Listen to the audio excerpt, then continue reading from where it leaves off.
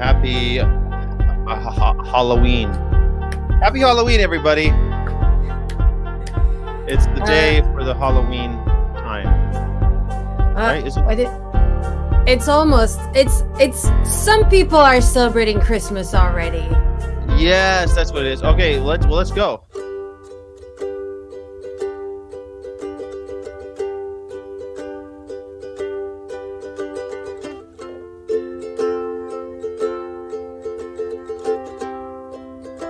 Leave them off your plate. Go vegan.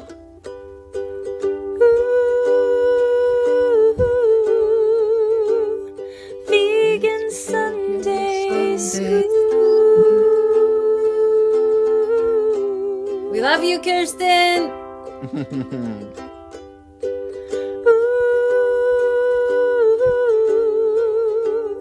This channel's just for you.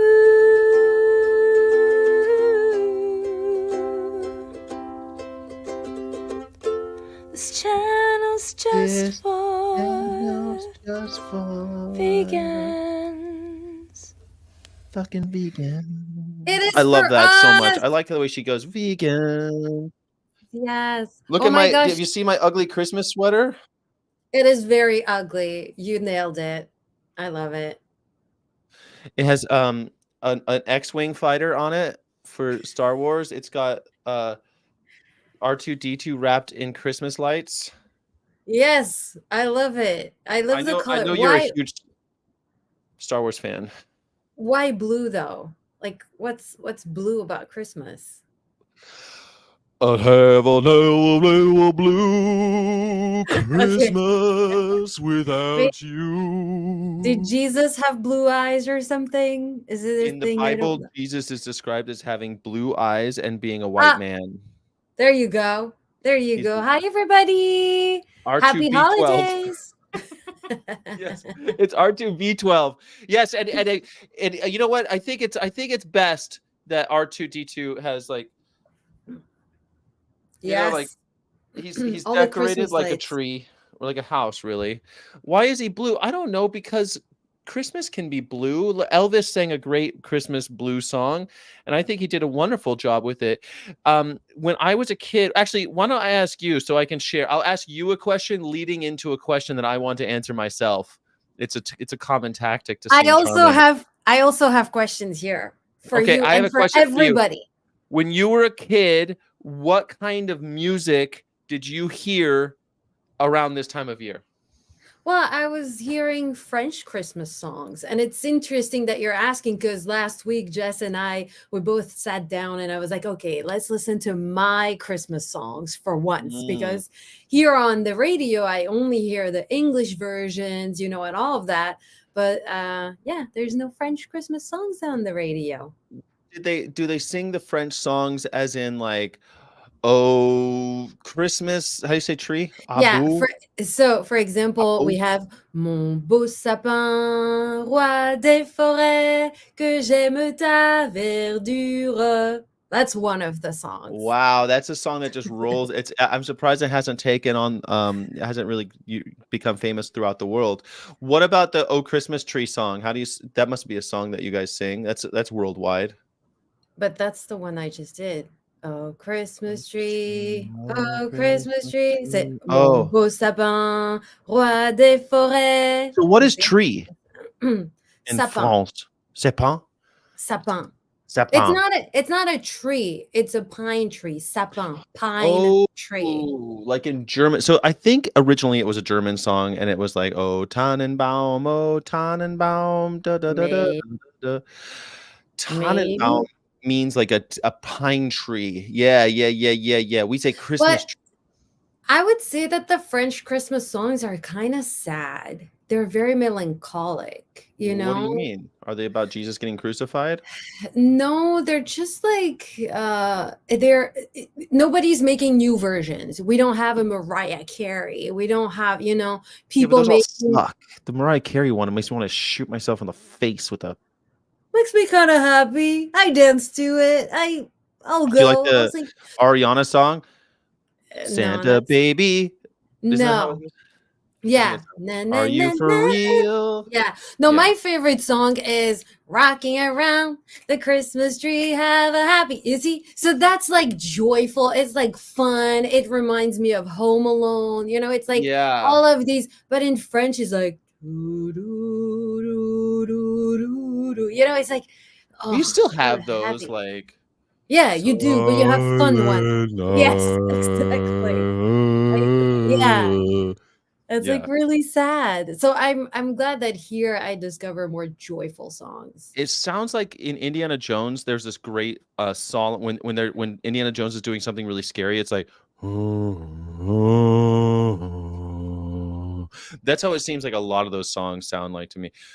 So what was your favorite? My favorite is not the one that I heard throughout my life. Like what in my memory, my house, we had a couple CDs. We had one of those hi-fi systems that had like a carousel of CDs. Do you remember those? I mm. Oh, Like I think it I used to have like a did. tray and you put 5 CDs in it and you pushed Yes. in the tray and it would like play I music. forgot this Uh, was a thing. But oh my gosh, yeah, it was a thing. Other people had the towers, like a 10 disc CD tower you could put in your car and you could listen to all these different songs. It was kind of a wild thing actually if you think about what you could do. But Yeah. so we had like 5 Christmas CDs, I think. But the one that really stayed with me, the one that I remember hearing the most was Elvis Presley's Christmas. I loved it as a kid because it had a nice mix of like rocking around the Christmas tree. So But also yeah, had is it the one you were singing? No, it's not the one you no, were yeah, yeah, singing. that one too. Blue. It has a Yeah. hail, blue Christmas without you. Like it had those types of songs, but it Good also had. impression. Thank you very much. Priscilla, come over here. Tell me how many pills I should take tonight. Yeah.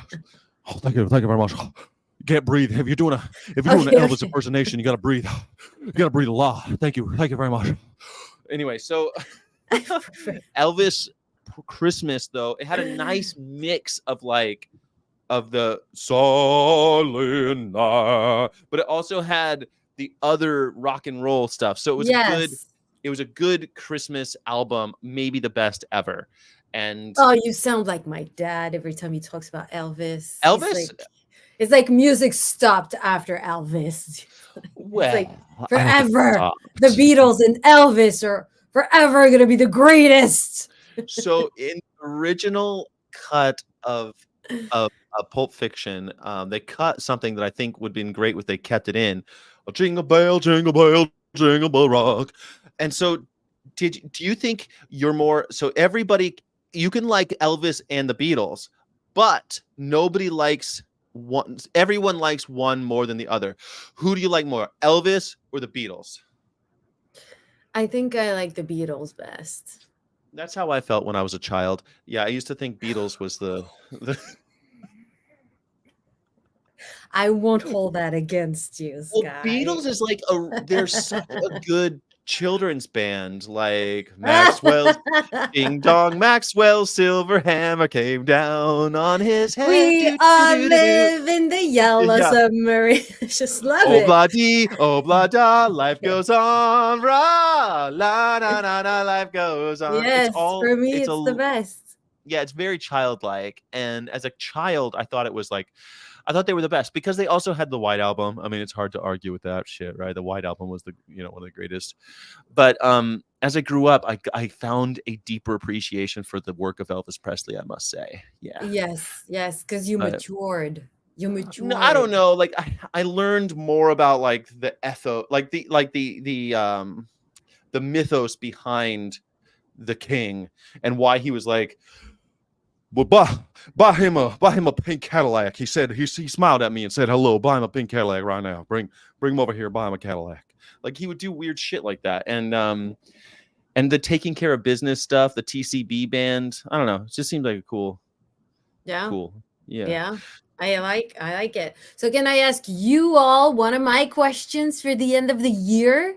Uh huh. Uh huh. Uh huh. Uh huh. So, what do you wish for in 2024? Like, what's your biggest wish for 2024? Wish. I thought we'd make Yeah. resolutions, not wishes. So resolutions are coming. This is my next Okay. question. All Please right. answer the Sorry. What's question. your biggest wish in the chat? Chat. What is your Your biggest wish? your biggest wish for 2024. Something that you might have power over, because sometimes we wish for things we have no power and then we're disappointed that it's not happening, but something that you're like, I think I can make that thing happen. Oh, So here what's we your have one. We wish? have Mike, the musical vegan beast, wishes that his YouTube channel would be monetized. That's really Yes, good. I think Mike. you're on the right track, though, man. I love your content, the stuff you're making about the delivery stuff.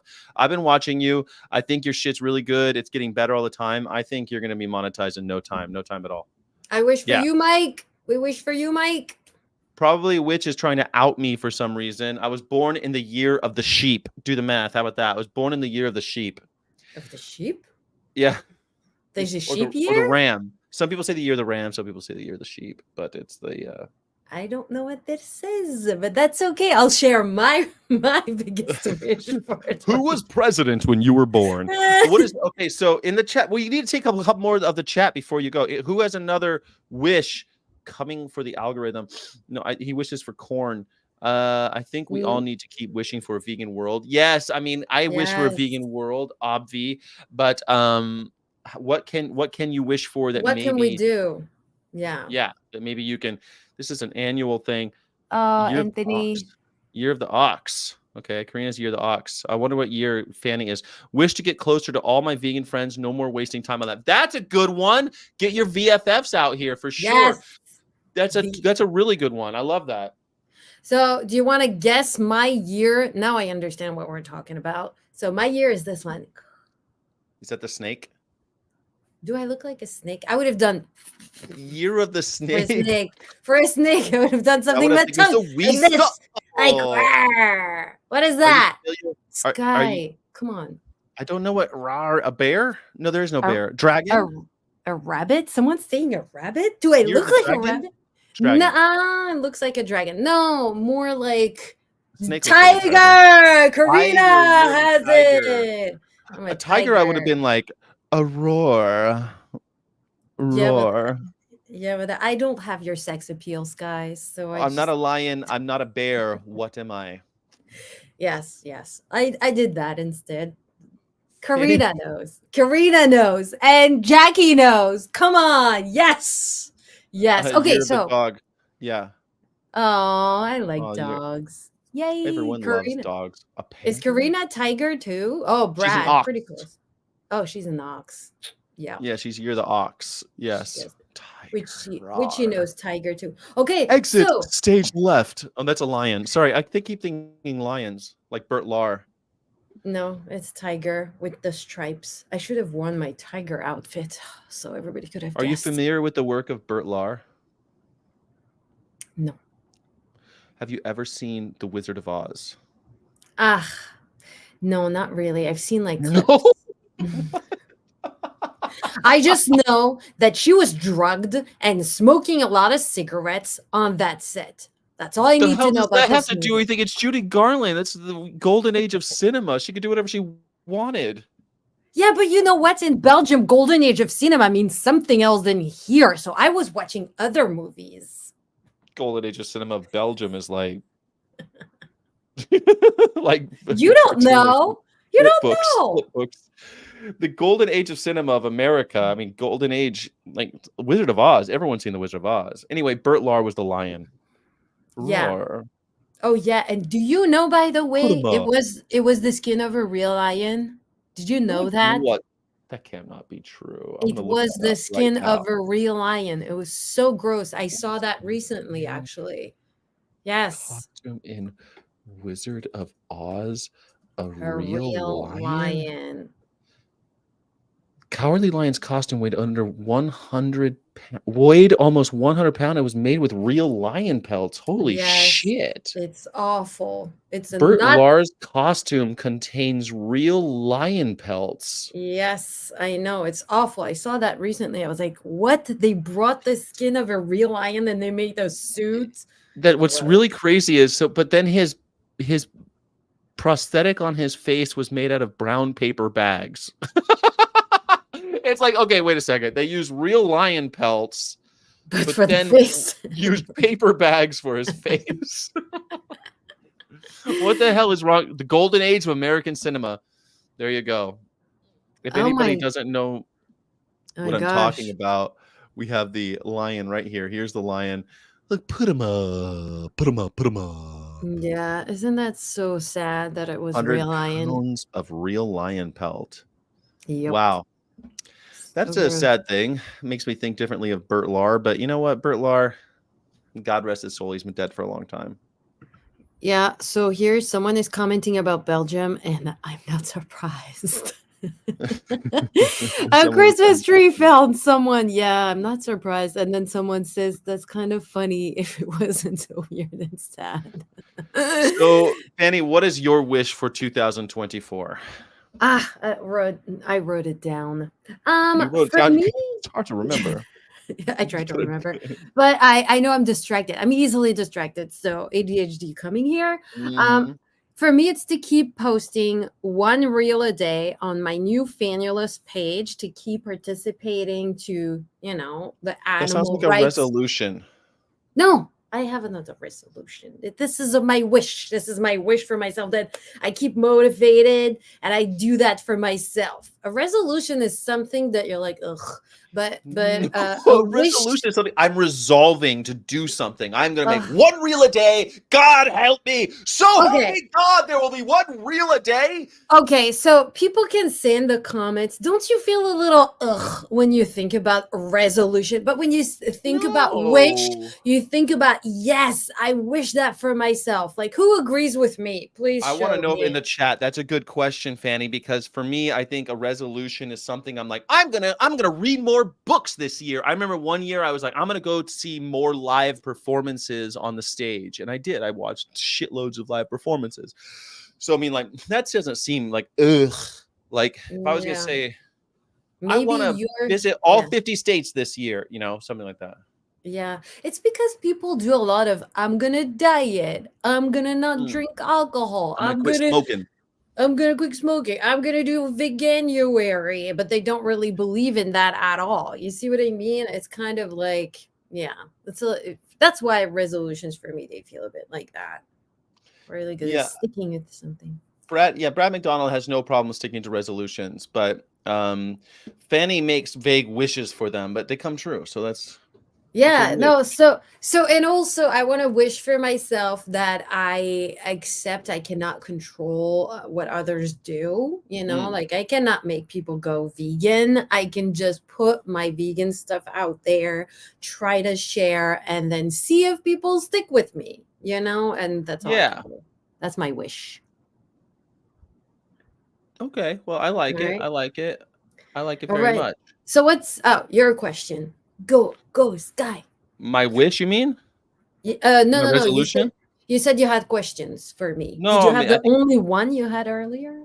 that was one question. I wanted to ask you also like how you've been spending your audacious vegan life, if you've had to done anything interesting when it comes to that. But I know you've been making so much content, it's probably hard to get out there and I've do been stuff. making a bunch of content and I'm moving forward with this job application for the Still? I don't tell everyone what it is about, but we Okay. are moving forward a little bit, so we'll see. We'll see what happens. That's really exciting. Yes. Yeah, I love Yes. that. You know what's funny? So there was I'm in the department in at my job that has nothing to do with yours whatsoever. I'm in the department of IGC, the International Grassroots Campaigns, and we had the big Mhm. group meeting. It was my first one there, and I thought I was just gonna be. I was driving, and I like had it on mute, and I had the camera off, and they're like, "Sky, it's your first time doing the really big meeting." I've had lots of meetings with these guys, but never like the big one with everybody there. Can you tell us about yourself and other people who maybe haven't met you, and you could say, about your hobbies or whatever. And so I said, hey, I'm Sky. I did the abduction tour, blah, blah, blah. I've been vegan for this long, and I have a YouTube channel. And so they said, well, what's the focus of your YouTube channel? And they're like, oh, I said, well, it's about veganism and about getting people active and that type of thing, getting off the couch and becoming an activist, blah, blah, blah, blah. And they're, oh, that's amazing. We can't wait to follow. And everyone's like, yeah, we're going to follow you. Nobody, not one followed me and But it's subscribed the to. holidays. It's the holidays. No? Don't you think That's people are gracious. pushing a lot of things they say they're gonna do to like January 2nd?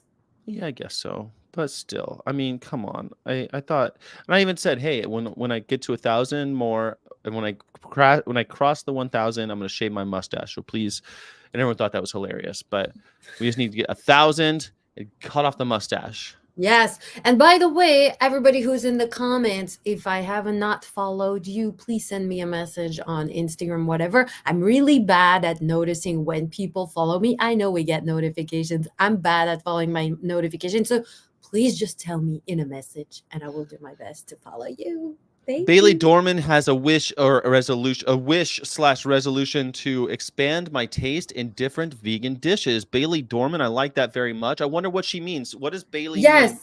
Like Yes. I was more, going to say, what flavors haven't you tried? she wants to try more nutritional yeast, I think. That or maybe kimchi. Ugh, good luck. Kimchi? Or Me, I love kimchi. I I can't. would say that durian is maybe an acquired taste. Yeah, kimchi for me too. It's an acquired smell. Not like durian. Durian makes your house smell like a I corpse. know. So you know what I'm saying? It's a little bit of a, I you know. can ride Durian, durian. I You know, don't understand. there's a person called Durian Rider who's, I think it's so funny because every time I think about it, it's like you're riding a durian. And no, they're just a cycler. They cycle. I don't really like that person very much. They're really into like the health food aspect stuff, but I like this. I make plans to set goals, something that resolutions are supposed to be, but generally aren't. Also, no point in waiting until January 1st, like most. Mike, don't be such a poopy pants. It's all about trying to get people up and out, like getting like it's just a time to do it as a group. That's just fun. That's all. Don't be such a Yeah. raining on the parade guy. But I see what you mean. I see what you mean. I would say though, I really like the end of the year. I was saying to Jess, I cannot wait to be next week because I know my phone's not gonna ring. Nobody's gonna send me emails. It's like really a good time to like calm down, look at your whole year because everybody's taking time off. Yeah. Nobody's gonna come and give you shit. So it's like it's such a cool time for me. I like to get cozy. It's cold, I put good movies. And then I think about, okay, what did I accomplish this year? What did I do? What do I Wait, good want for movies? next year? Let me stop you right there. I know you don't like good movies. What movies are you actually talking about? You said good movies. Fanny, Sky. something that everyone It's should not know is that because we Fanny have does not like good movies. it is not because we have different opinions that my opinion and my taste are not It's valid, okay to like Sky. bad movies, but like I mean, It's I not like bad because movies. I don't have a revelation about Elvis that my movies are not worth it. You I didn't love watch the Home Elvis Alone. movie? Have you seen the Elvis movie? Yes, I The did. Baz I Luhrmann thought, movie? yeah, I thought it was okay. Pretty I good. didn't think Yeah. it was wow, but I thought it was okay. No, I think most of Baz Luhrmann is kind of like that though, don't you? Like it's kind of like I Oh, think his stuff's interesting. I was The in real love with thing, more. Yeah. turkey and lamb and pigs, you're absolutely right. You're in love with what? I'm in love with the Moulin Rouge one. I That's a thought it good was one. a That's to me brilliant his best movie. one. Yeah. That was, Yeah. and when Jess and I we got married in Las Vegas a year after we met, we went to see the Baz show at Las Oh, Vegas, yeah, that and one it that ran for like was 6 months and then I think it was, I don't know if it didn't run anybody for very had bad long. reviews, but for us, it was the best show I almost heard we've good seen in things. our whole Yeah. life. We sat, we cried, but we did not move because it was so magnetic. It was I really amazing wanted to show. see it and I never got to. I kept on waiting and then it was gone. So, I there you can't go. believe we were Snooze in you lose. Vegas at the same time. Yeah, Sorry. I was if you came into MGM Grand, I was probably running at that point. Yeah. We could That have was pretty. met.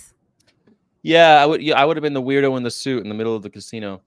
How come there's no PETA in Canada? I just saw a protest in PETA in Canada. There's PETA in Canada. I don't think that there's a Canada PETA, but there Yeah, are activists in yeah. Canada for sure.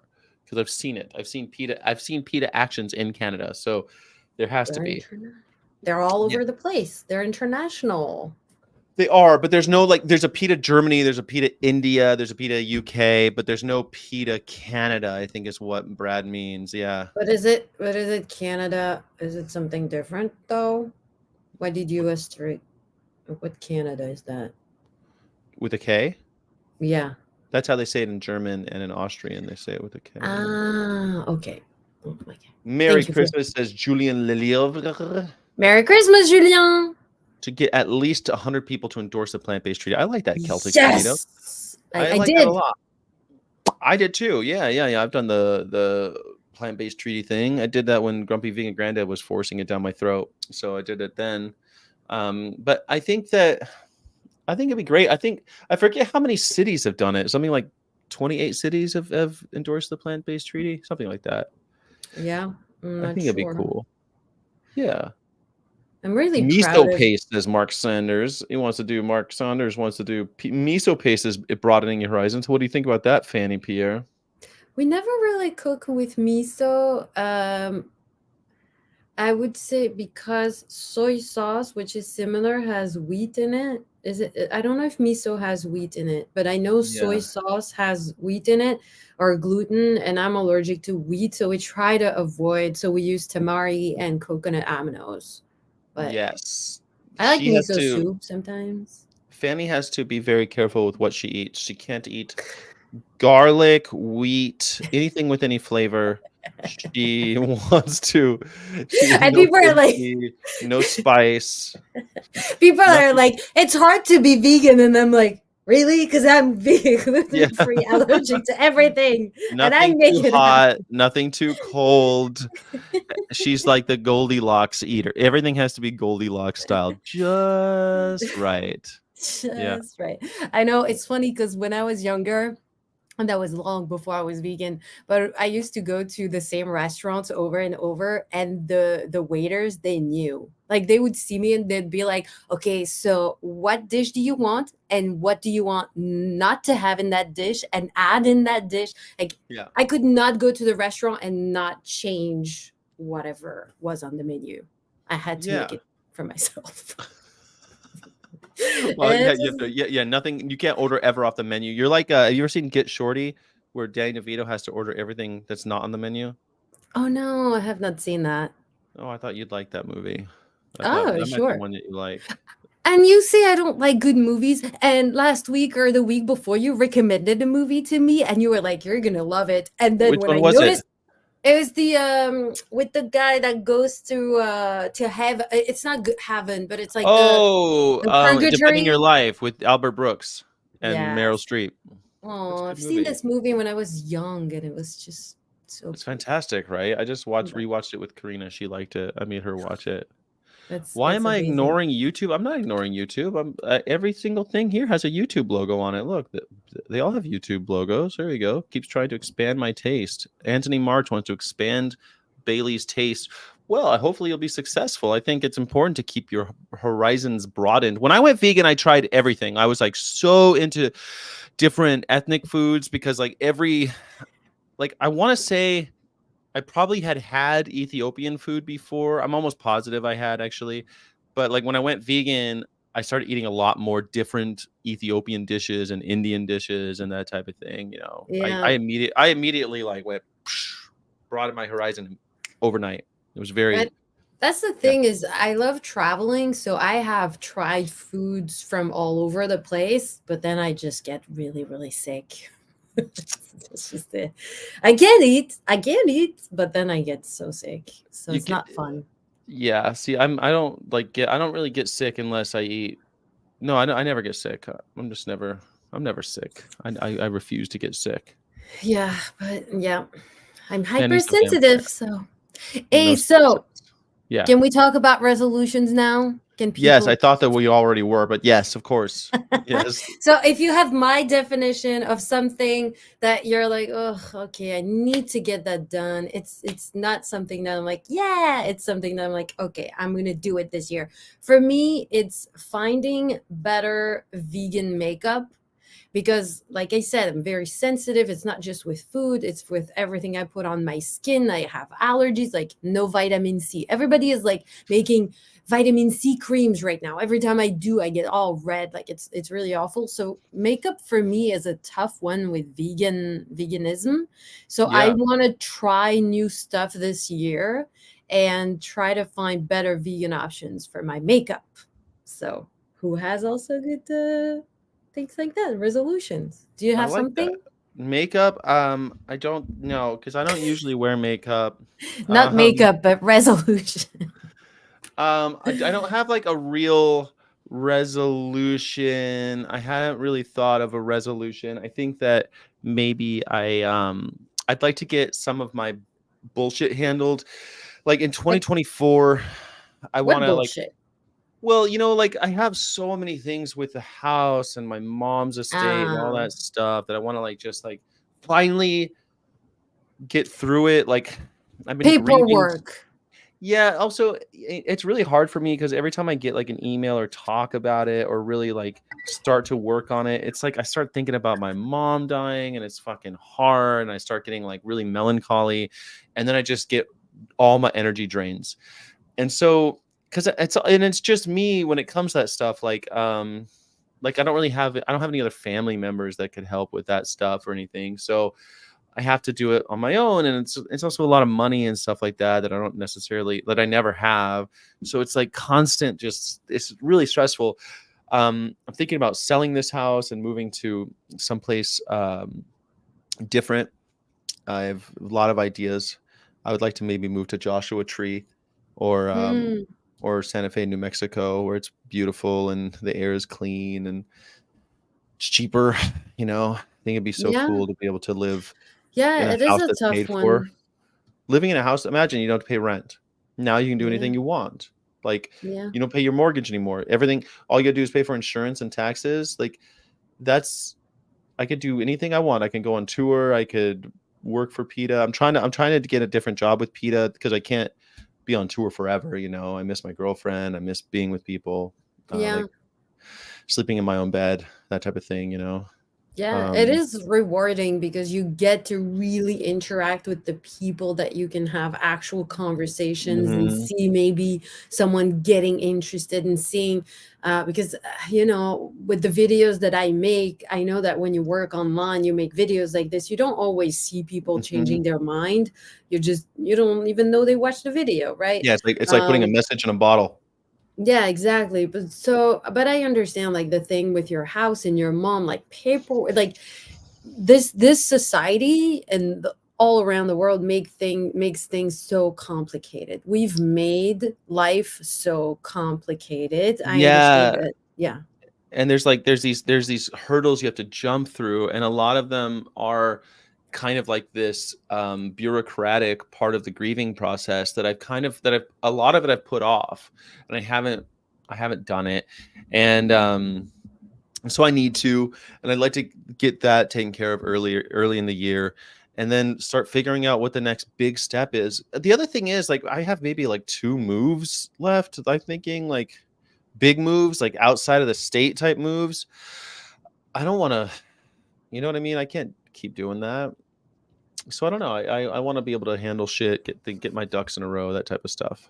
Yeah, Yeah. I get it. And you are in a relationship. So when you're in a Yeah. relationship, you also want to make sure that with this person everything is going. Yeah, Yeah. And I'm it's really a good looking, resolution. It's a good yeah, that's the big resolution. resolution. And the other thing is like to get my, because also I've done something kind of dramatic in the last couple of years. Well, the last since I met you. Well, before I met you, I guess I quit my lucrative career in hospitality. I was doing very well. I had a really I had a good career, and I've left that industry completely. And there's a lot of regret that I have about staying with it as long as I have, but also like a lot of financial regret when it comes to having left it. And I have a degree in English and I have a lot of writing chops. I've been published a lot. So I'm trying to get a job in the writing department of PETA. And I think that would Mm. be like so cool to be able to do that. I don't know. So there's just something else I want to do with the organization. So I want to get my career kind of like Yeah, back you on the, shifted. Yeah, you yeah. shifted, but you want to be a bit more comfortable than what you are currently Yeah, I having as a love doing the position. tour stuff, right? Because what you just Yeah. described, but I can't do it forever. I can't be on the road forever and living out of hotels. Like it's great, but like last night was my first night spending at home. I flew into California yesterday. I woke up twice thinking I was in a hotel. and like who I who is understand. Like you're mature now. You're old enough to prefer Elvis to the Beatles. So you're old enough to have a house and a job where you sleep in your own bed. I get it. that's right. That's it, exactly, yeah. So I like Julien's resolution. He wants to learn to cook so he doesn't have to rely on his family and he can make vegan dishes. That's a really cool one. I really hope you get that. Who else Yeah, that has would a be pretty cool, resolution? right?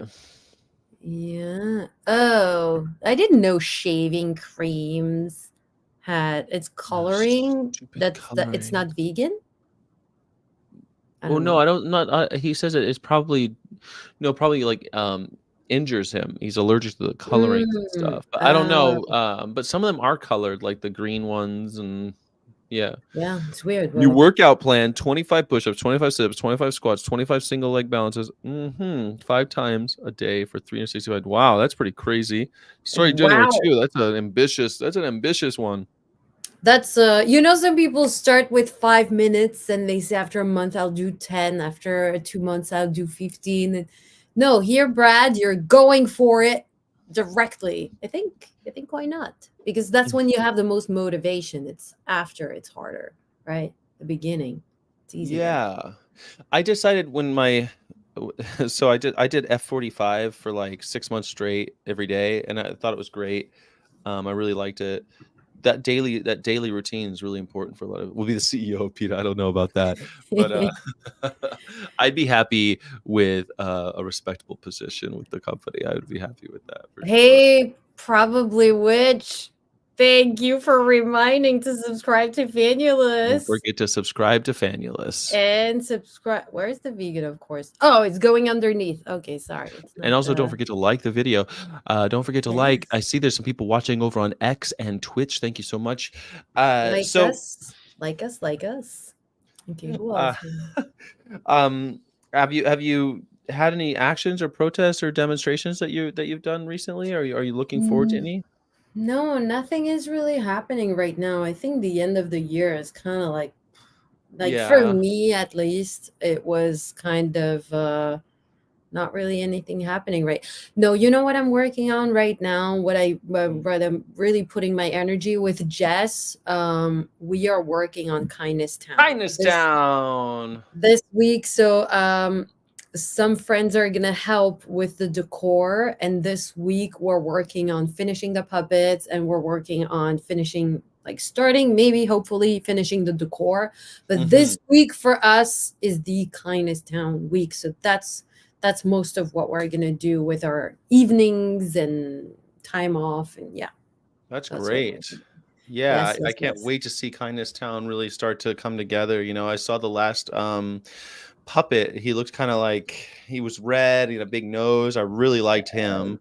Yes, Yeah. he's fun. And it's interesting because it's I'm not gonna tell secrets about it. I will let Jess talk about that puppet. I'm not gonna say. I'm hoping he'll come on Tuesday for the pre-shift, but I don't know because now that I'm on Pacific Standard Time, maybe he'll come on the show on Tuesday morning I think he's working, but at he 8 might. a.m.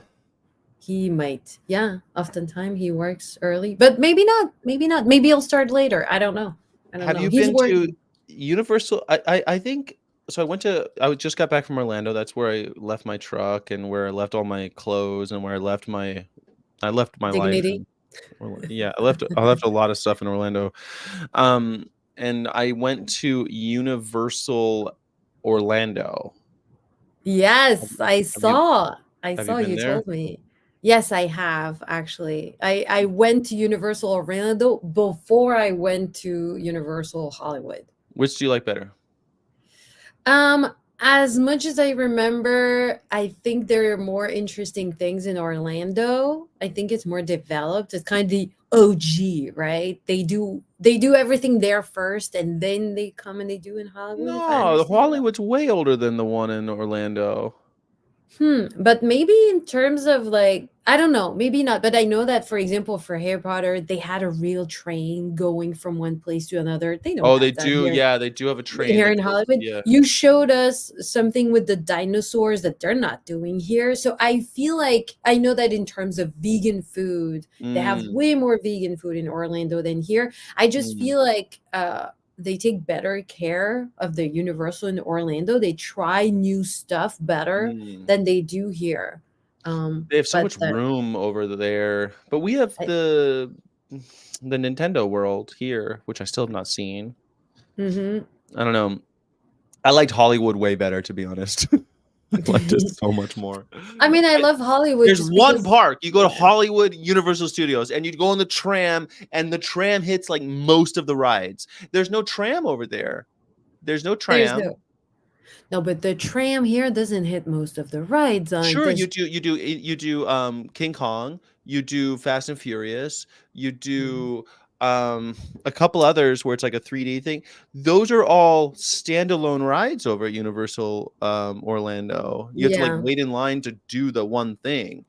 And yeah, it's like I don't know. I mean, I also like the movie magic thing in the Hollywood. Also, Hollywood has canceled the animal show. There is still an animal show in Orlando. So boo, that's something. Orlando, boo. Yeah, and having two parks like in Universal Orlando Adventure Islands or Islands of Adventure plus the Universal Studios, it's just like it's too much, man. My feet were hurting. I'm like, God damn, everything's far away from everything else. Why is this thing so big?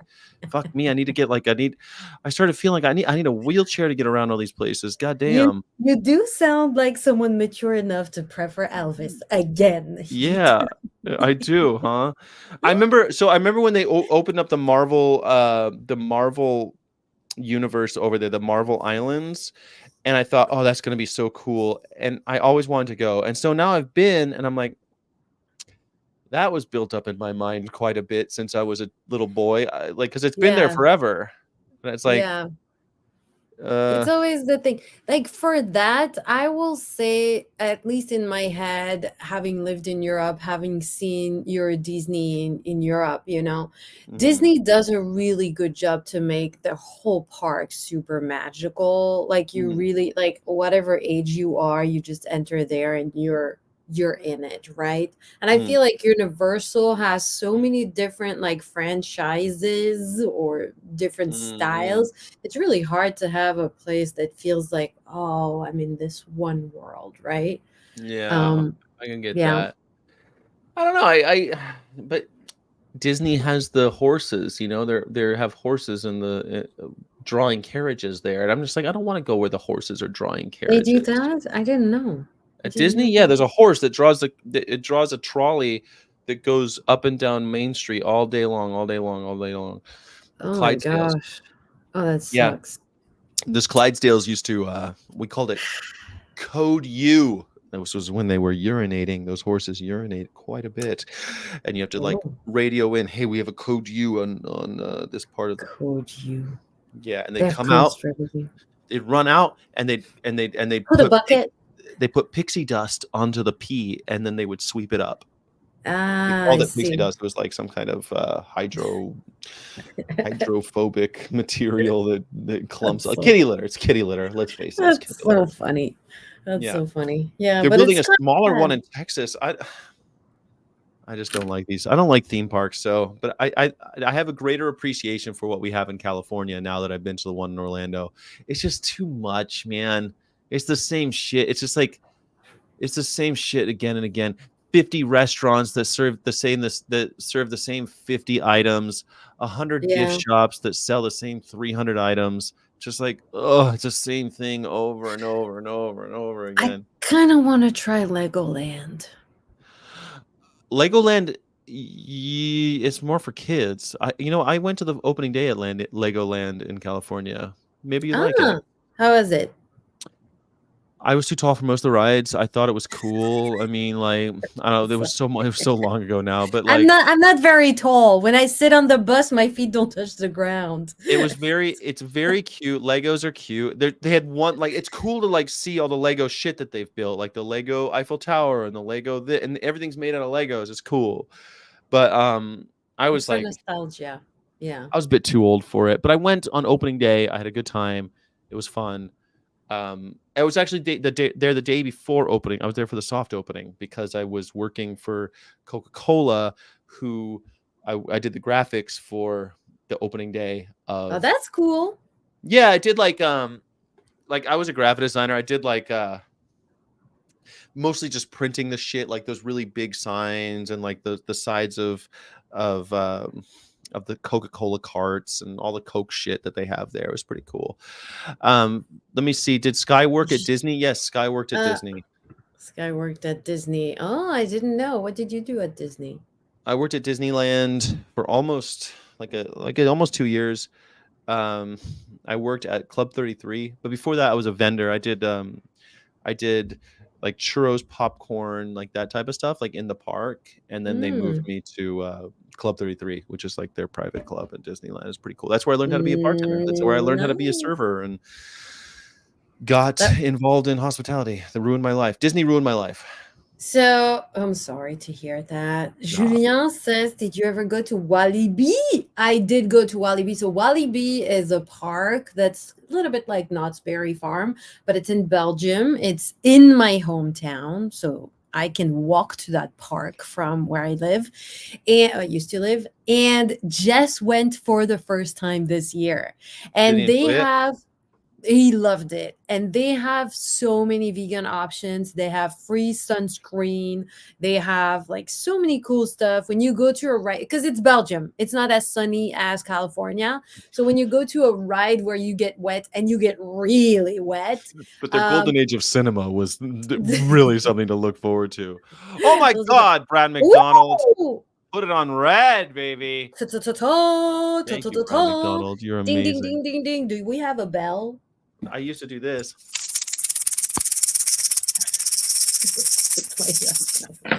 Put it on Yay! red. Thank Go to you, Las Brad. Vegas. Put it on red. Put it on red. So yeah, so I went there with Jess and it was really, really cool. They have so many rides for kids, but also for grown-ups. There's a bunch of rides I didn't do. They were way too scary. But Jess loved it. Loved it. And Did they? Karina's sorry. Yeah. Go ahead. Karina says you're going to Knott's Merry Farm.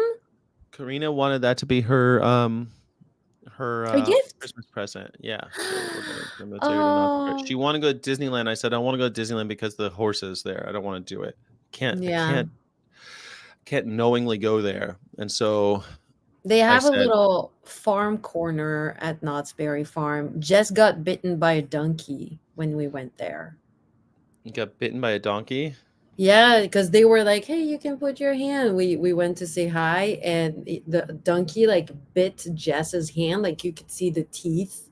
And Jess was really calm, and he was like, "The donkey's biting me," and I was like, "Really?" I thought he was making a joke because he was not moving, and then suddenly the donkey let go, and he had like, yeah, it was really bad. We were so sad when we saw that they actually had farm animals because What we year didn't is know. this? It was right before the pandemic, so 2019.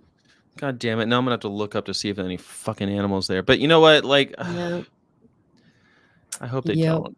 I hate the fact that all these parks used to have animal. You know, it's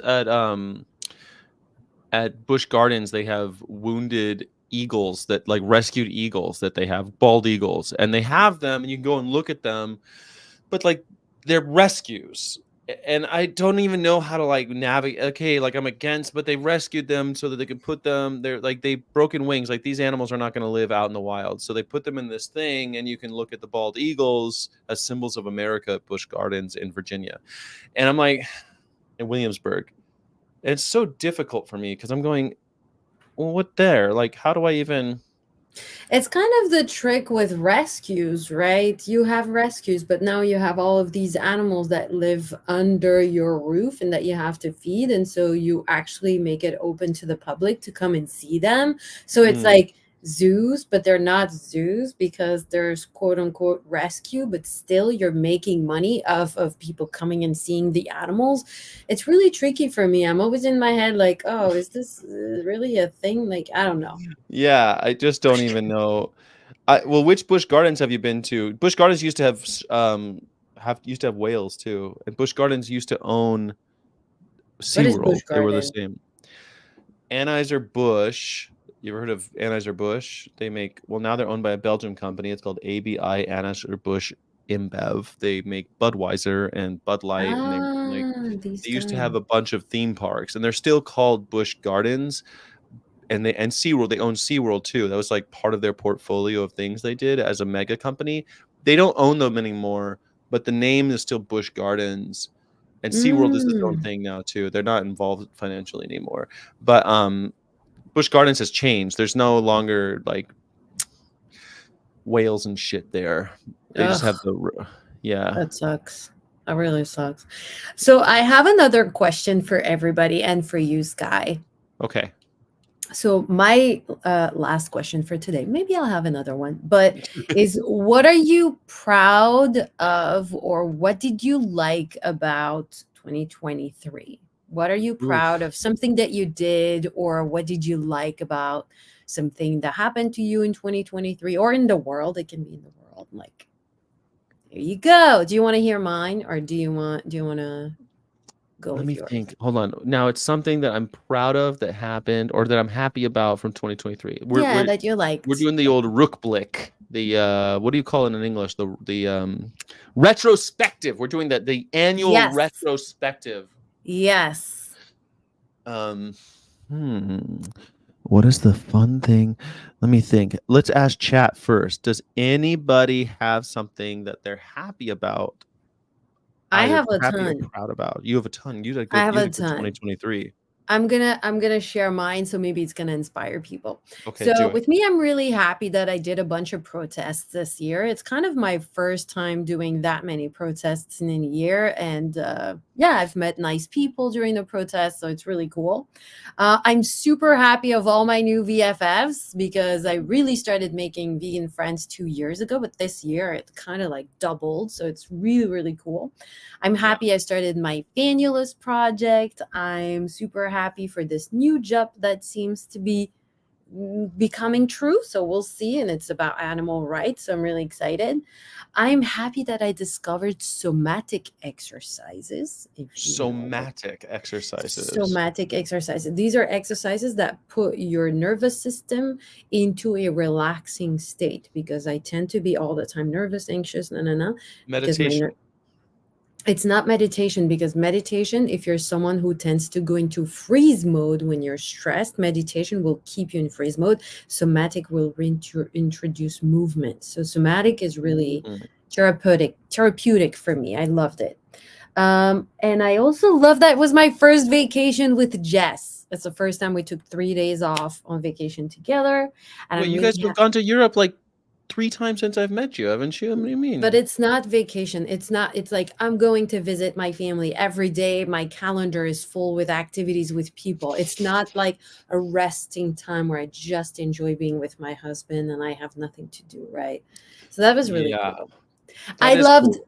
I love doing holding with you, Sky. That was fun. Holding was fun. I thought holding would be the first thing that we did. How many episodes of holding did we do? We did 32 episodes. 32 episodes of holding is We I think did. something to be very proud of. Yeah, me You too. know, I'm super happy with holding. like Yeah. that's a big deal. 32 episodes of anything. Most people can't do one episode of shit. So I mean, like Yeah. I think it's pretty incredible. A somatic exercise involves moving your body while focusing on your inner experience and internal awareness. The term Yeah. somatic comes from the Greek word body. Yeah, I mean, everyone knows psychosomatic, right? Psychosomatic, like Yeah. insane. And a lot of somatic exercise involve balancing. It's like repetitive, just balancing movement, which helps a Mm. lot with. That's why people on the spectrum have stims. Oftentimes, it's like repetition of little small movements that Does it involve a sound lot like of. it sounds like yoga though, right? Like, Well, yoga, I've never heard of like balancing and micro movements. Here, it's really micro movements to like really appease yourself. It's a little bit like when you're not nursing, but like balancing a child, and like it's soothing movements. But I don't know how to. And the last thing that I love about this year, it's little Faye, my little doggy that we Oh, little rescued. Faye. Yeah. That's a good one. You got a dog. Yes. Cookie, cookie, cookie, boogie, doogie, cookie, coo, coo, coo, coo, coo, coo. Exact. It's exact. Yes. Exactly. Anthony March says, proud to have made new vegan friends on Instagram and personally talked to a few, and my anxiety has really gone down. So that's very good. That's nice to hear, Anthony March. Julien Leville. How do you say his last name? Julien Le lièvre. Lelièvre. I Mhm. was close. Yeah. Julien Lelièvre. This Yes. was the first year he's made self tapes, which first It's year I've about had a acting. job, done Yes. auditions. Yeah, I know what self tapes are. Yeah, Does but everyone know what if self people tapes didn't are? know, I'm not Self talking just for tapes. you. Yes, you're right. Self tapes is when you have to tape yourself in order to send it to an agent and or producer and or director, whatever. First Exactly. year been on an non-amateur film set. Wow, that's pretty cool. First Congrats. year series about acting. Good job. Those are all really big ones. Julien Lelièvre. Huh? Yes. Yes. Good job, Julien. Lièvre. Good job. How do you say good job? Bon chance. No, bon. How do Bon you say good boulot. job? Bon Bon boulot. boulot. Bon Mhm. boulot, Julien Lelièvre. Bon boulot. Parfait. Is that Parfait. good? Parfait. Parfait. Parfait. Mais merci beaucoup. Avec plaisir. Avec plaisir. Became vegan activist this year, nerds like us. Hell yeah.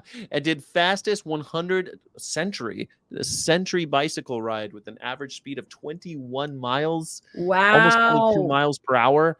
Holy jeez. Holy Jiminy Christmas. That is pretty good. That is 100 a miles. lot. That's a Yeah. lot. And They did call them you centuries. did you have a problem with your proteins as a vegan during your How did you make it? How did you not just fall How over on did the bike? yeah, how did you not die of lack of proteins? Bonji said bon good luck, bon chance, bon chance. Bon Bon job. job here, since we speak Chiac. Yes. In Yes, we Canada, do. they speak Chiac. So Is that you Sky. Oh, sorry. like Jacques Chirac? Isn't Jacques Chirac, was he the He prime was a minister president when I was young. of France? Yes. I think he was during 8 years or something. He 10 was there years for a maybe. while. Yeah, I forget how Yeah, he was long. there for a while. Maybe 12 years. He was there for a bit. Yeah, Jacques Yeah. Chirac. Yeah, plants don't have protein. I am happy. Okay, on the fly. Here we go. Yes. I think I got monetized this year. Didn't I get Yes. monetized on YouTube? That's a pretty big deal. Monetized on YouTube. I make a couple bucks a month now on YouTube. One of these days, maybe I'll be like Vegan Gaze, or maybe in like Vegan Gains. If I piss off enough people, I'll have 300,000 subscribers like that guy. Yep. Maybe. Or like even Isel has like 15,000 subscribers 15,000? That's really cool. for a vegan YouTube. It's Yeah. fantastic. Yeah. Okay, so did that let me think. I started with PETA. That's a pretty cool thing, Yes. That's a That's big pretty one. cool. I've visited probably 25 different states this year. That's amazing. Most people have not visited 25 different states. I've crossed the country twice on wheels, that's pretty badass. I've crossed the country by air many times. That's pretty cool. Yeah. We That's went to a festival together by plane. We we did. did. Oh my gosh, we did. We went to the Austin Film Festival together. We That's did. That was this amazing. year. It seems like a million years Holy ago, shit, that but was this year. it was like 7 months ago. We Life went to goes the so Austin fast. Film Festival We and did. ate vegan food out of the back of a truck, and And we used the massage chairs at the airport because we that was spent very necessary. You don't realize that you paid for it. I was very appreciative because we hadn't slept. We did not sleep on that trip. We flew there for and then flew over back. I think 30 hours we didn't sleep. And No. and I don't know if you could guess, my friends in the chat, but when Sky doesn't sleep, he gets a little cranky. So I was like, Cranky? I I wasn't I cranky. paid for my piece. I was like, Sky, sit in the massage chair, and I I'll pay for Yeah, and I got massaged, and I fell asleep while getting a massage. I was like, "Oh." That's like the only sleep I got was in the airport.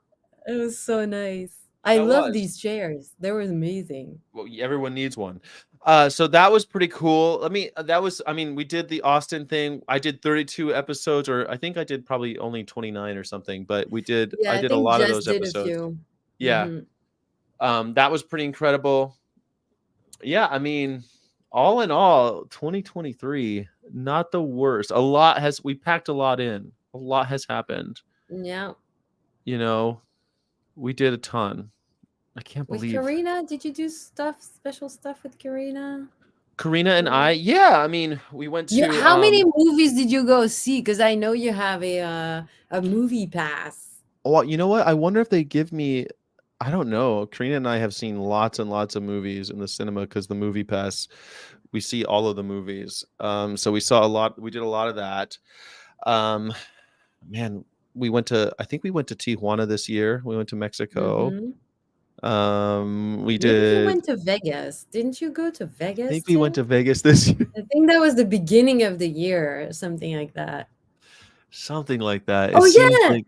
The Veg Fest. Oh, we did the Veg Fest. I was on the Yeah. That's true. I was on the animal rights panel at Veg Fest. That was huge for me, you know. I wish that I had more like speaking engagements like that, you know. But everyone wants Jamie Logan. If I had blonde hair and wore red lipstick, do you think I would get more? I need a catchphrase like "What the hell is up, guys?" Yeah. I don't know. It's like I don't think it's not just the lipstick and the blonde hair. I think like I've watched their work and She's they're great. doing really good work, right? No, So yeah, yeah. She's got so she has a like her partner is a guy who films and does all the editing and everything. Like that's always a huge deal. Like she's just got it going on. they're really Plus good she lives duo. in New York, which helps. You know, like all that stuff. But Yeah. she's good too. But I think your turn is gonna come. Like it's just didn't she start long before you? Oh, you know what? Can I tell you? I don't know. I don't think so because she's only been vegan since. No, I don't know. I don't know. But she also does she's done some cool actions and stuff. Like she did the one she Mhm. got tackled in front of J Lo. Like, I mean, that's gonna be, you know, a big deal. She was the one that got tackled in front of J Lo on the coach Mm. stage. But I tell you what happened on TikTok. I've been on there twice now with my chicken truck, and it's like there's one of me, then there's one of Jamie Logan, and there's one of me, and I'm like, Hold on. You said you've been there with your truck. You've been where? no, like on the TikTok. Like they made a TikTok video of me with my chicken truck. Oh, okay. Okay, that's cool. Yeah. Oh, and Jamie Logan said, "Happy, you're a numquat." That was cool too. Turning veganese, and I got to be on that one. I also did the 12 days of Christmas. Mine was the seventh day with Natalie Fulton. Done a lot of cool collaborations with some amazing content creators. Yeah. Yeah. Oh my gosh, you interviewed so many people. Do you know how many people you interviewed this year? I have no idea. I have no idea how Every many people I time interviewed. I'm on Instagram, I'm like, "Oh, I'm gonna follow this person." I'm like, "Oh, of course, guy follows them, and he made an interview with these people." It's like you fall. If I'm like, do I know every vegan on anywhere? I just look at your followers or the people you follow, and I'm like, all right, these are the vegans, That's right? been really great too because I've been able to be like, "Oh yeah, I know that guy. He was on my show." People are like, "What? He was on your show?" "Yeah, she was on your show." "Yeah, she was on my show." And I mean, it's really nice because I get to talk to those people, and then when I meet them in person, we have something to talk about. It's been great. Yeah. I It's love really, that. really cool. It's really cool. Yeah, I wish that I had done more of the editing, but it's hard to get through all these episodes to edit it all, you know. Don't talk to me about editing. Editing It's is like I make a video that's like 7 seconds, and I'm like, "This video took me 3 hours yeah, to 3 make." hours. Yeah, I By was about to say. thinking of the idea, filming, getting in costume, making sure Mhm. I lip sync on the same thing that they're saying, then Yeah. editing, finding the backdrop for the editing, finding what music I'm gonna put on, the hashtag, the description of the video. It's And you're like, doing it all on oh, your phone, right? I'm doing everything on my phone. CapCut is my best friend. Do you do CapCut Pro? No, I do CapCut. You don't have CapCut Pro on your phone? Your face. Well, no, because I was gonna say, because I know that Jess has all those that has pro AI tools. So I Jess mean, has everything, bro, but I why don't not do think the pro CapCut?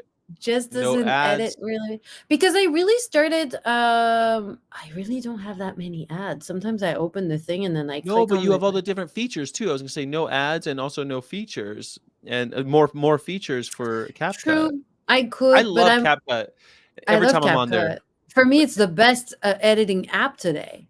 Like I especially for your can't. phone. Yeah. Yeah. Yeah, Yeah. I've never tried the desktop, but everything I try to do on there is just so intuitive, fast.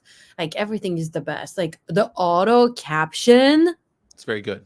hallelujah. You Yeah. know what I mean? It's like, thank you. Sorry, we're totally out of the vegan. But if you are doing vegan activism, use CapCut to edit your stuff. It's gonna go fast. CapCut's fantastic. I do CapCut. like it. I miss certain things about iMovie and stuff like that. Like iMovie, when you did a cut, you just did this whoosh on your phone or on your iPad. You just went like this and cut it.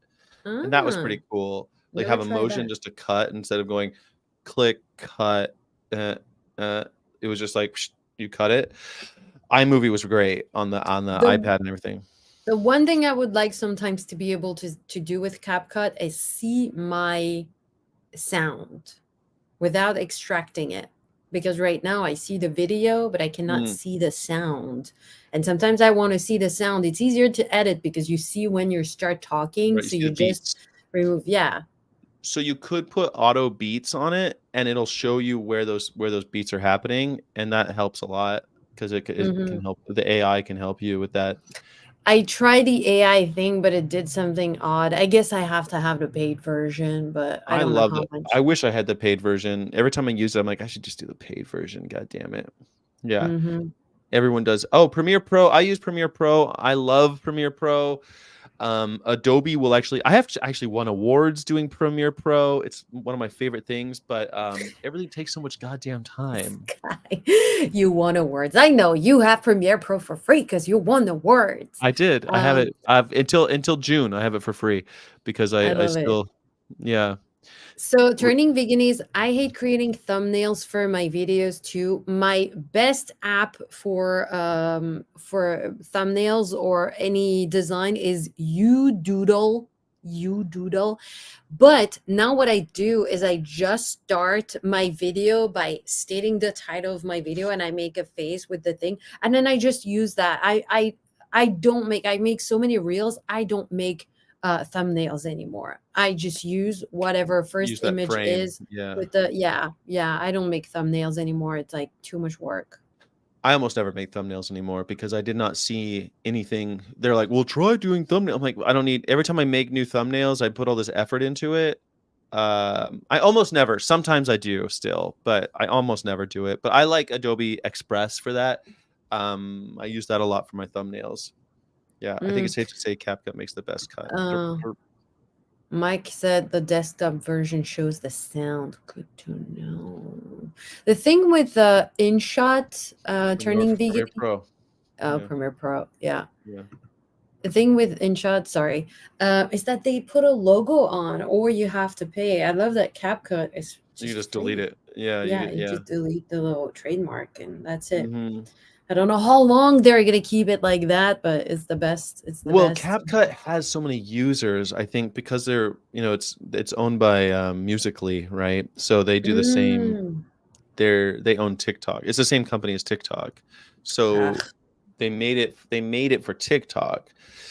But which is why when you're done, it says export to TikTok really big, and it yeah. has the other ones really small.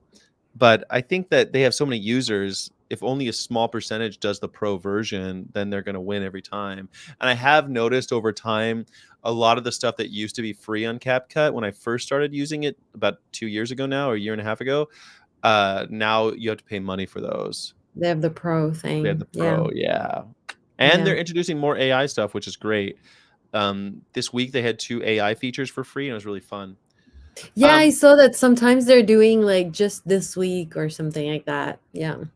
So what Christmas stuff do you have planned for today? I mean, I know that you uh don't you celebrate on Christmas Eve, or do you celebrate on Christmas Day? We kind of celebrated. We went to the restaurant 2 days ago because Jess is working today. Jess is working tomorrow. Jess was working yesterday. He's gonna work until Wednesday. So we don't Jess has no days off for Christmas.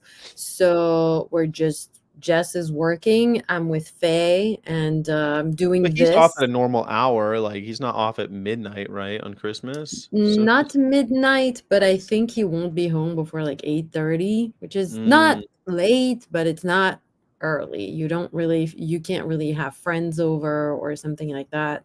yeah. So, but that's he's been working every Christmas since he started working at Universal. Every year on Christmas he works. So we kind of knew it. Mm, And with me, I want to repaint this room. The studio, where we filmed Holding. yeah. That's my goal. Is I hate the color it is right now. It's like turquoise, like a Yeah. little bit like which I love for your logo, but for a room, ugh, it's cold. Yeah. So I want to do it purple. So I'm gonna do that probably tomorrow all day, and I'm gonna start building the set for Kindness Town. I love that. You know what I love doing? So the few times I've actually painted apartments or houses, I always paint the walls different colors. Mm-hmm. Because I just like having not like not like friggin' the outside of a Toys R Us. If everyone remembers, do you remember the outside of a Toys R Us, which was all different colors? Like the whole building was Yes. different colors. Um, but I really like having one wall, like maybe having 2 walls one color and 2 walls another color. I love that because I can be 2 different things. I can have different, especially for different camera angles and stuff. I can have different stuff going on. And like, because if you paint a whole room purple, it could be a bit much, but like purple and like whatever a complementing color is, it could be a little bit more like, I don't know, friendlier or something. I used to love Yeah. doing that, or just painting one wall that like robin's egg or something like that, and then have the rest of it do a different. I used to love doing stuff Yeah, like that. the thing is, normally, our landlord is not a big fan of us doing anything in the Hmm. apartment. But right now, because we live in the Los Angeles area, they had inspections. They do Yeah, inspections to make sure that you haven't wrecked your your apartment. no, yes, but mostly that your landlord is keeping up with the work to make sure that you have good living Hmm. conditions. And basically, a bunch of things needed to be redone. And we don't have the best relationship with our landlord. So I said, you know Mm, what? I'm just going to do it myself. You don't have to come and do it and let me mm. do it. And they were like, okay. So I was like, okay, then I'm just going to redo whatever I want. You could So deduct the cost of it from your rent. I'm not even going to go there with this person because I know it's just going to be no. This So. is a thing. Like, I don't want to have to go through any of that anymore. I just want to be able to like sell my house, buy a house that I can don't have to pay a mortgage anymore. Because I live in like kind of a nice part of California, and I don't need to. I love it here and everything, but it's fucking killing me. No, yeah. Owning your place for me is just the freedom. It is like, I just want the freedom to be able like, oh, I want to put something on this wall. I can just do it. I don't have to think, Hmm. oh, but Yeah, maybe it's my yours. landlord, da, da, da. It's mine. I can do whatever I want. It's Yeah. mostly the freedom. I'm someone who doesn't deal well with not being free. I'm pro freedom. I always have been. It's funny. I was in Saugus, out right outside of Magic Mountain, another theme park, another amusement park, and I was filling up a big truck with gasoline in Southern California in the middle of the night, and this guy comes up and he had a German accent, and he asked me like how he can get a receipt or for his gas. I'm like, "Are you German?" And he said, "Yes, he is." We spoke German for a little bit. He goes, "How do you speak such great German?" And I said, "Well, I lived in Germany." He said, "Were you military?" And I said, "No, but I'm a freedom fighter." Mm. Okay. I thought that was pretty good. And so, yeah, he's like, "Huh?" And I'm like, "Just my freedom. I'm just fighting for my freedom is all." Nowadays, I try to fight for everyone's freedom. Um, when you were in Belgium growing up, did you have a fascination with Steve Irwin? Do you know who that is? No. I've heard, but no, I'm not sure 100% what that is.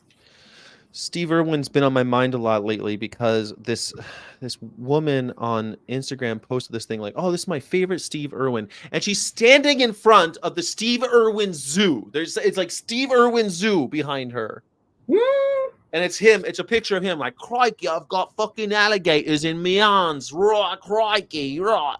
And I was so he's like, "What's good for me, a flash car or a gold-plated dunny?" And I had to go, "Alexa, what is a gold-plated dunny?" And Alexa said, "A gold-plated dunny is slang for Australia. It's a gold-plated toilet, and it's slang for like a useless thing that rich people have.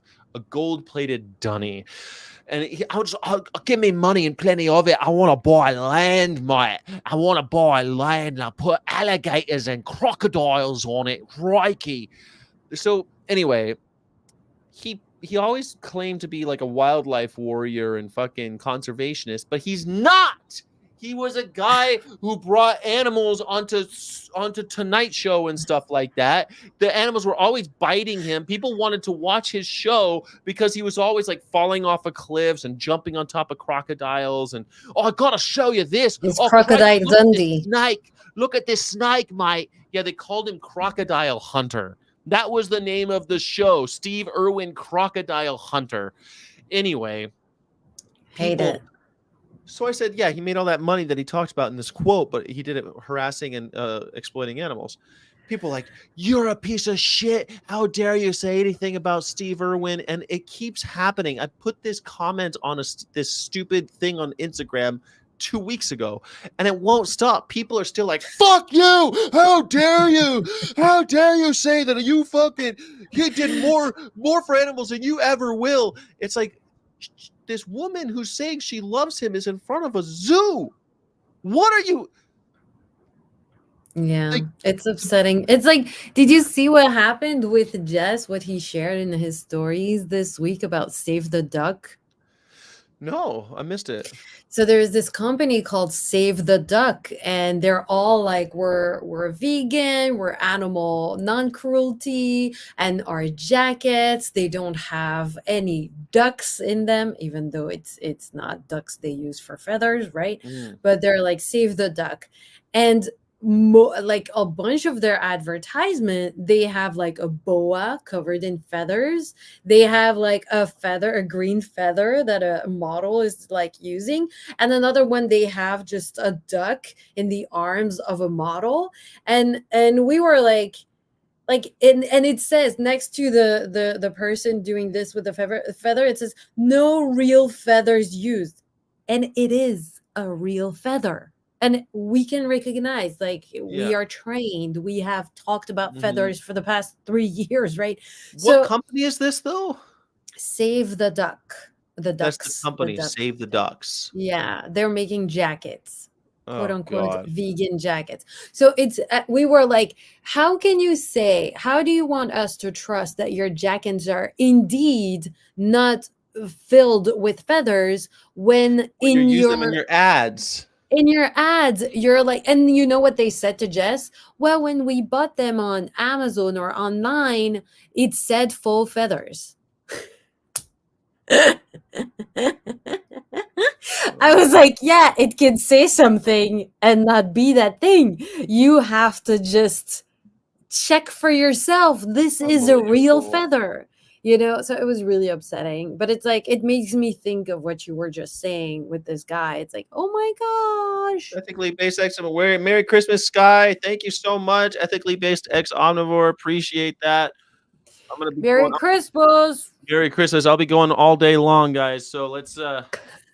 This is the Long Boy episode. I'm gonna be here till 5 p.m. I think is when I'm gonna go. Yes.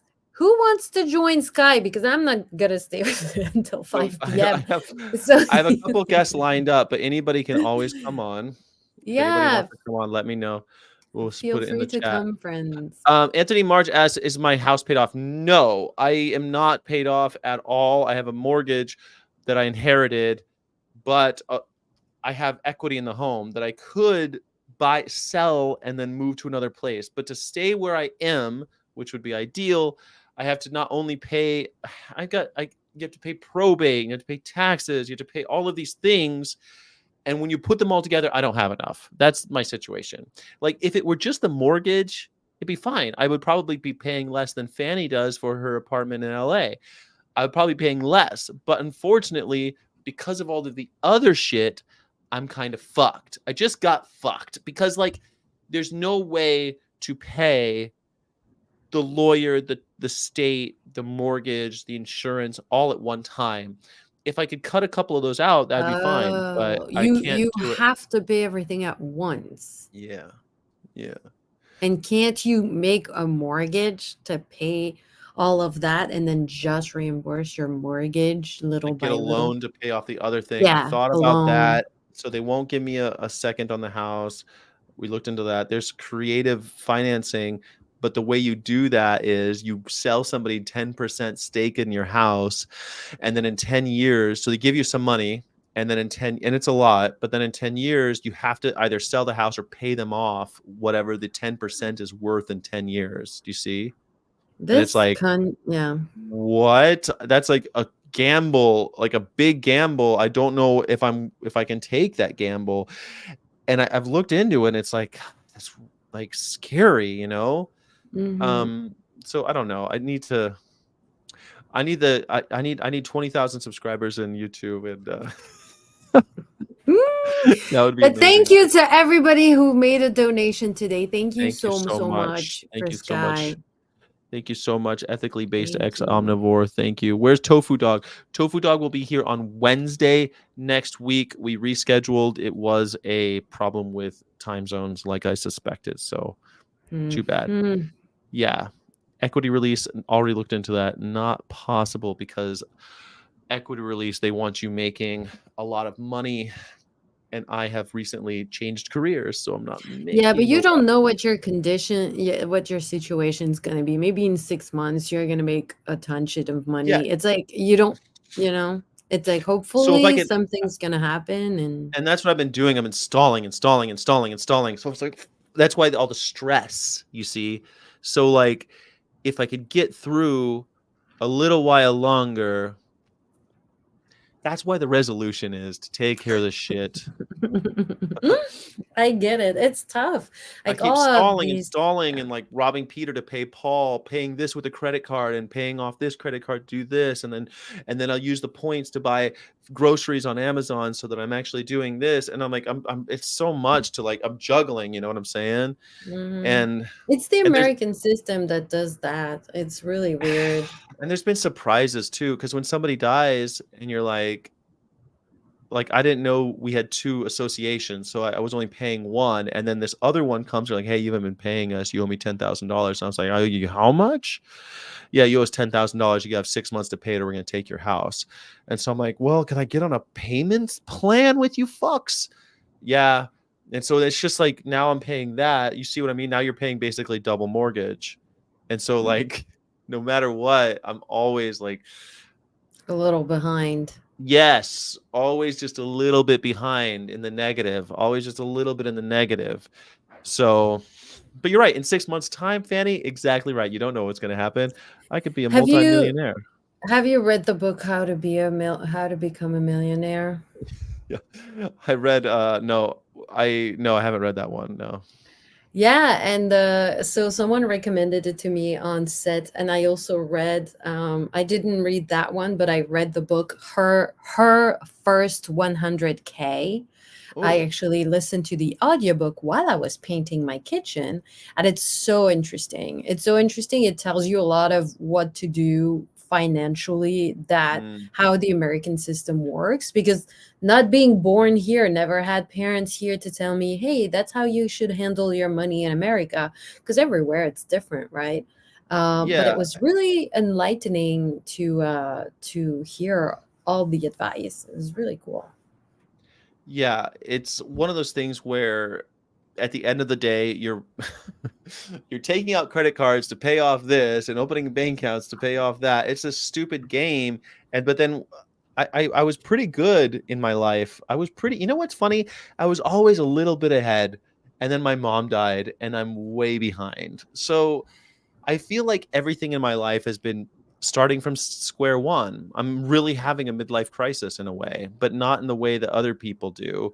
I'm starting from scratch as like Hmm. an online person and also like a professional with PETA and the whole thing. It's everything is That starting makes from me square one. that makes me think of a little identity crisis, Yeah. because I guess I felt differently but the same. For me, when I came to America, it was a huge identity crisis, because it's like everything is different, your whole life is different, everything you've known before is different.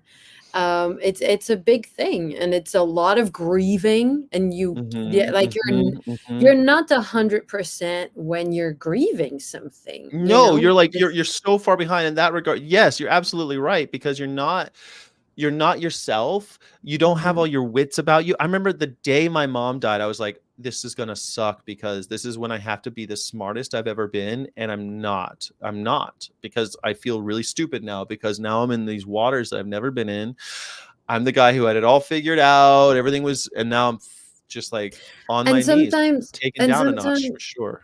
Yeah, and sometimes you have someone to go through that with you, like if you have siblings or something. In my case, Hmm. I know that some people come to America as a couple, as like a foreigner couple, but me, I married someone who was already an American, right? So it's different. Right. It's a different situation. We cannot share my experience of everything is new, everything's scary, everything, is Yes. foreign. So it's for you, you're alone in that. And also maybe sometimes someone else who's been through what you're going through, but sometimes Mm. you just don't, and it's really hard. Yeah, the only people I could talk to are, like, people that were way older than me who, like, who's, "Oh, when my mom died, I got this and this," and I'm like, "That was fucking 30 years ago." Like, I like, I don't know, like, this isn't the same, and plus the pandemic was going on, so, like, I couldn't go.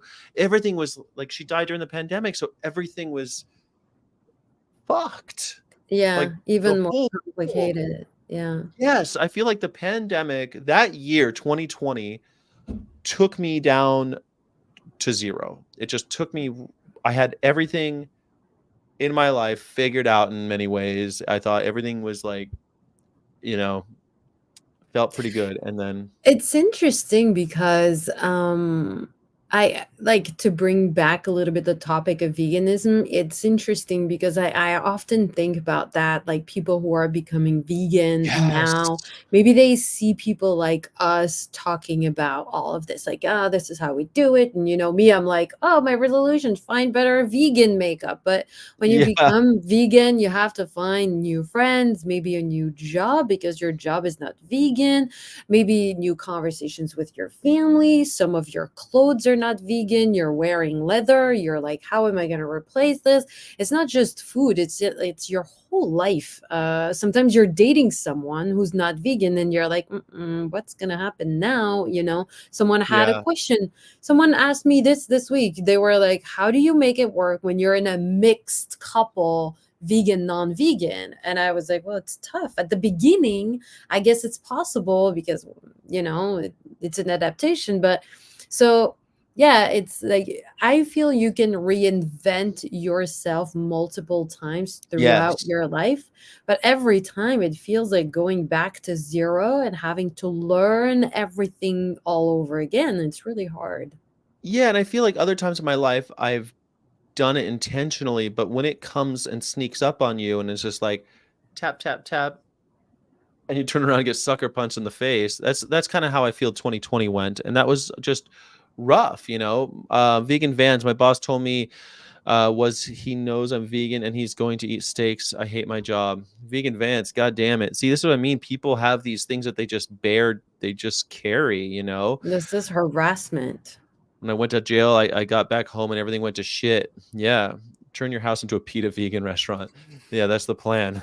I've been thinking about, like, so we have a rec center. I've been thinking about doing like an event of a VFF event, and have That'd be cool. speakers and potluck type of thing, and have a little event for VFFs, and everyone could fly out. I don't know how we get it all done, but I think that'd be so cool, and a way to, like, I don't know, raise some money, get some stuff going, and I really want to do a modern day events. Oh my God, Jackie Boyle, Merry Christmas, Jackie. Jackie! Thank you, Jackie Boyle. You're amazing. You're amazing. You're amazing. Thank you, friends. The new guy at my work told me he has been vegan for 3.5 years. That's a good That's story, really right? That's cool. good. 3.5 years, and that's nice. Making new vegan friends. Jackie. We'll see an influx of vegan harassment in the workplace someday. I will bet $69,420 of lawsuit money if that happens. Yeah, I It's think you're so probably right. It is so interesting to me, like, every time someone comments on one of my videos, "Oh, this video, I'm gonna drink more milk now.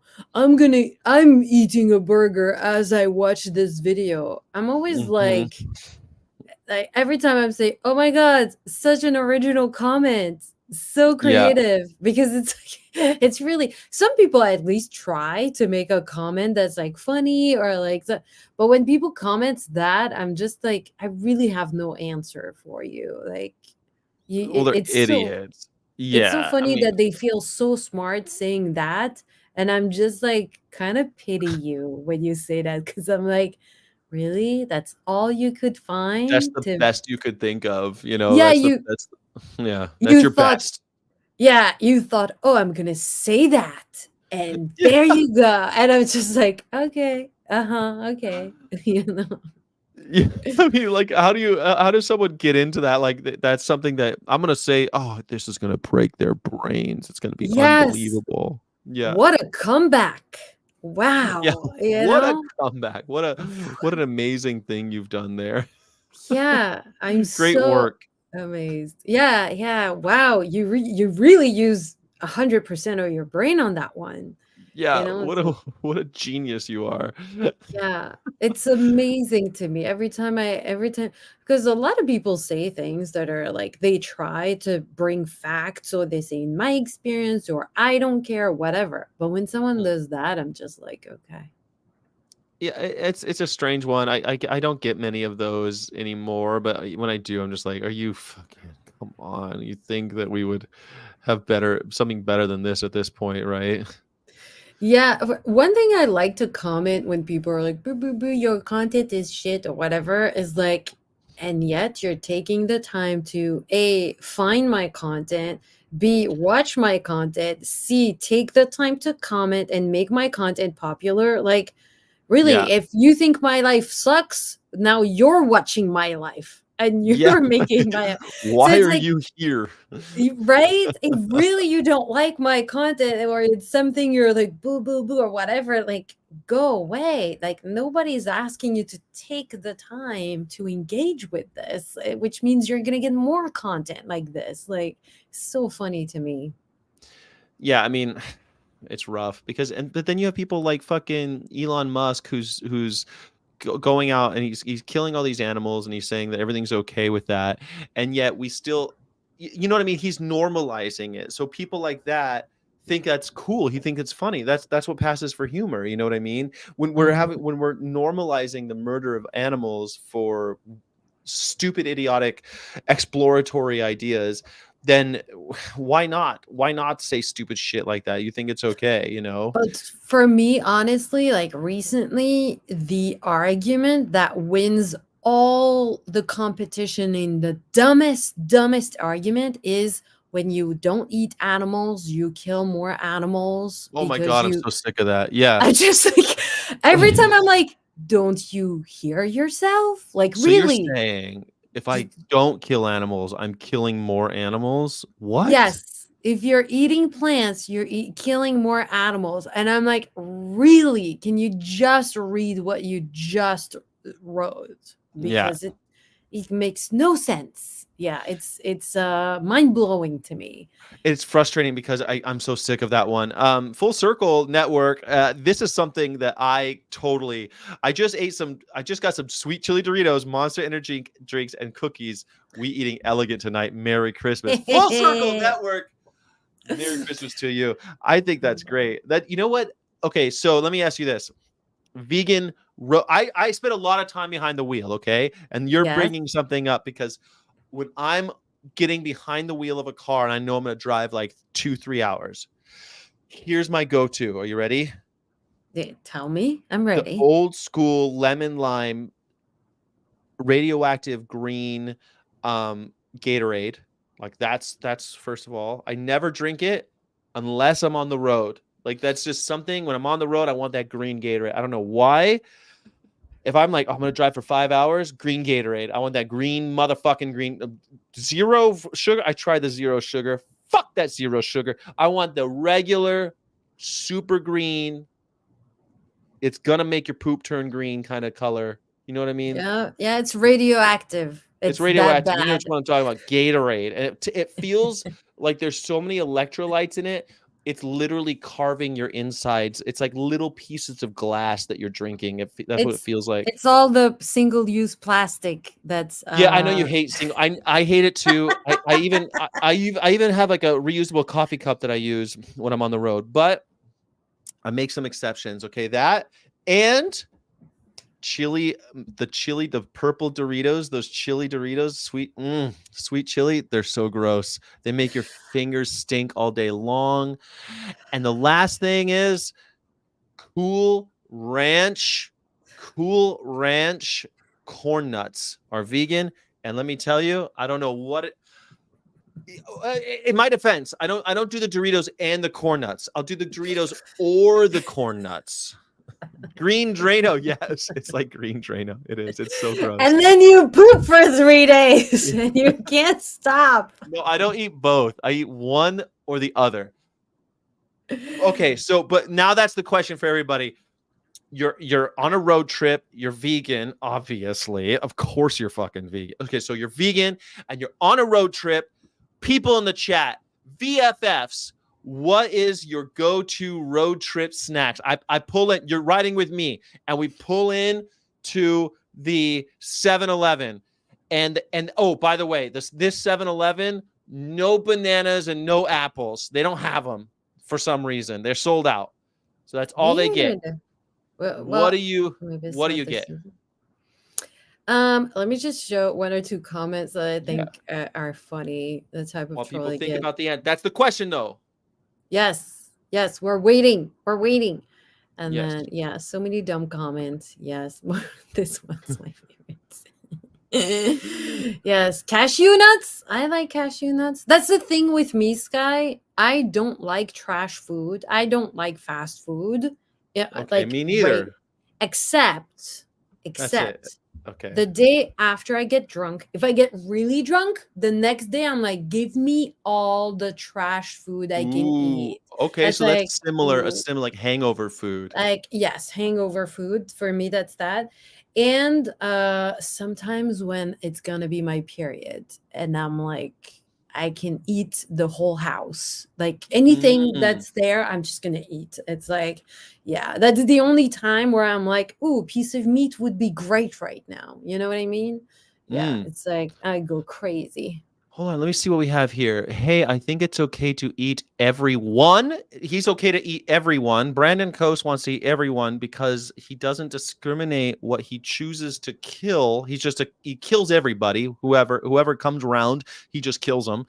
And wants to survive. For some reason, he's also in a survival situation because Also, you don't discriminate what you kill. Would you eat humans? no, I don't who I kill, I think he means. Yeah.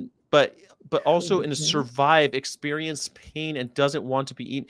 Yeah, I can survive as everything experience. Yeah, okay, so everyone experiences pain and doesn't want to be eaten. That's true, but having slave animals is weird. Well, if you're killing them and owning them, If you That's keep also them in slavery. cages and you You keep breed that them by slavery. selecting who you want to keep so they're the most docile and the Yeah. biggest and unhealthy, that's All really slavery. Yeah. I think it's really funny though. I like the sentiment. I kill whomever comes my way, but I'm also in a survival situation, but I have the internet. If you have the internet, you probably aren't in a situation where you're killing for survival. Just a uh, check. Yeah. what is Ringolos? Oh, I don't know what Ringolos are. Are What is those Ringolos? must be a Root Canadian beer. thing. Root Like beer is root beer. definitely yeah, loves root beer, right? I bottled water. That's You your got it. You got it. Because that's you have your to stay cheat on a hydrated. that's what the Gatorade is for. That's your road Yeah. tripping? That's your road This trip? I'm sorry, but Gatorade for me, it's really gross. It's so much sugar. It makes me more thirsty. I don't feel like I need to No. rinse off. Like mostly if I'm It eating has something that's like electrolytes. It's what plants need. just put some salt on your hand, lick it, you have electrolytes. That's true, but this way it comes in a radioactive green substrate that carries it into my gullet and makes me feel great. For people who do road trips for Uber or for work, 7-Eleven is like seeing a fruit gar in the middle of the desert. It's true. Or Circle K. Circle K.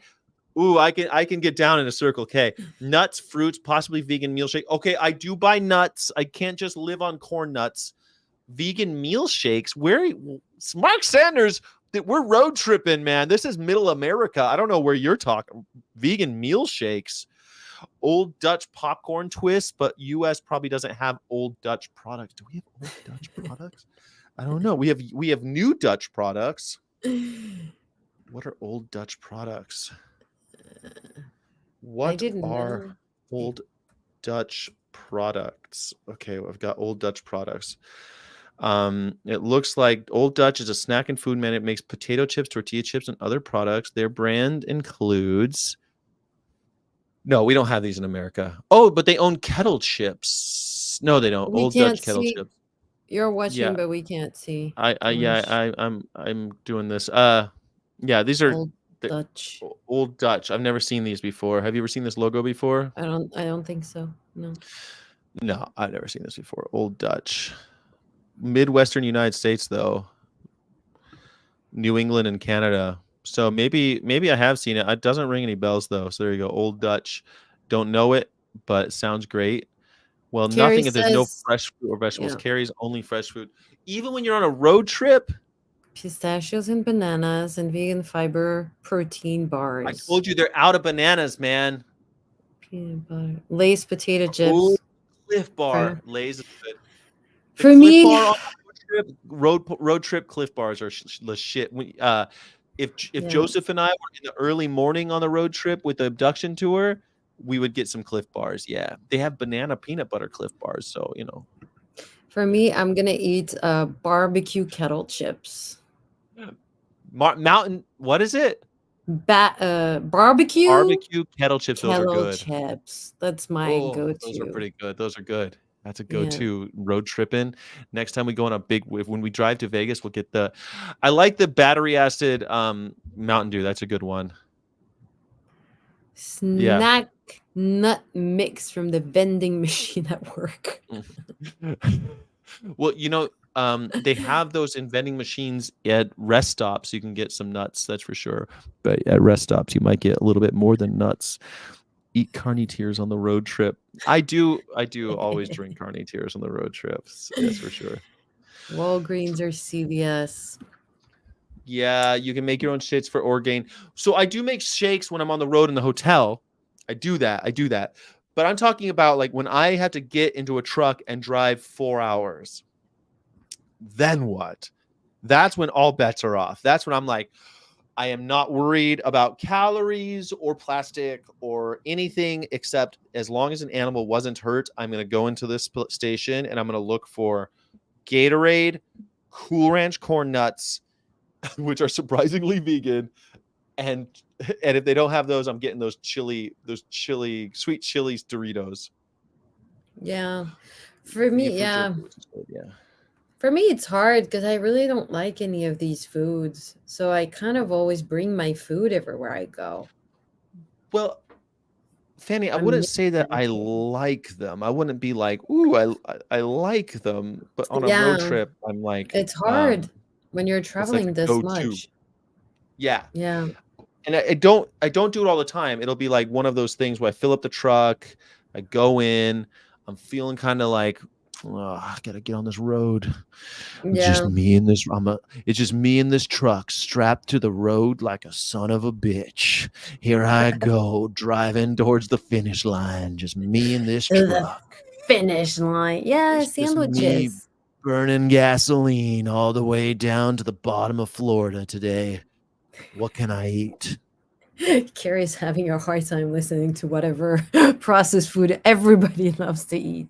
Well, you know what also they have that I haven't tried yet, but they have boiled peanuts in a can in Southern Florida. And Boiled? have you ever had boiled peanuts? They're so good. Like actual No, boiled peanuts? Okay, so no. this is something we need to talk about. But Sky, Nature I'm Made so bars, see if they're sorry. vegan. They're not all vegan. Yeah. I'm so sorry, but I'm gonna have to go because it's almost midnight in Belgium in like 10 minutes, and my family's trying to call me. So I'm Merry sorry, Christmas. everybody. Merry Christmas to everyone. Happy holidays, Sky. Thank you so much. And see you soon. Yes, bisous, Bisous, bisous. I'll see you everybody. before I leave. Bye Okay. bye. See you. Bye. Well, this is the end of Fanny's portion of the Christmas Long Boy episode. As you know, we did 10 hours last Christmas. We're not going to do 10 this time, but we're going to do some. Well, I want to talk about boiled peanuts, all right? So boiled peanuts, you take peanuts, you put it in water and salt water in a crock pot and you boil them for like many hours. I want to say 3 hours. And you eat them. They're like edamame. It's unbelievable. I highly recommend if you've never had boiled peanuts and you love edamame and or peanuts, try it out. You'll love them. And I'm talking peanuts in the shell. You have to just buy them raw in the shell, drop them in the water. Mwah, they're wonderful. They're great. Have you not had boiled? You've had boiled. I know you've had boiled peanuts, Mike, the musical vegan beast. Of course you have. I wonder what ever happened to Ollie Wally Blue. Does Ollie Wally Blue still come around? Anyone ever see him online? I wish he was here for Christmas. Boiled peanuts. Ugh, you don't like them, Bailey Dorman? I think they're quite good. I think that's good. Yeah. I have to sign off because I can't see it. LOL. What is the times? The time code is 1 hour and 46 minutes right now. 1 hour and 46 minutes is the time code. He is Vegan Gains stream usually. Oh, he is. I haven't seen Wally in so long. He used to come to my streams, and he was a good VFF. And I wish that he'd come back. I really thought he was funny, and I really enjoyed him being here. Next time you see him, let him know that we miss him. I immediately I omitted the T deliberately. Oh, okay. Well, I enjoy boiled peanuts very much, and if you haven't done it, you should try it out. I feel like the texture is ugh. Some people don't like it, but I think they taste like I think it's kind of like edamame. Edamame. I think it's great. Santa Claus says probably which. Well, you know who's going to come on next is I think Isel Mazard is coming on. I'll text him to see if he's coming on. I texted to see if just hearing you talk about Gatorade and Doritos. If you want to, it looks like he might be watching. You can always come on. I wanted to talk with him about that. I'm gonna text Natalie Fulton in an hour or so. Come on the show. Okay, I'm texting Natalie Fulton. If anybody knows, if anybody wants to come on, I texted Kevin. I'm gonna see if anybody wants to come on and join me for this long episode. Isel Mazard is here. You know who loves Christmas? You might not know that about him, but his name is Isel. I like call him Isel Mazard. I think Mazard sounds like laser. Mazard, lasered. I don't know. I've been watching for a while. I used to go as Galaxy Vegan. Vegan Vans, you were Galaxy Vegan, I remember. Keep up the good fight, everyone says Brad. Thank you so much for your donation, Brad. All right, so he's here to bring some Christmas cheer. Everyone's favorite Christmas miracle, Isel Mazard, Abaz Le Ciel. Hello, welcome back. I certainly do feel welcome. Good to see you, Sky. You're the Christmas miracle. Speaking of bananas, you always have the most phallic fruit in the background of my list. Oh, you say that, but no, I've lived in the tropics. There are far, far more phallic fruits. Then a banana? I don't know. Maybe I'm not that The familiar with European phalluses as you are. aubergine. No, the European aubergine, which has given birth to the eggplant meme, right? Yes. In an American grocery store, an eggplant doesn't look that much like a phallus, but no. Yeah. In China, they also have the white aubergine. So it's shocking white, but that's even more phallic. Top 10 fruits and vegetables that resemble phallic objects. No. But papaya. Now, again, probably not the papaya you see in an American supermarket, but papaya can be, yeah. That would be my top 3. I think aubergine is hard to beat, and again, the eggplant meat is taken up, then papaya, then bananas. My best girl Melissa is going to jump. She's going to sit off camera, but I don't know. Does anyone in the audience? Let's open it up to the audience. Top 10. Top 10 most phallic fruits right now. Let's go. You could be emojis, you could be anything. Look, equal opportunity. You could really talk about vaginal shaped fruits. I mean, because it's not just peaches. Almost any fruit you cut in half. Yeah. Kind of. No. It has to be the whole intact fruit, right? Like it can't be you carve it. Well, look, we didn't think with the carrot. The lowly carrot is pretty phallic. Yeah, the lowly. And some of those come in multicultural colors as well. They're not all orange. Yes, I've seen right. white Purple ones, carrot, ones, brown ones. Mm-hmm. Purple. Some guys, when they whip it out at a urinal, they're looking at a. They get excited. They get like that. Yeah. Hashtag not really, racist, but I mean, can we be real? Can we be real about carrot colors here? I mean, we have all the Corosian arguments of is Corosian a thing? I think actually the female anatomy too. Again, maybe a top 5 list rather than top 10. But there are. I can't think of a fruit that looks or is shaped like a pudenda, like a female pudenda. Yeah, I don't think all of them when you cut them in half do. Like almost every single fruit. Right.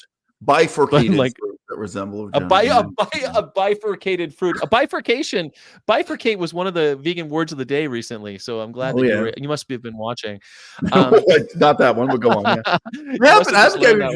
I think there is a delightful contrast between your interviews with Azel Mazard and your conversations with anyone else. That instead are about what's your favorite color of Gatorade, and with me, you're like, so would you believe in armed revolution? What are the most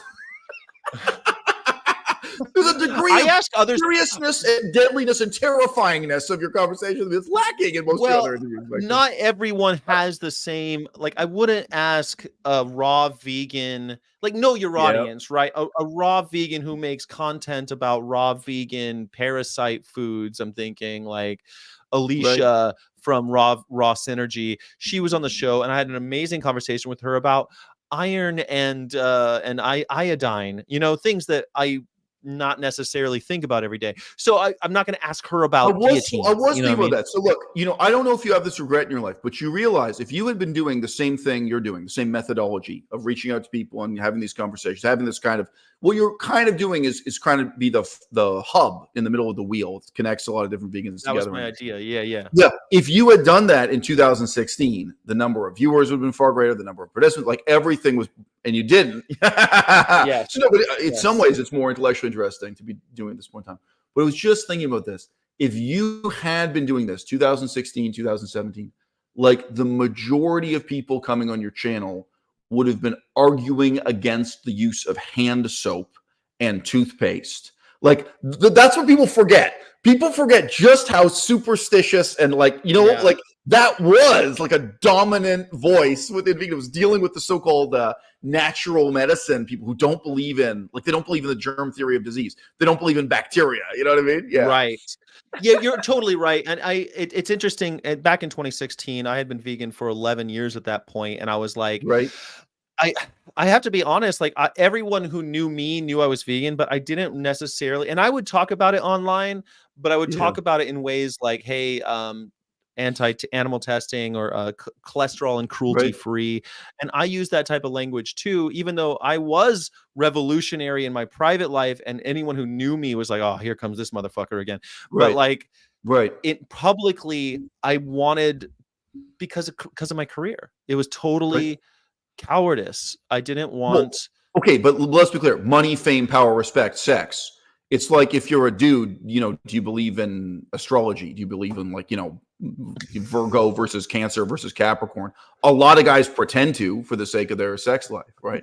But I mean, what do you think? How many vegan dudes got drawn into that kind of crazy fruitcake hippie shit? Because that's where the white women are at. You know what I'm saying? Yeah. Well, okay, so like you said, so you know this about me. I was nominated for a Pulitzer and a push cart for my books of poetry. You never let me live it down. Oh my God. And it was a, but you know what's funny about that? So the Pulitzer and Pushkin. Yeah. Push cart. Yeah. The push cart. Oh, I thought it was the Pushkin Award. Okay, that's different. Well, the push cart is like only independent publishers. So it's like but it's sometimes in some circles it's more like if you win the Pulitzer, it's a career making. Right. It's usually a career defining. It's usually you've been famous for a while. Pulitzer for poetry, I assume. Yeah. Yeah. Poetry books. Yeah. Okay. Cool. Pulitzer does mostly journalism, but they have novels and I know. creative writing. I know. Yeah. But because in Canada they have the Penn Faulkner. It's the same as the Penn Faulkner. Okay. Or the Man Book Award. The Man Booker Award. Yep. Good. The Man Booker Award is the Canadian version. Anyway, or it's like the Anglophonic for the Commonwealth. Anyway, I didn't mean to dwell on that. The point of what I was trying to say was that the poetic community at the time, and probably still today, it was fractured a lot like the vegan community, and so many people were into it just because they thought they could be attracted to the opposite sex or all these other things. And I was like, no, I want to start a literary revolution. Right. We are the next literary movement. Why are we reading the Beat Generation? That shit was 70 years ago. Well, at the time, it was like 55 years ago. Like, why are we still... Why is the best book of poetry still fucking Howl by Allen Ginsberg, written in 56 or some shit? So in terms of how closely I'm connected to this shit, my father met and knew face-to-face Allen Ginsberg. My father literally was part of the Beat Generation. Now, if you make a list of the top 100 successful poets of that time, maybe he's down to the 500 mark. I mean, his stuff was never a big hit, but still, you can imagine that was a big deal to him. That he was success. He was enough of a known poet to be in the room be at the same cocktail parties with those guys. And I mean, he related to me. He was being as honest as he could be. But my interpretation of the story tells what the last time he saw Allen Ginsberg face to face was that he got kicked out of the cocktail party. Like the dispute between them got so heated that he was dragged out and kicked out of the cocktail party, or whatever it was. But I just mentioned in terms of the way in which this stuff touches it all, and in terms of what I'm rebelling against. I mean, that's not the category I chose to put myself in. But the long shadow of the Beat Generation, and from my perspective, a really phony model of what it is to be a revolution, what it is to be an intellectual, what it is to be a distant intellectual or a revolutionary. I think it became that. Like the beatniks became the hippies, and it kept on getting more and more. The shadow, as it lengthened, became more and more modeled. But there's money in being a hippie, right? There's money in that ghetto. Look, there aren't that many women who look like Hitomi Mochizuki to go around. But if that's what you're after, right, that's where you're going to find the Hitomi Mochizuki looking type women. That's the lingo you got to learn to speak. That's the parlance. But the thing for me was that movement has so many like that, and I think the vegan movement's the same. There's a question of your personal integrity. So go on, but I'm just saying, I'm only mentioning the hippie thing because there is a question for you. Are you going to sell it? Are you going to sell these vitamins, these tinctures, these spiritual things? Are you going to, whether it's in that pseudoscience way, in a spiritual way? Well, let me ask you this, actually. You're making me think of something tangentially related, or maybe not tangential, but I'm going to try. So I recently watched, I thought, a very good video by Earthling Ed about Elon Musk. And as I was watching, I downloaded it even so I can watch it on the plane. I downloaded a few things. I downloaded one of yours. I downloaded the Numquat Year of the Year Award by Turning Veganese, which I thought was fabulous, and this one by Earthling Ed. And it was like he did a supplement commercial, and it's the first time I've seen him do a supplement commercial. Right. And I'm like, wait a second. And I started thinking, like, would I do a supplement commercial? I don't know.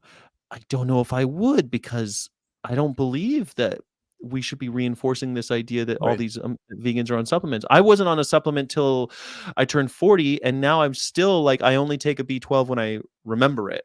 I don't know. Were you a supplement guy when you went vegan? In the sense that I'm not afraid of them. I mean, again, I was surrounded by natural medicine people who believe that quote unquote fractionated vitamins are a conspiracy that nobody should ever take. But no, what the fuck, but did you? I mean, do you think that Earthling Ed is that selling out? Oh, you meant actually advertising? And no, I've never been paid to. No, I've never made money out of it. No, but I was sorry. I was just even people like a natural vegan herself.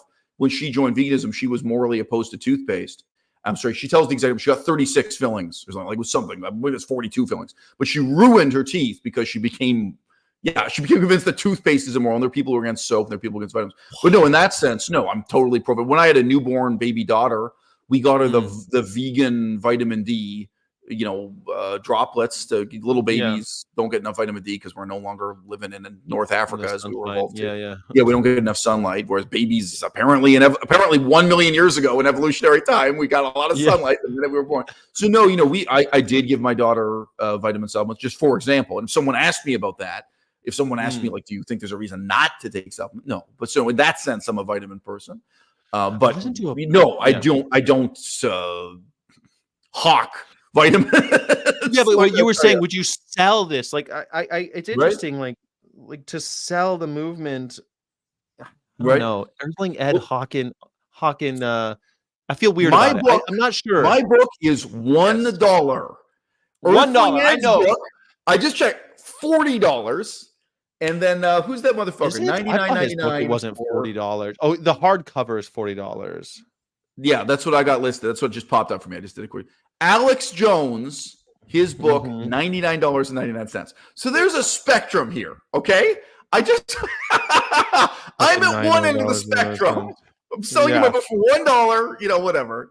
And obviously most of the money goes to Amazon. I get a few pennies, whatever I can. I get some percentage of that, right? Earthling Ed is about in the middle of the bullshit spectrum than Alex Jones, $99.99. Go on. There ain't no color picture. I want to know about the chat. Like, did the chat, how do people feel in the chat about Earthling Ed hawking? Because there's a thing. Okay, so like Tash Peterson, I like most of her content, but I tell you what, it's not really about Tash. Tash is the voice of don'twatch.org. I used to send people to don'twatch.org because I thought it was a great 7-minute video if somebody wanted to know something about veganism very quickly. But now there's an only vegans 18 plus. There's on the top of the screen something that says, let me see if it's still there, that says click here and join my OnlyFans. Right. And I don't want to send people to that anymore. I'm gonna just check very quickly if it's still true. And here we are. Let's see if at the top, take action shot. Oh my gosh, she took it off. It's not there anymore. But she still does have an OnlyFans. The reality is she is a softcore porn star, and what she does to earn money is, to my knowledge, softcore porn. I'm not aware of her doing hardcore porn. I don't know what she does. I had never looked, but like she has. Okay, bro. Oh wow! So that she changed it. It's not here anymore. The dots as to what people are paying for on OnlyFans. Yeah, but I take it back. It was there for a while, and so she's taking it back. All right, so now I can send people to don'twatch.org again. That makes me happy. But just because I felt weird enough sending someone to someone else's OnlyFans. It's just not my thing, man. I'm not sending people to her OnlyFans. What about Earthling Ed? Is that selling out? I want to know how people feel about right now. She is still doing, to my knowledge, softcore porn on OnlyFans. Tash Peterson at OnlyFans.com, etc. So she also has a vegan booty account. I'm not sure if there's vegan booty. I would remind you, other exemplars of the vegan movement went over to doing porn, including Vegan Gains doing hardcore porn with his wife before she became. Yes. Oh, are you unaware that right now you could open up a window on Google image search and put in Vegan Gains penis, and you can see the I don't want to do that. I'm not gonna do that. Yes, but perhaps you have never been in a penis size measuring contest with him, whereas I have. I have not done that. Okay, I win, bro. But no, he did hardcore porn with his wife before she became massively obese and had a gender identity crisis. And she's still, to my knowledge, she's still making up her mind whether she wants to be a woman or a man. So that's the state of their marriage. But they did do hardcore porn, and on OnlyFans, as far as I know, it's still up. But they're not creating new porn anymore since she gained all the weight and went into some kind of mental downward spiral. He's also had a series of drug problems. But no, James Aspey. James Aspey has an OnlyFans, yeah. And does he have his penis out too? Look, if you can look at the front panel, I've sent you that screenshot before, and I said, look, if this is not hardcore porn, it's false advertising. So in terms of how they promoted it and so on, when they did it, yeah. What's it called? James Aspey. Yeah, and has a picture of him and his wife lying down and kissing each other in a near nude embrace and so on. It's very clear. I think it's called James and Nikki. You probably got it as a search result anyway, yeah. I got it. I got his link tree. Let's see. Let me see if it's here. James and Nikki. I didn't get it. I'm trying to find it now. Let me see. So we're doing an inadvertent advertisement for this shit. It's only. I'm not advertising. Well, just give me the address. James and Nikki. OnlyFans.com/James Nikki. No space. That is it. And you get to see. I mean, he looks like he's penetrating her. He's got trunks on. She's got a James and Nikki. No, N-I-C. so yeah, but the URL is just James Nikki. Nikki. I can send you the link right here. I'll send you the link right now. Yeah, copy and paste, my dude. So don't get corrupted by it. So, James, don't get corrupted by it. Clearly, he blocked you, bro.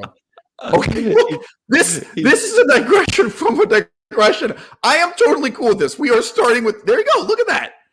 So what do you think it's selling, bro? It's definitely selling. What do you think? This is diet advice? We got enough diet advice. I don't care. 97 posts, 105 media. So he's posted a lot. Dude, I don't know what these mean. You know, let me tell you, I am sex positive. I am not morally opposed to pornography, but I do not want the vegan movement itself to be pornography. I do not want it to be led by or about pornographers. Yes. Who are the intellectual all right, but what about movement? Yeah, okay, but what about I'm the only one. Stefania Ferrario is not going to be an intellectual leader of the vegan movement. Fuck that. Fuck that noise. Stefania Ferrario, know your fucking place, bitch. I'm sorry, it's me, not you. You want me to be humble? Oh yeah, I really look up to Stefania Ferrario. She's a fucking personal hero of mine. No, I don't respect any of these people. Fuck James Aspey. Fuck Stefania. Yeah, her reaction to vegan gains about the cat stuff, about cat food, it turned me off. I was like, man, this girl's fangirling about vegan gains, which is, whatever, but it's a bit bizarre. Maybe they've done a video together. I don't know. So full disclosure, she has watched my channel several times. I think maybe twice she sent me a comment on a video, but the way she sent the comment, like it didn't say like, oh, I just discovered your channel today. I believe for several years she's known my channel. No big deal. But Stefania and I are less than 6 degrees of separation apart. And I think she knows I'm not a fan. That would be my guess. She knows we're not. I don't really. Whatever. But okay, back to Earthling. We are living in a world of simps. Like that's the fucking truth. That's all she hears. So what do you want? So a dude like me seems like real opposition compared to her. That's all. But is that what making it in the vegan movement looks like? You get enough subscribers and followers, and you get to hawk supplements for people. Right. I've been saying for so long that you don't need all these supplements, and now someone like all you need is cock. All you need is vagina. It's the ultimate supplement. What can I tell you? That's all you need. Porn is way more powerful than the supplement shit for sure. What is naturally Stephanie selling? The whole movement is dominated by people monetizing the shape of their ass and saying this can be you. When you look in the mirror, you can have an ass shaped like that too. Yeah, the most powerful force in terms of the commercialization of veganism. Sure. The commercialization of veganism is to sell supplements. Even Tabitha Brown doesn't sell supplements, right? So, can you remember the old days when vegan leaders were trying to sell you like a cruise vacation? And this is an interesting parallel. Both the atheist movement and the vegan movement went through a phase about that. And then somehow people got too cynical, you know what I mean? And that was I think a mark of the naivete of that period in the movement. Like, oh, well, this we'll is sell people segueing tickets into for Christmas. the next movement. The next segue is the next step of the movement. I read your book, the illusion. Okay. So The future of the illusion. I suggested you before we do this stream, and I hadn't checked the reviews in ages. How about I read for you so we get some other people's semi critical perspective? How about I read for you a couple of the reviews that are on Amazon? Because that's not my perspective, and it's not yours either. And then we get in the book. Just a suggestion. Sure. Let me bring up a couple here. I'll bring right. Up, so I can read yours. When I click on Amazon.com and then I click on most recent reviews, so instead of ranked where they're more recent, the number one review is by Skyjack himself here. That's me. Who titled his review pretentiously "Caliban's Mirror." Let me just say. Now you tell me, why isn't your YouTube channel? Why isn't your YouTube channel called Caliban's Mirror? I mean, that's obviously it's a better name for you. You think it's Caliban's Mirror is a better name than Vegan of Course? You're holding back, bro. I mean, why don't you name the whole channel Caliban's Mirror? Sorry, it's an immediately very evocative image from English literature and from Shakespeare specifically. Okay, I will read your review because it's brief. It's only for then I can read one or two of these. I can't believe you call me You of all people calling me pretentious is fucking rich. That's all I can say, Mister. I gave up video games and I only read Greek philosophy now. Right. And half my videos are comedy bragging low key about my penis size, etc. Yes. I have the commentary. I reach out, I speak the language of the streets. So that's the difference. Sky is a poet. I am a rapper. Okay, this is the difference. We both, in a sense, they're two different things. In a sense, they're two can be presented. So, okay, unless you're a slam poet and you're into like all the pop culture references and shit, but like that's a whole other All right. I'm just saying, Sky and I are the same age. We come out of the same culture and the same era and the same epoch. But Sky is the kind of guy who publishes books of poetry and titles his book review "Caliban's Mirror." And I am more like ODB and the Wu-Tang Clan, where I am going to give it to you raw, and I record these rap songs that cause middle-aged single moms to have heart attacks. We're going to tell you. Okay. My the epigram on one of my books was Tupac Shakur, and the epigram read thusly: "He was the last of G's kicking shit to make the white man bleed." Yes, I remember that was. All right, great song. God bless the dead. Okay, so go ahead. Here, full disclosure is Sky's own review of my book. Quote: "I wonder if most vegans are ready to read this. Perhaps most writers and artists should read it first. If you're feeling disillusioned with the vegan movement, misspelling my name. Mazer. I said it wrong. Sorry. Should I edit it? I can't spell your name. It's just funny. Mazer won't say you're wrong, but he'll try to find the light with you and get out of this Tom Sawyer cave together." So another needlessly pretentious literary reference. But look, you are catching on to correctly. Mark Twain is pretentious? You think? Come on, Tom Sawyer's like. Well, all my pretension was lost when I misspelled your name. But go ahead. Look, the second line of that, most writers and artists should read it first. Part of my philosophy in both books. I guess it's not convenient. My other book is called No More Manifestos. Part of what I'm presenting here in both books is a philosophy of art. And I know how pretentious that sounds, but no, it is a very pragmatic, real-world philosophy of art. Someone like you, Sky, I assume you're familiar with, someone like that vegan teacher. We say, okay, how am I going to change the world? Am I going to try to change the world by getting out a banjo? Am I going to change the world by trying to be a filmmaker, trying to paint in terms of the difference you can make in the world, whether you talk about it pretentiously or unpretentiously, I do think the creative arts and your voice as an author is something we have to talk about seriously. So both books, that's part of it, and it's completely natural that's what you'd respond to. So yeah. You have anything to say in reviewing your own review? Other than my pretension, I have nothing else to declare. Okay. Yes. So there's one. I'm scrolling down a little bit, and there's one titled "It's a Life Philosophy" from someone named Elena. Got it. It's a life philosophy. I have no idea who any of these people are, interestingly. There was one viewer of mine from many years ago called Elena.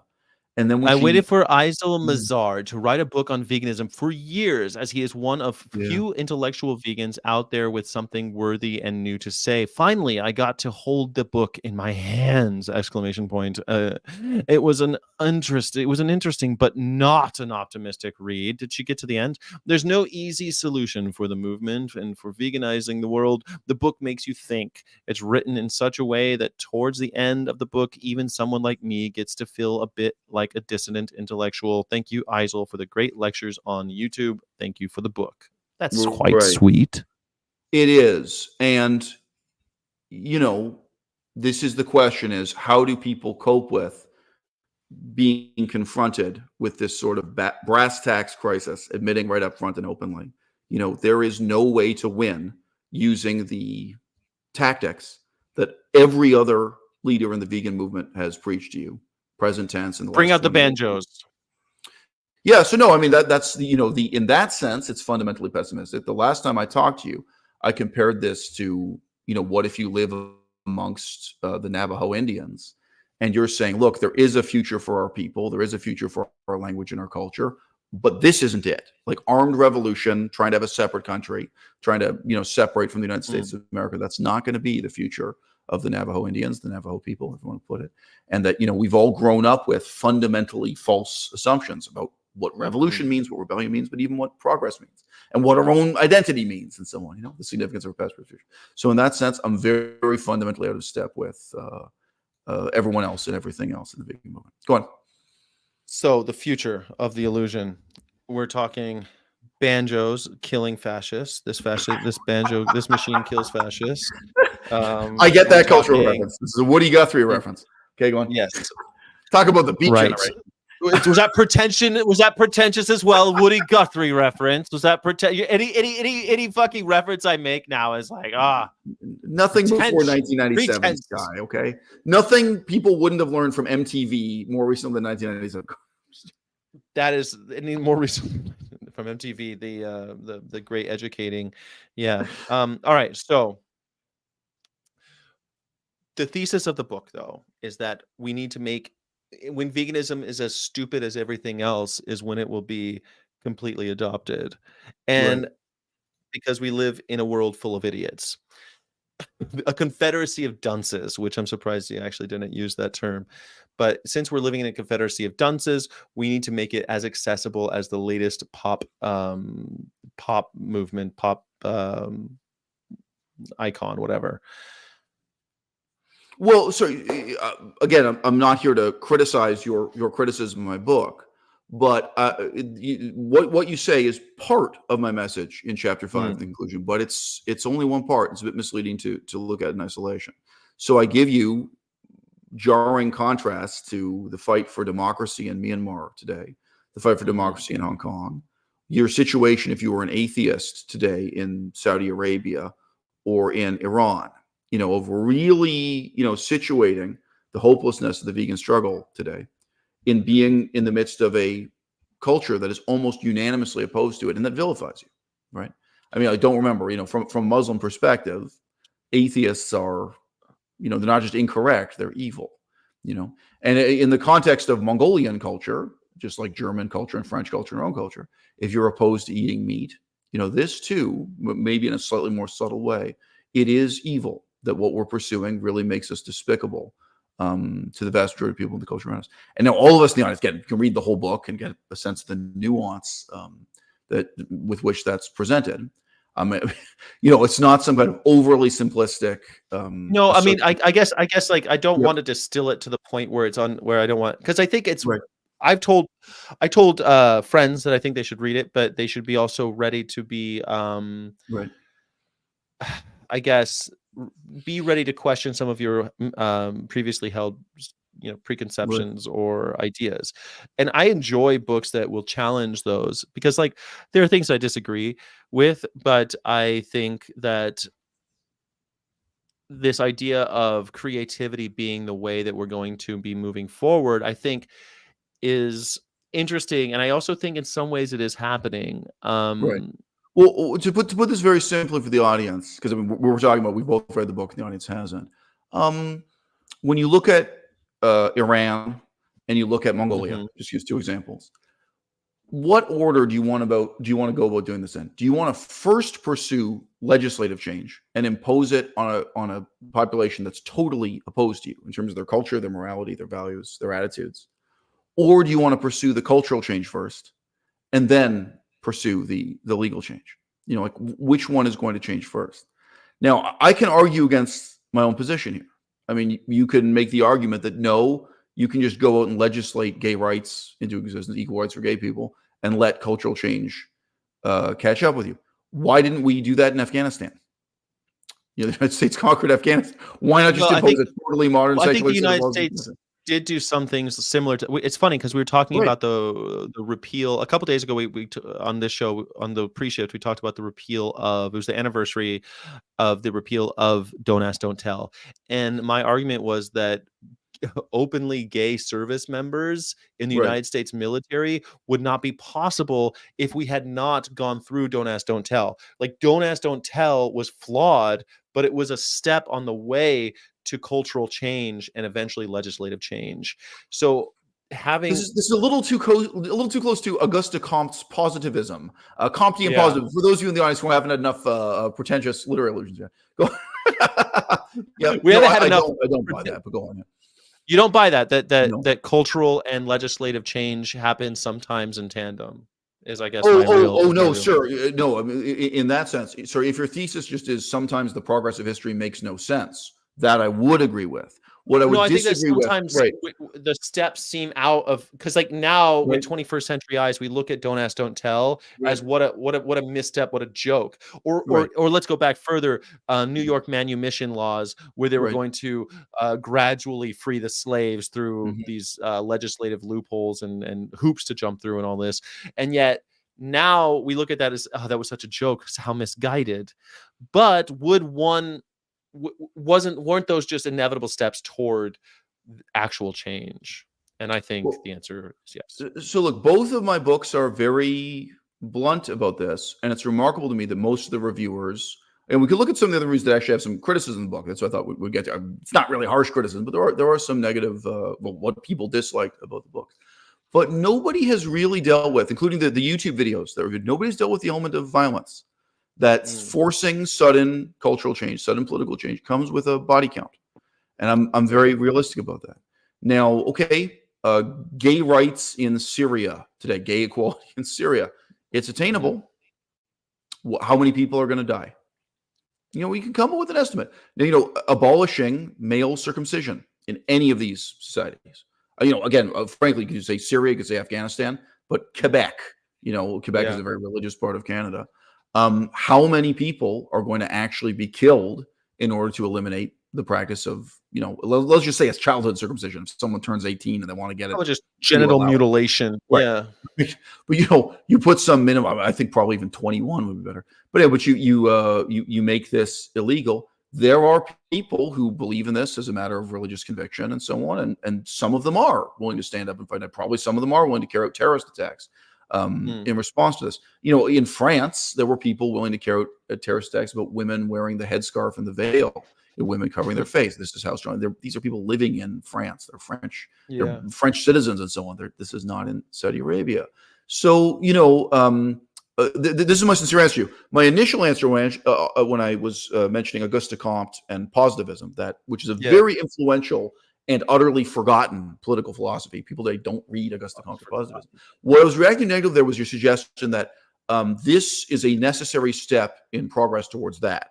So that was one part of what you were saying. We were saying, okay, you know, that even though it seems like an error or misguided mistake to have taken a halfway measure like Don't Ask, Don't Tell for status of homosexuals in the military, that this is a necessary step in a progression in history. Inevitable. Right. I don't know about. I mean, we could have ripped off the Band-Aid and done it the hard way, but it was inevitable. Right. So I am responding to that by saying no. There's nothing necessary, inevitable, or even logical or rational, reasonable with that.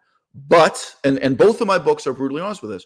When you want sudden, rapid political change of any kind, so not necessarily religious. I'll give you a non-religious example, just 1 second.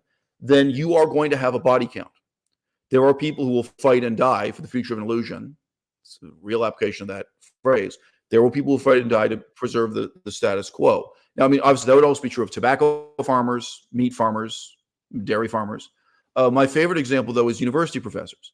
There are people who say, look, they've worked very hard to enjoy the aristocratic privileges they now have as a university professor, and they will fight and die to preserve the status quo of how universities are run. There are millions of dollars involved. But for one university, all the university professors I knew in Toronto were earning $100,000 a year or more. Yeah, they become a millionaire. Right. But just even if you just look at one person's salary, it's a lot of money. But when you scale it, millions So if you even just want to fundamentally reform the way universities operate, there's going to be a body count. So that may sound ludicrous to you people. The reason why people aren't familiar with it is that most of the people seeing this video, people who speak English and grew up in the decadent West, they are unfamiliar with political change of any kind. We've had tremendous political stasis since the 1970s.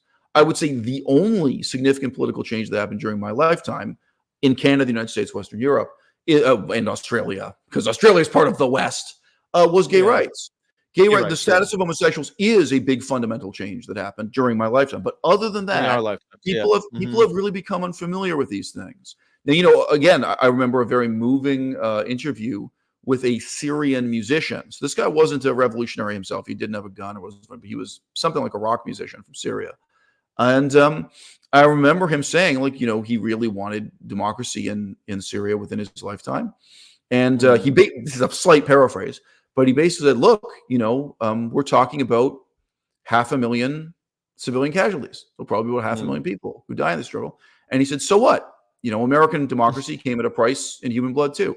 Like any revolution you want to look at, the creation of any democracy, it came at a price.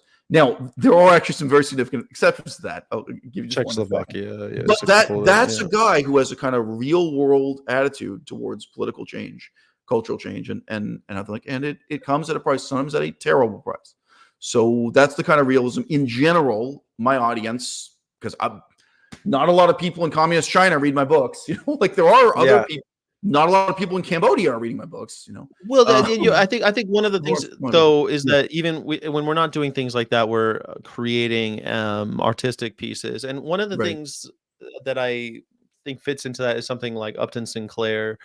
He wrote The Jungle, and because of that, the beef world, actually all of animal agriculture was almost overhauled in many ways because he wrote a book. So I have many criticisms of the Upton Sinclair model.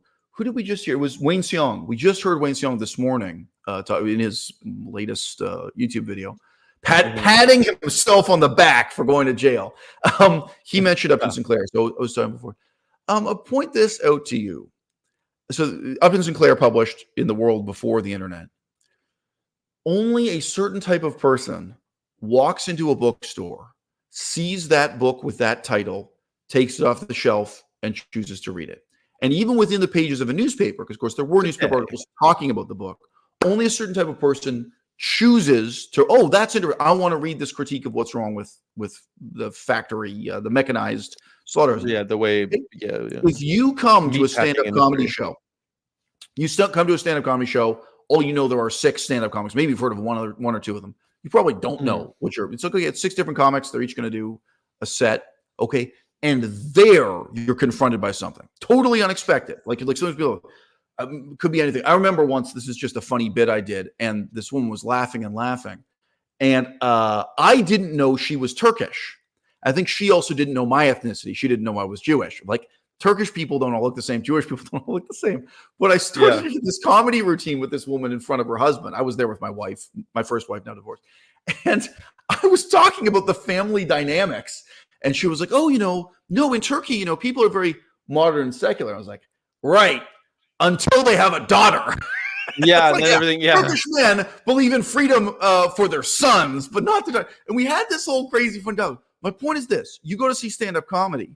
Again, you are unexpectedly confronted with something about the patriarchy, shall we say, gender roles, maybe within your own family. Maybe you're thinking about Turkish culture in contrast to your culture. You're not Turkish, but it still means something to you. You're confronted with something about veganism, ethics. You see, that is fundamentally different. And what Upton Sinclair was doing, even as best, no matter how much you want to praise it, and you can probably guess, I'm actually quite scornful of the exaggerated significance of Upton Sinclair, especially in relation to veganism. There's nothing vegan about it. It's just supporting higher quality meat. I'm not saying, but right. I guess I'm speaking. But there's a problem of preaching to the converted. There's a problem preaching to built into that model. I just point out it's not there, even with a model as straightforward as stand-up comedy. Yes, I guess that would, but I still think it's an example of how a cultural phenomenon can make things change. Something like I mentioned Allen Ginsberg's Howl, and that was something that made a lot of people, especially after it was banned, and after people were like, I want to read this book of poetry now because it was banned. What the hell is this all about? And I've read that poem probably more than I've read any other poem. Yeah. Maybe not any other poem, but I've You're read Howl many times. Go on. Well, I know I saw the best minds of my generation destroyed by madness, starving, hysterical, dragged through the Negro streets at dawn, looking for an angry fix to the starry dynamite. I mean, I know a lot of it. You know, it's been on my mind a while, and you don't actually think that it's like this gay. Even it doesn't even seem so counterculture when you read it today, but for the time, it was. It actually did affect change, and I guess what I'm trying to say is that part of the fifth chapter of your book, it didn't bring to mind a lot of these cultural kind of strike points where it seems like we had these awakenings because of individual pieces of art or movements, like the Beat Generation's a movement really that was just kind of started by Howl, but Upton Sinclair started things about people looking into kind of it wasn't just him. People started looking into the Rockefellers. People started publishing books about these magnates who had and because of that, antitrust laws happened because of these cultural moments that kind of drove legislation and public opinion. So how do we do that for the vegan movement, I guess, is the major question. And I don't know that I think doing it through stand-up comedy sounds a lot like Gary Francione talking about doing it from lecture hall to lecture hall. Right. So let me address an elephant in the room. You and I have never talked about this privately or publicly before. No. How did the Vietnam War end? Now, everyone in the audience, if you're being honest with yourself and reflect on it, you probably have an image of street protesters holding up cardboard signs. You may specifically think about teenage girls in bikinis. There was a lot of that, the so-called flower child protest, peace protest involving beautiful young, and again, and just exactly the format that the vegan movement is imitating today, consciously and unconsciously. Exactly the methodology used by Extinction Rebellion today. So this glorification of standing on the street, chanting, to some extent singing and dancing on the street, to some extent nudity on the street. That is the image left over from the 1960s and 1970s of the peace movement and the Vietnam War. And here is what I am here to tell you. That is not 50% wrong. That is not 60% wrong. That is 100% wrong. But what's 100% wrong? Let me just say, sorry, this is a two-sentence version. I mean, what exactly is 100% I really am an expert on this history, and I'm here to tell you, the Vietnam War ended because of an agreement between Nixon and Mao Zedong that committed the United States of America to militarily support communism, not oppose it, support it in Cambodia, and resulted in China and the United States jointly arming and backing Pol Pot and the Khmer Rouge, the most despicable communists. Okay? That's what happened. It was a negotiated agreement between Nixon and Mao Zedong. And again, I am not complaining about NBC and CBS. Talk about saying that somebody oversimplified. That is an oversimplification. No, that did not happen. Not. It is. It didn't happen in a vacuum. I'm not saying what you said isn't true. I think you're absolutely right. But I'm not saying. But I would also say that in America, we never go to war. Like, let's say we went to war for weapons of mass destruction in Iraq. That's not true. That's not true. We went to war because we went to war because They had a lie to tell, the weapons of mass destruction. They had money to make, the oil that they wanted. They wanted the oil fields. They had a humanitarian bend because they talked about regime change and the horrible things that the Kurds had gone through, and the Sunni and Shiite conflict and what was going on. They also had bloodlust from 9/11 left over that wasn't being quenched by what we were doing in Afghanistan. I am even more cynical about that example. But go on, yeah. Okay, but to take one of those things and say we did it because of that, I think would be a little bit. It'd be a little bit lazy, because there were a lot of things going on. Right. I do. Well, yes, there were a lot of things going on, but I'm not discussing what was going on.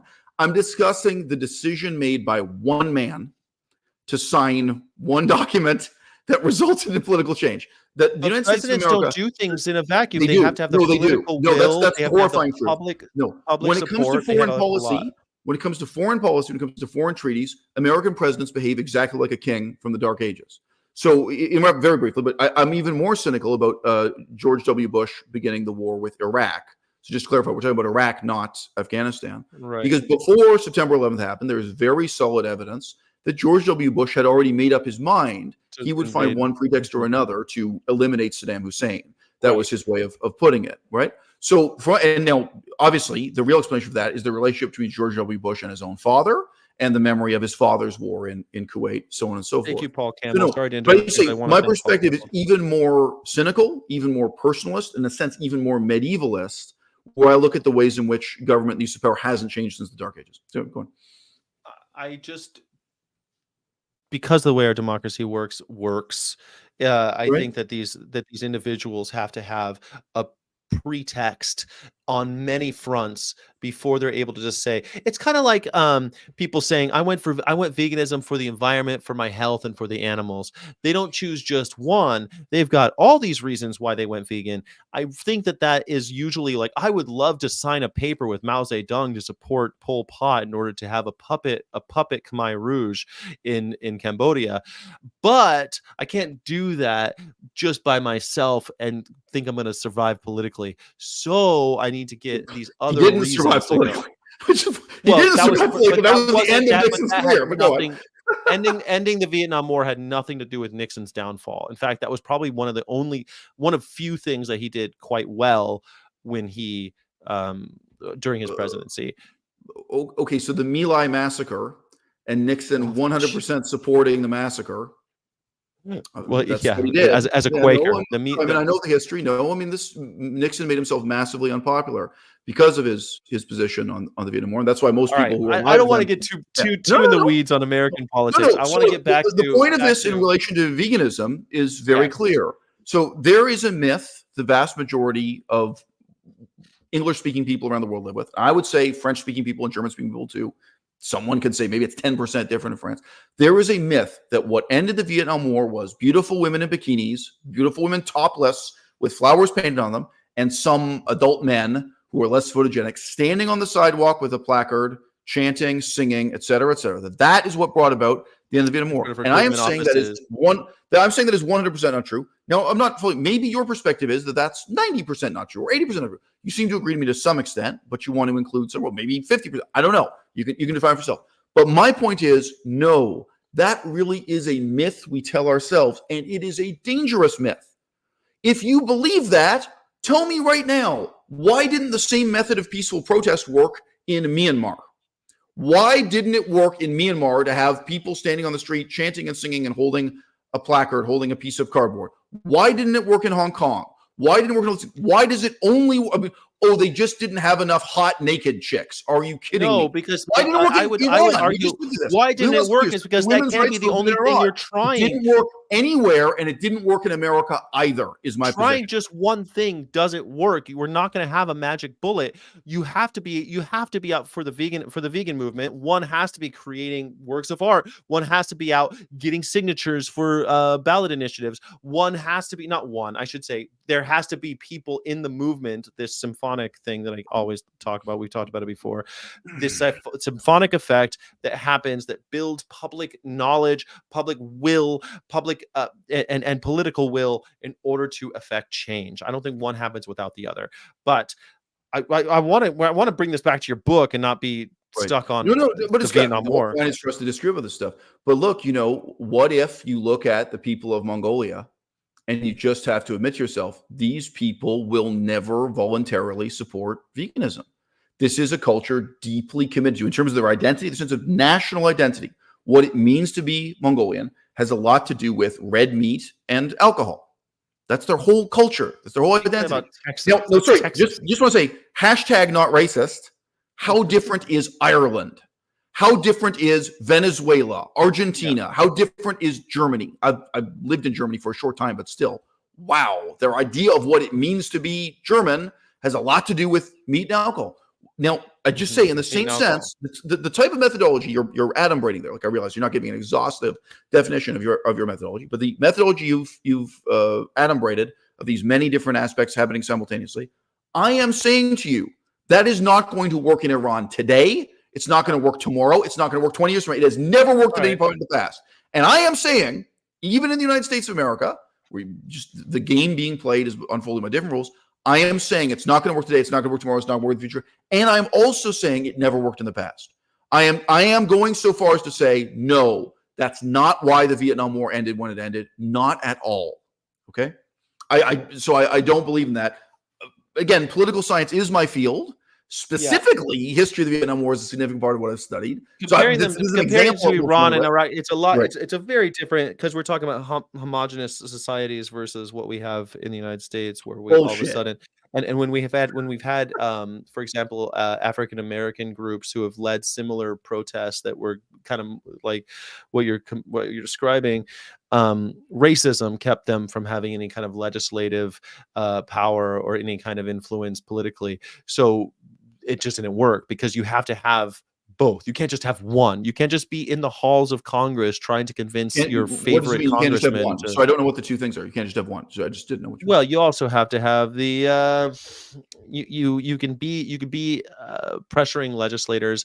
You could be working in conjunction with scientists, but you could also be in the street and having a counterculture revolution where people are having sit-ins and making the news and changing public opinion and pushing political will, because they want to get them off the news, get these hippies to shut up. And the ending of the Vietnam War wasn't the only thing that happened. I would say that the changing of the voting age in America was also in large part due to the efforts of the people, like of the protesters, because one of the things that they could concretely say they wanted, if you're going to send us to war, we want to vote. And it's because 18-year-olds back then were able to go to war, be drafted, but they couldn't vote until they were 21. And that was something concrete that actually did happen because of those very people that you said didn't end the Vietnam War. Okay, well, they did accomplish other things. But how's the vegan movement? How does this all come back to veganism? Oh, are you asking me? Or are you going to tell me? I don't mind. I'm asking you. No, I thought I made that very clear before. The problem with the myth of how the Vietnam War ended is precisely that it has set up this paradigm that is followed mutatis mutandis by Direct Action Everywhere, by Paul Bashir's group, Anonymous for the Voiceless, by PETA. They are slightly different flavors of acting out again and again this myth. And people like Wayne Seong, they will, guilelessly tell you what the myth is. Oh, you can be like Gandhi. Oh, you can be like Martin Luther King. Oh, you can be like the suffragettes protesting for women's equality. You too can strip down and wear a bikini, or get naked, or paint your body. It's all the same methods. You can stand on the sidewalk holding a placard and you can chant. And, again, so this is a dangerous myth precisely because it's believable. And it has dominated the vegan movement in the last 30 years. And no one is willing to ask, why isn't this working? Because all they do is preach to each other, believe, believe, believe. If enough of us believe in it, if we all believe together, it'll work. No. If we all believe it together, doesn't that follow like the day, the night, that when you have a group of people who are believing in something, that you start seeing these works of art that I think that your book dwells on? I mean, I think it really pushes the idea that right now there's a massive pro-peace, anti-war movement in relation to the Gaza Strip. What do you think the problem is, bro? You think they don't have enough chicks getting naked on the sidewalk? They don't have enough people like Stefania Ferrario? What do you think they're doing wrong? Why do you think that doesn't work? Doing wrong? Dude, Which side? Foreign Which policy side? in Jerusalem, same way foreign policy in Washington, D.C., it is the lengthened shadow of just one man. There was a time when all of the power was in one man's hands, and he was an insane alcoholic named Richard Nixon. And there was an equally insane aging alcoholic called Mao Zedong in China. And they sat down and worked out an agreement that nobody in America would have supported. Okay? Congress never debated it. The Senate never debated it. It was a secret pact. No, are you fucking telling me people would have stood up in the House of Congress and said, oh, this looks like a good deal. So instead of supporting this group of communists, we'll support this other even worse group of communists, Pol Pot and the Khmer Rouge. By the way, footnote, at that time, he hadn't yet changed his name to Pol Pot. So it's actually slightly anachronistic. They hadn't yet adopted, they weren't yet known as the Khmer Rouge. Some of the nomenclature shifted in the years to come. But regardless, I'm the pretentious we're going to support these guys who go, oh, that's good. That's a fair way to end the Vietnam War. There was zero debate anywhere, Senate, Congress. There weren't even 5 people in America involved in making the decision. It was one man. Okay. I just want to point out the antecedent to this was the equally bizarre and unpopular decision of Nixon to support communist China in their war against India. Nobody in America would have supported that, including the Congress and Senate. They would have said, hey, look, India is fundamentally a democratic, free speech, and English-speaking country. And why would we be on China's side in this conflict? That was one man's decision. So what? So veganism requires one man's decision? Is that how the vegan movement will continue? So one of the recurring leitmotifs in all my YouTube videos, and even came up in our last conversation, last video we made together, is the most important difference is the one you can make, right? So like, right now, obviously, let's say the year is 1965. You might say to me, look, is the best way to help Black people in America, is it really running a stand-up comedy club? And maybe my answer is, this is what I can do. Okay. Like the way I can challenge the status quo for the differences between Black and white people is, I don't know, let's say I'm in Memphis and this is the first integrated stand-up comedy club. We have Black people and white people on the stage together, Black people and white people in the audience together. We have Black jazz musicians, whatever. We can have white strippers. We are challenging in Vegas. They had in 1965. They had Vegas shows with Sammy Davis Jr. and that famously happened where. No, I know, but that was a big issue at the time, was whether or not comedy clubs were integrated or separate. Going, yeah, or whether Sammy could stay at the hotel he was performing at. I mean, these are things that. Before Sammy Davis Jr., Vegas was a horribly racist place where Black people weren't allowed in the same swimming pool and things like that. So yes. No. So I'm aware. I'm alluding to that. People in the audience may or may not be aware just how vicious that separation is. Yeah. But my point is this: the difference you can make matters more than the difference you can't. Back in 1965, maybe we would agree with each other. Well, the most efficient way to solve this problem is armed uprising. Is to have, a military coup d'etat. But okay, guess what? That's not an option. What I can do within the next 10 years is own and operate a stand-up comedy club, and this is what I'm going to do, and this is the difference I'm going to make. So that's all. This is a kind of deep assumption in my approach. But so the question we asked. So why did we just have this discussion about how the Vietnam War ended? Because a false paradigm, a misleading myth about that is resulting in people wasting years of their life standing on the sidewalk, holding a placard and chanting. And they do it for one cause after another. These same dumb fucks who did it for veganism for 20 years are now doing it for quote unquote free Palestine.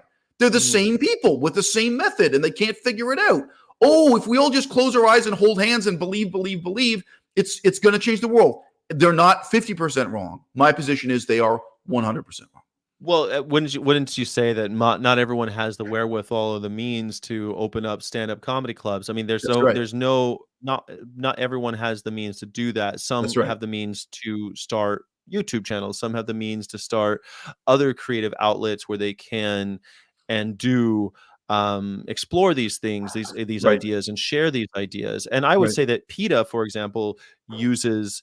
They do things in legislature. They do meet with legislators in America. They do have scientists on staff. They do have investigators. They have all of these things. But one of the major wonderful things they do, I think, is they have animatronic creatures that talk to children, and they have these I think extremely creative ways to get to kids and talk about in positive ways about speciesism and things. So, I mean, look, it's a very difficult one. It's a very difficult question for people to ask themselves. I've been doing this for 10 years. So maybe like 8-9 years ago, I got a letter from the audience that I then read out, and it was really kind of answering the same question.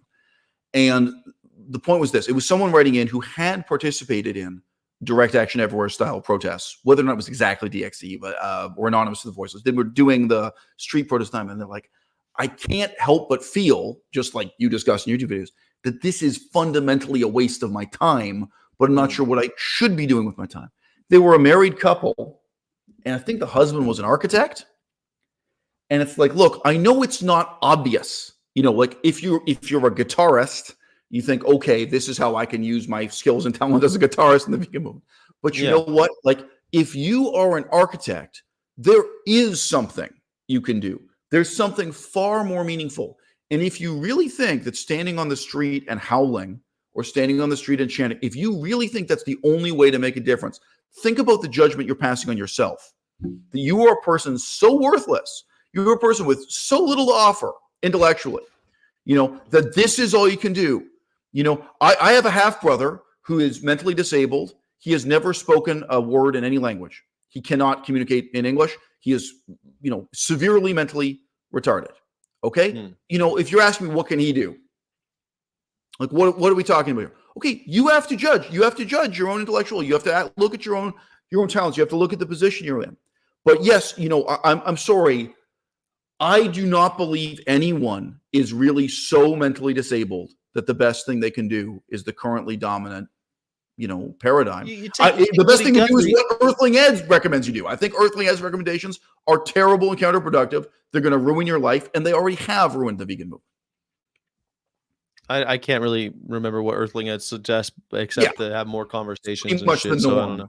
It's pretty much the norm. Stand on the street and harass people. Woody Guthrie traveled around America singing songs, and he used his banjo to be creative. But he wouldn't have been successful had people not sung with him. People sang the songs with him. They came to see his shows. He disseminated information and ideas that way. Right. So Woody Guthrie, interesting comparison. So in the last 20 years, has there been one equivalent to Woody Guthrie in the vegan movement? I know some have tried. Oh, in the vegan movement, no. I mean, the answer is no. Okay, there's been some good. Now, let me ask real quick. In Myanmar today, is there an equivalent to Woody Guthrie? In Saudi Arabia, is there an atheist equivalent to Woody Guthrie singing about tear down the whole society? No. So this is the thing. These examples, they're contrasts. Like, I'm not attacking you for daring, but they're not parallel. They're contrasting examples. But what we're saying is that we need more Woody Guthries. We need more of that in our thing. We need more Upton Sinclairs. We need more. But what if the audience is empty? What if Mongolia will never produce a vegan Woody Guthrie? What if Saudi Arabia will never produce an atheist Woody Guthrie because the population are fundamentally against it? So I'm sorry, but this is the greatest delusion in veganism, is this kind of parallel thinking. The last time I talked to you today, you're probably prepared to say more about it. I confronted you with this example. Oh, great. Now I've lost my own train of thought. Woody Guthrie on a train. No, Woody Guthrie on a train, changing the world. There's no Woody Guthrie in Mongolia, and But I mean, I would say that Woody Guthrie did. Martin Luther King. Right. Last time we talked about Martin Luther King, I said, look, Martin Luther King, when he did a tour coast to coast, going from college to college, black college to black college, basically, black majority universities, 99% of the students and 99% of the professors supported him. So how do you think it's comparable in any way to talk about a vegan intellectual like me or like Earthling Ed doing a campus-to-campus tour? Not even 1% of the students support him. Not even 1% of the professors support him. So, we have to really check ourselves. We have this delusion that these are parallel examples, and they're not. They're contrast examples. You can learn from the contrast how utterly hopeless the position of the vegan movement today. But no, you cannot reproduce the success of Woody Guthrie. You cannot reproduce the success of Martin Luther King, not even the United States of America. Likewise, the situation for Iran, Saudi Arabia, Myanmar today. No, this is a false paradigm. But where are we going to make inroads then, if not through creative pursuits? Because to me, that was kind of that is what I'm suggesting. That is what I'm suggesting. That is the suggestion of your book. But what it seems like what you just said is contradictory to the thesis of your book. Okay, so do you remember the vegan movie Oksha, and what was that one? There was one about a giant monster that kind of looked like a I've heard so. I hippopotamus. haven't seen it. Everyone keeps Oksha or telling me I something. need to watch it, Okay, but so if Okia, you make whatever. a Yeah. movie, this comes back to the Upton Sinclair thing. If you make a movie that basically says in the title and the cover, this is vegan propaganda, it's only for vegans, right? Obviously, you don't change the culture; you just reinforce. The only people who are going to see this are people who already want to hear this. If you make another, pro-vegan documentary that's only going to be seen by vegans, this is working with this. Okay, but if you can make a hit movie that is closely comparable to James Bond, where the majority of people are seeing this movie because there's a sexy actress in the photo, because they like kung fu, like it's got action elements, because whatever they've heard that they go to see it for the same reasons they would see any other James Bond film. But in fact, there's an important, jarring political message in it. Okay, that's different. And in my opinion, that's what you can do in the United States of America. That's what you can do even in Saudi Arabia. That's what you can do. You know what I mean? You can, in this way, in communist China, there are examples of that, right? Where the anti-communist method is built into some of that. So in terms of challenging and changing, now that was also, I just say implicitly part of what I was saying with stand-up comedy is, hey, people are going to come to the stand-up comedy night for these reasons. They're not expecting this kind of referendums effect. You like the German too. They're not expecting to challenge it and reconsider, their values and assumptions. So yeah, that is my direct and simple answer about that. And the other implicit question here is, what about your life? You have to lead a meaningful life. And again, what Paul Bashir wants you to do, what Wayne Seong wants to do, Wayne Seong wants you to go to jail. I'm saying that's not it. And the kind of compromise you have to make here, the kind of mask you have to wear in order to challenge, cultural and political assumptions in your time. So I'll just give you another example. So I myself had a very difficult divorce that took 7 years approximately. Went on forever, cost a huge amount of money. It's really hard to get divorced. There's a demi-monde within YouTube it's mostly embittered middle-aged men, and sometimes it's women catering to that audience who are going on and on about how the divorce court system is broken, so on and so forth. And they preach to the converted. Their viewers are people who already agree with them. Okay. Yeah. Now think about the creative challenge. What if you wanted to get that? I mean, I can imagine a comedy movie. It's easier than a comedy movie than an action movie or a spy movie or something, where that's not what the movie's about. That's not the title. It's not a documentary preaching to you. It's not a documentary called, Divorce Equals Bankruptcy, the secret truth about the American court system. But again, whether it's a comedy or a drama or something, where you have actually worked this into the thesis. So again, I'm a dissident on that issue. Sorry, another great example. How are you going to take on the status of Prozac in our society? I have made YouTube videos directly preaching, explain to you, Prozac is debunked. Prozac doesn't work. It's this huge issue. I don't want to write the next thesis that's going to be ignored by the political establishment itself. Not even senators and congressmen give a fuck about the scientific evidence. There is no interest. Not even at the regulatory level of the American government. There's no political interest in this. Okay. And I don't want to write a book that's only going to pander to this tiny minority of people who are interested in the debunking of Prozac and related psychiatric drugs. But okay, that's the creative challenge. How do you make so? Literally, it could be a sexy romantic comedy, but where the recurring theme is how psych meds ruin all of these relationships. Right. Like it could be, oh God, she was on Adderall, and I couldn't. But to say we need more vegans in Hollywood writing stories, though. Go on, yeah. But how does the average person? Okay, so here's the challenge, though. Not everyone is a writer in Hollywood, so we're not going to have everyone in the vegan movement able to work on the next Cocaine Bear that has, a secret vegan message. Like we're not going to have that. Or the Cocaine Bear is also cocaine's dangerous, whatever. Whatever the moral of that story is supposed to be, but you get my point. A good slasher, even a good slasher film, when it's really good, has a bit of a soul there, has something a little bit meaningful in the slasher film. That's how you can escape canon. Something Sky is not revealed. Sky, you're aware of my attempts to write and illustrate children's storybooks. Yes. And you will have noticed they're not vegan propaganda. They're storybooks that are intended to reach a wide audience. And yet the vegan message is actually in there. If you read the full sequence of the Socrates stories, it really is. Sorry, it's but not everybody's going to be able to write that. I'm a writer, illustrator, guitar player. No. But this is my point. Okay, so I get an email from someone who's an architect.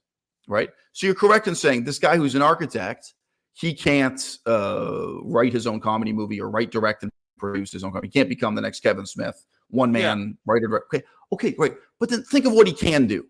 Okay, that architect absolutely could have had a role in illustrating and publishing my children's storybook. He probably could write his own storybook. I don't know the guy that well. But you know what I mean? No, there is a positive role these people can have in working with talent, organizing talent, and doing things that require talent and making it happen. So we're talking about one guy who's an architect. No, I know there's a sense in which the skill set of an architect doesn't prepare you for that, but we're dealing with someone who has fundamentally a certain level of intelligence and organization. Yeah, totally. But I'm talking about vegans who work at supermarkets. But that is what I'm saying. There is something you can do. Waiters. You know, there is. And yes, there may be some challenge in figuring it out, but yes, there is something you can do. You know, go on, yeah. It's interesting because it's one of the challenges I think that faces America in very profound ways, and one of and that is, how do we support the arts in America? And we can't even agree on how to support the arts in America. And what we're saying with this conversation, with your book, and something that I agree with almost 100% on your thesis, because I think it's the funny thing is, my thesis is incredibly flattering to you. You're exactly the sort of person it's most appealing to. So I think in the long run, you're going to be seduced by it. You know, and I think it's very challenging even for that architect. I think it's very challenging for Stefania Ferraria. I find it almost as you've given all these reasons why why you disagree with the other ideas, like what's something that I say a lot: get up off the couch, get into some kind of activism, find out where you can contribute to the movement, which is something. And you're saying something similar but also disagreeing, where you're saying get up off the couch and find out some way that you could support the vegan art movement. And I would say not art movement, creative pursuits through veganism, or parse those words how you want, but I think you get what you catch my drift. You're working for the pursuit of cultural change. I mean, I think in the book it says through culture. Right. This is a life that is in some ways being half artist, half politician. It's a life that involves, political art and yet also the art of politics. And some of this is happening. I wish Chicken Run would be make more of a difference. I don't know. That's on my list of things I want to watch while I'm here at home with Karina. I'll be home in California for I think 9 more days before I go back and do something. I am involved in an activist campaign, and you're like, that doesn't work. But I think what I'm doing is a very creative campaign where I am out there with this chicken truck doing something kind of out of the norm. I'm not standing on a corner howling, but there is a bit of that in this. I think standing on the corner howling there's a question from the audience that I think brings up sort of the part neither you nor I would question, which is worth question up here. So someone named Gorek in the audience says, quote, "Come on, guys, that's a well-known fact that we need only 3 to 5%. Okay. So my position on this is that is not true. That is never true. That has always been based on fraud, not even pseudoscience. There's an outright lie. And again, if you go to live in definitely communist China, way more than 3 to 5% of communist China want democracy and think the Communist Party is bullshit. Way more than 3 to 5% of people in Iran support some kind of feminism. You can nail it down, but they definitely want much better, more modern Western standards for the lives of women. Way above. I mean, our mutual I'm just saying there is no openness to dealing with how utterly untrue that is.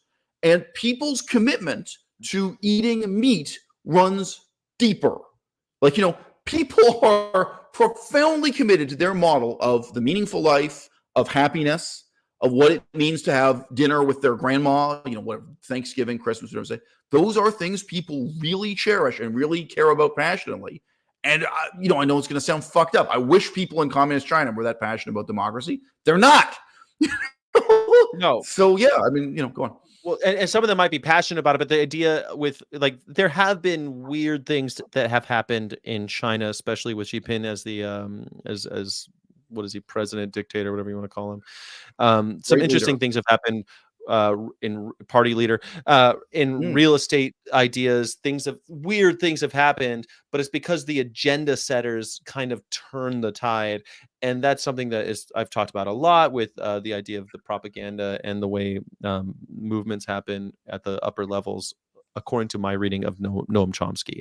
And That's how I look at it. I don't think 3 and 5% is really going to be enough to push. It has never been true. Right now, do you think 3 to 5% of people would prefer if gambling were illegal and we abolished casinos? Of course, it's way above that. You look, there are tons of people who would like to abolish gambling. How about cigarettes? How many people are ready to make cigarettes like outright illegal? Again, it's not a huge percentage, but 3%. There are a lot of people who are really passionately anti-tobacco. Yeah, but there's normally it's because their uncle died of lung cancer or whatever. But you have an uncle or a grandparent or father who died of lung cancer. There are people who say, "Yeah, look, it would be better if we made cigarettes illegal." It has never been true. And vegans tell themselves this bullshit again and again and again. Hey guys, if we all hold hands and close our eyes and believe. Here we are. It's 2023. I know exactly how little gambling in the last 20 years. Interesting, because more than 30% now aren't gambling when they come to Vegas. It's about 70% will put $1. We'll put $1 in a machine. They'll put a little bit of money to keep it all going. But now food and beverage, actually the biggest one is conventions, outweighs everything. Rooms brings up more money than anybody. Food and beverage are still way ahead. And gambling is like 4th or 5th on the list of money makers now. That's why stand-up comedy is so important, and so is sexy dancers. I mean, entertainment. That's why they changed their name to the City of Entertainment, not the City of Sin. They don't call themselves Sin City and gambling towns anymore. I think prostitution and naked women dancing on stage are still count as sins.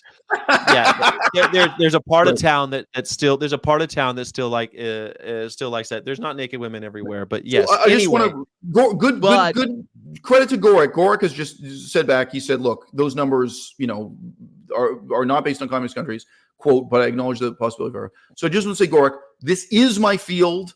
My only university degree at this time is political science. I know how to look at the numbers. I know what the truth is. You can trust me or not, but no, it is a total hoax. It is total pseudoscience. It is a total lie. And among the people I've discussed this with, hilariously, the leader of Extinction Rebellion, Roger Hallam. It was a Skype call in front of an audience. I was at an event where there's a live audience, and then I got to talk to Roger Hallam, and I pointed out to him that the mathematical basis of this is just ludicrous and laughable. I said, "Do you really think this is true of Hong Kong right now? Do you really think this is true?" And again, even within Canada, we had the same kind of thing, anti-pipeline protests, which, by the way, I totally disagree with. It's also based on pseudoscience. Oh, yeah, as if pipelines are worse than trucks. I think it's better for the environment to move oil in the back of a truck than by a pipeline. It's just nonsense. But anyway, we had all the exact same methodology: disruption, placards, dancing, the whole shit. And it's like, well, okay, Roger, look, I just very briefly and in a relatively friendly way, I said, well, yeah, Roger, the truth is all of these numbers they're completely false, whether you're talking about within England, within, whatever, within the United States of America. This is actually totally untrue. And he said back like, yeah, well, you're right. It's, it's something like 60-40 at best. Yeah, the numbers don't really mean anything. Okay, this motherfucker built a multi-million-dollar empire on this lie. Mm-hmm. And when he's asked, again, in a friendly way, I wasn't like confronting him in a mean way. He's like, yeah, it's really, the numbers don't really add up to much. It's something like 60-40, so I'm just saying, people have ruined their lives. I mean, there are people in this audience, there are people who will see this video sooner or later who lost 10 years of their lives on this bullshit. DXE. What did Rachel Ziegler do with 8 years of her life with DXE? It was all based on this myth, in some ways rooted in a fake history of the Vietnam War. In some ways rooted in this. In some ways rooted on exactly this kind of mythology. Go on. Well, Vitamin says, "Where's Sky's robe?" And yeah, this is my only Christmas thing to wear, and it was bought for me for an ugly sweater thing, and so since it's Christmas, this is what I'm wearing, and I don't have a. I thought it was like Spider-Man. I thought it was that thing in the top right corner from my perspective. That is an X-Wing fighter. It took me a while looking at it to see that it's the silhouette of an X-Wing. Okay. So it's not a Christmas shirt. Right. It's Look, it's got Star Wars shirt. It's a Jedi religion shirt. Okay. It's no Jesus, I guess. You're right. It's R2-D2 with Christmas lights. Yeah, I mean, I don't know about these ideas of. I saw one from Dobrik, really care about banning cigarettes as much as vegans want to abolish animal exploitation. Yeah, I mean, I think that there is something to do with our fanaticism when it comes to this. But I have met lots. I mean, truth.org. I think the fanaticism of anti-tobacco activists is very real. I mean, they put I a think you lot of just met money in. this person hasn't. Yes, no, they're passionate. Nor again, very often it's because they know someone who died or was disabled. Mm. So yeah. Or Or they're survivors just people who've themselves, or researched, who've yeah. researched the whole history of how there was like cigarette denial science that like corrupted Congress. You know what I mean? That there was like donations. Which also, by the way, there are the people just science passionate about the side of it too. was based on the efficacy of animal testing. They Yes. tested beagles, and beagles famously didn't develop cancers, and until they did all these other things, and so they said, "Nah, cigarettes are safe," because animal testing doesn't work. Anyone in my audience who remembers this from season 1, from like 8 years ago on my channel, does anyone remember the comparison I made between the state of the vegan movement and Mothers Against Drunk Driving?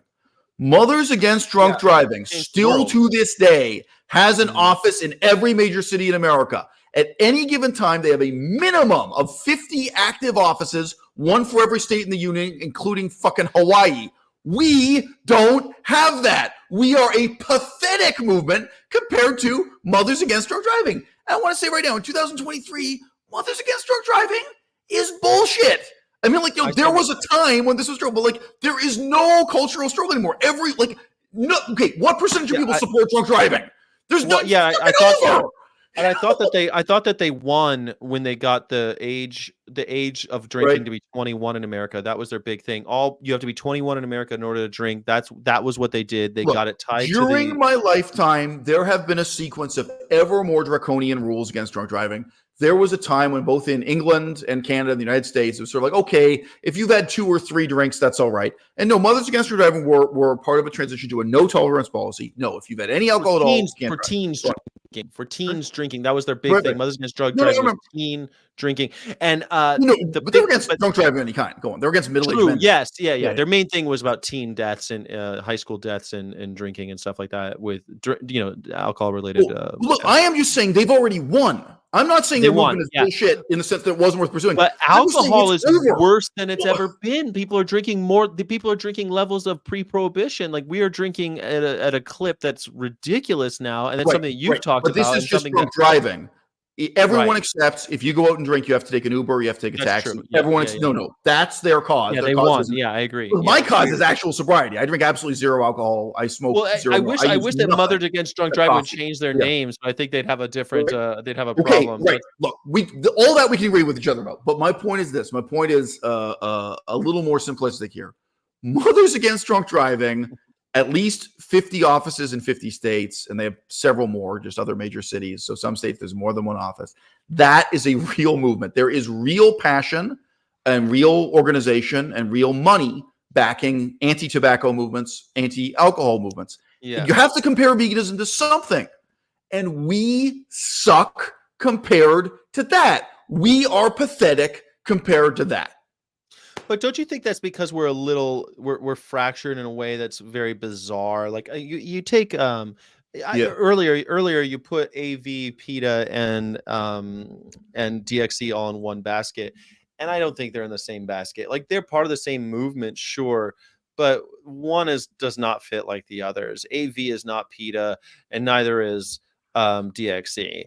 These are neither, and the ALF isn't part of that either. So you are dueling with Gary Francione's ghost, whether you realize it or not, right? I'm always dueling with Gary Francione's ghost. Francione. Let's pronounce his name properly. I heard he hates it when people say it that way. I know, including me. I mean, he knows my work. I've seen him on the microphone getting angry at the audience that it's Francione. Oh, his friends that's very, very intensely called. Yeah. Meanwhile, he's going. The relevance to your argument, what you were just saying, is this: Gary Francione, who is one of the only other intellectuals who have ever been in the vegan movement. Like, there's me, there's him. I don't know. We have Tom Regan. We have Leslie Cross. We have. I mean, I hate to do deep cuts like that, but I mean, saying that Tom Regan is an intellectual is like saying that Richie Rich is a superhero. Okay. The fact that Richie Rich has his own comic book does not a superhero make. Okay? On my desk. That's my on position. My desk right now. Defending animals. It's anyway. Post-its in there. We have people asking the audience if I'm on. They're not specifying the drug. I don't know. What do Yay. you think I'm on? Loikratom? What do you think I'm on, guys? They said yay. Yay is the good old fashioned Charlie. The white, the snow, riding the white pony. Is that what that yes, is? that's what yay is. Yes, yayo. No, I am sober. It's all You're drug and disease free. All right, so Anyway, so look, coming back to Francione's one, the point is this: Francione massively influenced the movement, in my opinion, in a negative way. I know he had good intentions, but he was wrong in terms of driving this wedge between so-called single-issue causes and whatever the fuck he defines his methodology as. Okay, mothers against drunk driving. The abolitionist approach is what he calls this. Yes, yeah. And I think we all have a certain soft spot for Francione. He's wrong about everything, but in a kind of charming way. I certainly like Gary Francione more than I like Durian Ryder or Freely or a lot of these other. You will like intellectuals. He's an intellectual. He has sound arguments, even if you don't agree with him. His arguments are quite good. But he's wrong about everything. So look, Mothers Against Drunk Driving. I don't agree with that, but yeah. From Francione's perspective, Mothers Against Drunk Driving is a single issue cause par excellence, and that's why they've succeeded. So a Christian. A right-wing Christian can support Mothers Against Drunk Driving. A left-wing, freaky, polyamorous, liberal, weed smoker, vegan, can also support Mothers Against Drunk Driving. Why? They're united by the single-issue cause. So what you were saying, I'm saying, well, actually, you're dueling with Gary Francione's ghost, because that really is the problem. All right. Watch him silver eyes was like half the time he's mumbling random things, other half the time he's blaming me for. Shout out to everyone in the audience who's bold enough to tell me I'm wrong about Gary Francione. I think you're partly wrong. I think that his ideas about how, first of all, that abolitionism is the way forward, that the idea of protesting Michael Vick, protesting the NFL because Michael Vick drowned puppies is a bit ludicrous. That would be PETA, right, Sky? There's a conflict of interest here. Sky can't really criticize PETA. That is actually both what Gary Francione is going after, and also what you were going after at this moment. Well, no, I think especially, well, PETA's an interesting one because they will have these single issue ideas, but their net is so wide. It doesn't. People are like, well, I disagree with this one thing that they're doing. Okay, those other 99 things they're also doing. PETA engineered the ambulance chasing approach to vegan activism, which includes anyone go to Google right now and put in PETA Michael Vick, and they will see exactly what you're talking about. And that's also what Francione is against, right? Yeah, it's what he's against. But I think that he's right when it's like, well, that's not abolitionist, and I'm like, okay, but you're right when you look at that one thing, but he's kind of myopic. He'll see that one thing and then forget that there's also people having conversations in the halls of Congress from the same organization. Oh, and by the way, there's also the cruelty investigation department. Oh, and also there's a whole scientific research department that's developing modern ways to not test on animals. Like, he doesn't look at, he's myopic, but his ideas about that, I think, are still profound in ways that are that we should look at. And I'm sad that his voice will now be tainted by his anti-trans shit that he's been saying. And unlike mine, what I have to say about transgender politics is not controversial at all. Well, look, I do think you come into the vegan movement. I really mean this YouTube channel. You've started this YouTube channel, the Vegan of Course thing, at a very interesting time. It was not foreseen or foreordained, but this is a changing there. This is a change of generations. I know it was one of the most shocking parts of my last interview with you, but the era of Peter Singer is over. The era of Gary Francione is over. Now, I could add many more names, but even someone as recent as Freely, as Durian Ryder, that is all over. And the question we all have to ask ourselves is, what now, what next? Even this kind of jargon, the difference between abolitionism and, the animal rights paradigm and the citizenship. Yeah, I mean, that is all over. And we're making this transition at a time when just interest in veganism itself is at a low ebb. Melissa suggested to me yesterday that we do a rap song. So, it's mostly me, but she participated in Sports Me First Place. So I say we because of her inclusion in this. But anyway, that we do a rap song joking about all of the events in the vegan movement in 2023. This is called a wrap up, where it's a wrap up. I got you. And I said to her, look, I don't think 400 people would watch the video. And back in 2016, it would have been 4,000. Now, okay, we can get into a big digression here, but how do you create metrics? A fascinating one. So I really should mention this to the audience. Here's an experiment anyone in the audience can do. Just within YouTube, search for the DXE chapters. So what do I mean by chapter here? Direct Action Everywhere, DXE. They used to have one organization in San Francisco and one in San Diego and one in New York and one in London and one in the Netherlands and they're like We the Free. They got different chapters in different places. So city by city around the world, Direct Action Everywhere put itself forward as a global organization. In case you know, and guess what? Again, you look at the YouTube. We're only seeing the YouTube channels that are still up. Lots of them, the channel itself has been deleted. It's like, oh, this one hasn't uploaded anything in 8 years. This one hasn't uploaded anything in 6 years. It's a ghost town. Now, again, Pacific Northwest. So I'm in Victoria, west coast of Canada. It's a very short trip from here to Seattle. We're connected to what's going on in Seattle. It's a very short trip in the other direction to Vancouver. Vancouver used to be number 2 in the continent. It used to be number 1 was Berkeley, California. Number 2 was Vancouver for vegan activists. Yeah. It is gone. The movement has collapsed. And I was talking about that before it happened. I was talking about while it's happening. And now people like me and you, I mean, just literally your YouTube channel, you are operating in the ruins of what's left over of the vegan movement. So, now look, in some ways I'm optimistic. In some ways it's like, wow, I sure am glad I don't have to deal with all those fucking people who don't believe in soap and don't believe in toothpaste. I'm really glad they're all gone.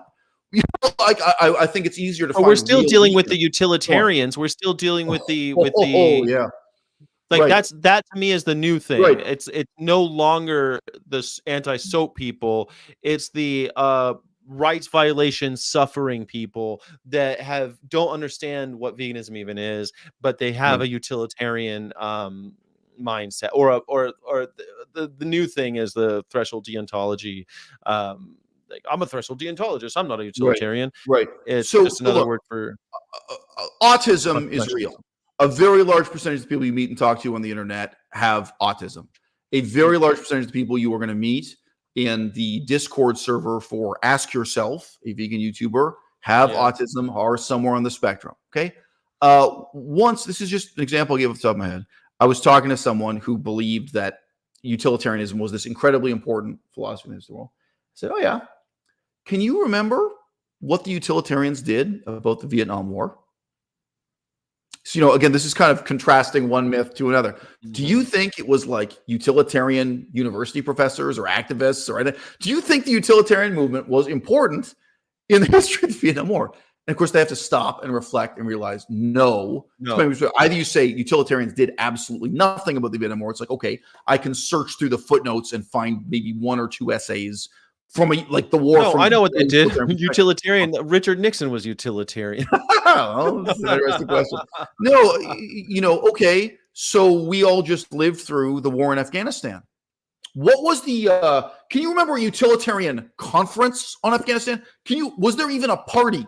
Was there a fucking champagne swilling social event? Was there one the utilitarians did? Oh, gee. So it turns out every single significant historical and political issue in my lifetime, in my father's lifetime, utilitarians did jack shit about. But for some reason, you think veganism is going to be different. It's really interesting. Like the crucial variable, the crucial vector. So yeah, it reminded me of Sam Bankman-Fried. He had all that money, and yet what did he do with it? Like I listened to a podcast about how he lost $8 billion, how he stole and disappeared $8 billion. Depending on how you count it, it can be 22 billion, it can be 42 billion. Amazingly, I've looked into it. Yeah, I've made rap songs about it too. Go on. Yeah, I mean, about 8 billion just evaporated. We don't they know where it went, but it's gone. It's unsalvageable. He's going to jail for that $8 billion, because what could be recovered was recovered. Anyway, he was vegan, quote unquote, but he was Right. an effective altruist utilitarian. Effective Right. altruism popularized by Peter Singer, the idea Right. that you make a bunch of money and then help as many people as possible based on how, because now you've made all this money, you've clawed your way to the top of the food chain by fucking over other people, but Right. now because you have so much money you can do the greater good. Nobody Right. ever seems to get to that point for some Right. reason.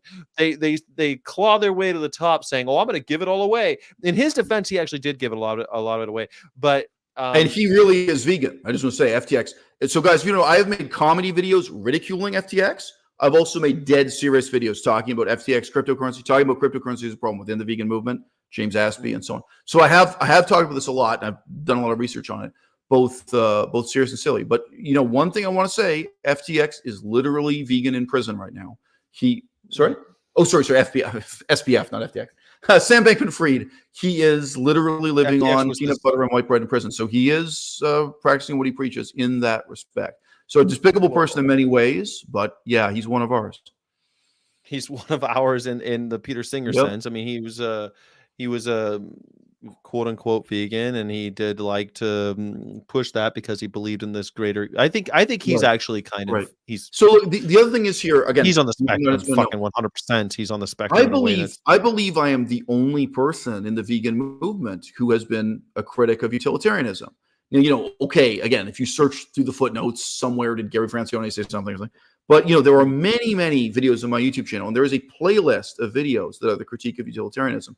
And from the jump, from day one, I really perceived the role of utilitarianism and veganism as something very dangerous, very immoral, and very dark. So back when Cosmic Skeptic was vegan, so Cosmic Skeptic is now known as Alex O'Connor, I was taking him on. I was challenging him and excoriating him. He doesn't go by Cosmic Skeptic anymore. He goes by Alex O'Connor. Yeah, now he just uses his real name. As far as I know, it's his real name. That's now the name he uses. I was taking on and demolishing Peter Singer on this. I was demolishing Unnatural Vegan this for years and years. Again, it's very easy for me to talk about this. It's sort of my strong suit. And one of my questions for other would-be leaders and influencers in the vegan movement is, what about you? You know, why am I the only person? I do not agree with, and so, you know, I talked about this recently with Karen Dawn. So Karen Dawn, former lover of Peter Singer, former metamor of Peter Singer, former side bitch of Peter Singer. Metamor. What is a metamor? Is that like a not a paramour, but somewhere in between? Oh, that's Sky. You don't know. That's how you put the moves on a bitch. You're like, no. Metamor? No, it's not cheating. No. You're not my side bitch. No, baby. You're my metamor. Metamor. What are you on? You're my metamor. And as long as my wife doesn't find out, we will maximize my enjoyment and minimize her suffering. It ain't called juggling if you only got one ball. Fair enough. So, yeah. Anyway, I talked to Karen Dawn about this, and the funny thing is, basically what Karen Dawn says is that she's not totally opposed to utilitarianism. She's like, well, look, she's like a moderate. She says, well, the utilitarians say this, their opponents say that. I think the truth is somewhere in between. It's a moderate utilitarianism. But my position is no. I find I think it's completely evil and completely false in principle and in practice. I reject it totally. Go on. Yeah, I don't even the concept of greater good. I don't believe in this abstraction greater good. I'm morally opposed to the greater good. Greater good can justify any evil imaginable, you know? So, you know, from the Muslim perspective, right now, massacring the Jews can be justified as being for the greater good. There's no doubt about that. So, you know, or vice versa, evil imaginable. To be fair, the other way happens as well. I mean, we're having the greater good could be described in ethnic cleansing could be the greater good in many people's estimations. I think it's very weird, this whole utilitarian. Can I be totally honest with you? The first time be half honest first, then go all the way. 50%. Well, to be honest about this, I guess I shouldn't say to be totally honest. To be deprecating and to halfway first, fellas. Allow me to reveal something somewhat embarrassing about myself in a way that's quite with some candor. I all knew this was about penis size. Go on. The first time I read Peter Singer's Animal Liberation. Yep. And I haven't read it. I read it first time cover to cover, and I've dipped into it here and there throughout the years because it is a seminal piece, whether we like it or not. And I read it the first time and I didn't totally understand or even get that he was a utilitarian, or that it was from this utilitarian point of view. This is not something that I got from the book. I read that book and said, holy shit, this is a horrible thing that's going on. And he gives interesting ideas that spoke to the young American, that seemed to real resonate. And I think still today that utilitarianism really resonates with the West, because we like these ideas. We just, because our entire law system is based on utilitarianism. And I think it's weird to base one's personal philosophy on the workings of our justice system, which, by the way, I know. Oftentimes have to be utilitarian, but there's a judge to overrule the utilitarian nature of the wheels of justice. That's the whole fucking point of the judge and the jury, is because we write these rules for the greater good, and then we have these pop locks on them, right? These little fail safes, put some human element in there. What I'm about to tell you, what I'm about to tell everyone in the audience, is worth more than $50,000 in tuition in any university program name. Okay. Over here is Thomas More's Utopia. Over here is Ayn Rand. Ayn Rand's Objectivism, right? Utilitarianism, including Peter Singer's utilitarianism, right in the fucking middle. Okay? If you want to know what utilitarianism is in the 21st century, what it is for FTX, Sam Bankman-Fried, what it is for Peter Singer, what it is for Alex O'Connor, Cosmic Skeptic, it is exactly the same as Ayn Rand's Objectivism plus charity. That's the only difference. So if you don't know, Ayn Rand is actually against charity. She says, no, just stack up your money and then go balling out like 50 Cent. Buy yourself a red sports car, sleep with hoes off Instagram. And of course, as we know, as a fucking fact, that is what Peter Singer has done with his money and fame. We know. Sorry, you can see my YouTube video. I was the first, and I'm still the only YouTube channel to deal with the reality of Peter Singer's sex life. Peter Singer does live like an exponent of Ayn Rand. Well, in my, I actually, on my show, that's the on my live stream, we talked about it before you. So I would say that mine was the first. Because yours came out a couple days later, but yours was way more in depth. Was way more in depth. That's interesting. So you beat me to press by a couple days. That's interesting. I beat you to press. But I did not. Is it in the title? Is it in the title? Does it say like Peter Singer? No, it's just one of my because I do pre-shift every morning. That's called burying the lead in political science. Well, because I don't know. No, you don't. So you don't get the credit. You didn't go all the way. All right.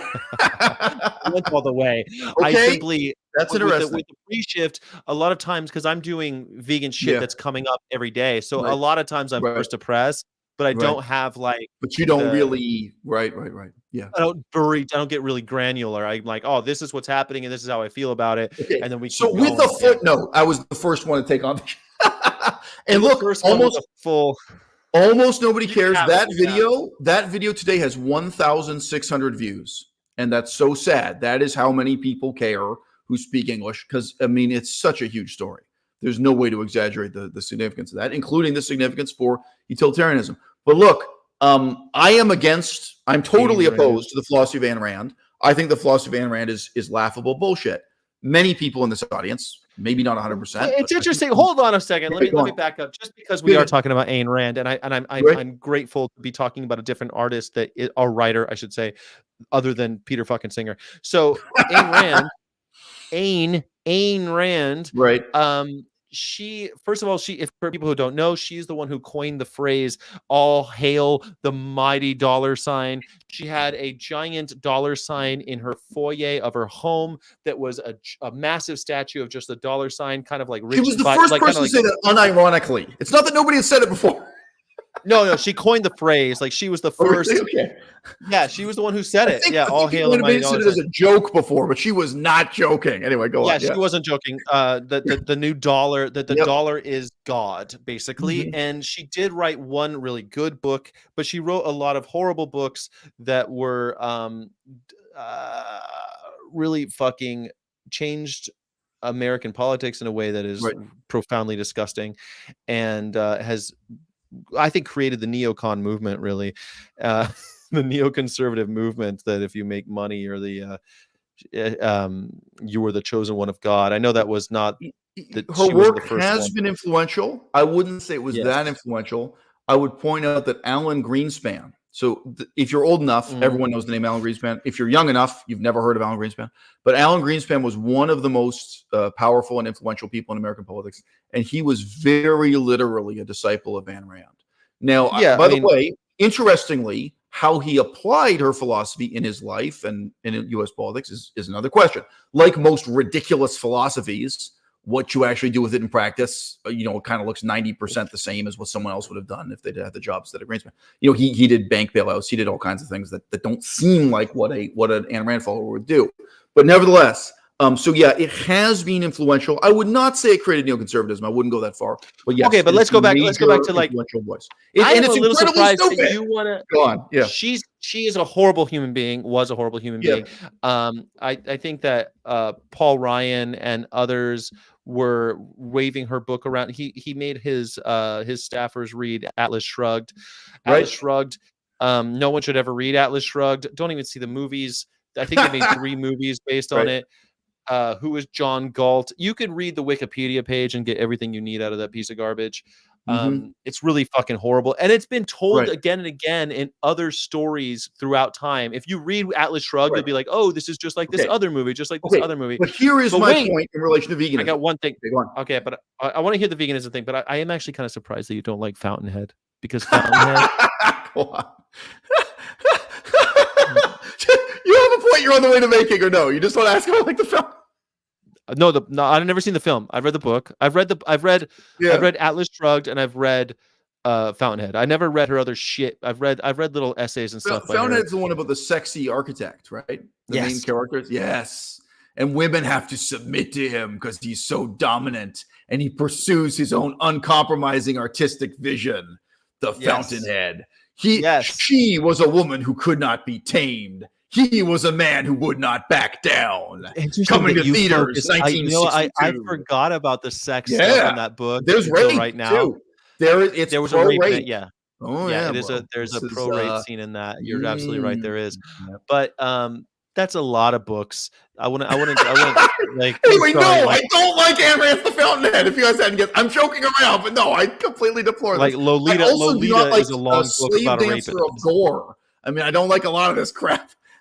Fountainhead's so good, though. The idea of the uncompromising, I will not compromise it, and the way it destroys him, and the way that the Fountainhead, through I think the most influential part of all, brings up everybody else. The depiction of the left-wingers, that the left-wingers are cringing and insincere in pursuit of the same goals, that what the leftists desire, they achieve in a dishonest way, whereas the dominant right-wing Ayn Randian libertarian conservative or whatever, he knows what he wants and he directly takes it. Yes, that meme still exists in the world. Yeah, absolutely. But I would say that where's the point? We got to bring this back. We're talking about fucking veganism. Yes, I want to get back to the veganism, but Fountainhead was at least a well-written, good book that actually had a message about creativity and creative pursuits that isn't unlike what you are suggesting. He is flattering me by comparing to Ayn Rand. I was saying that Ayn Rand. Well, look, politics makes strange bedfellows. Another comparison is my approach to Rastafarianism. This may sound silly, but look at what Bob Marley accomplished. Now, really. Bob Marley really got a political message out to the world, to millions of people and so on. Now, okay, what do I have in common with Bob Marley? Nothing. But no, I think Bob Marley is a significant precedent, that way too. Yeah. All right. So look, because he didn't like soap or medicine, by the way. He was part of that crowd. So he refused to get surgery done on his cancer, and therefore he died. Refused to fucking wash his foot after he hurt it in the soccer. Like all sorts of things that he wouldn't seek medical attention. The total number of children he had remains unknown too. The number of women he impregnated is so astronomical. Nobody knows how many kids he has. All right, so back to veganism and Ayn Rand. Right. So who in their right mind would say the model for the future of the vegan movement is Ayn Rand and Ayn Rand objectivism and the shit? Nobody would say that. Nobody. So why has it been so easy? So Ayn Rand is over here. Thomas More's Utopia is here. Thomas More's Utopia really is the beginning, or it's the first extant I mean, there probably were other philosophers who've been forgotten, but this is really the beginning of this movement in English language philosophy. It's part of the redefinition of the modern world. And then we get to utilitarianism, and then Ayn Rand.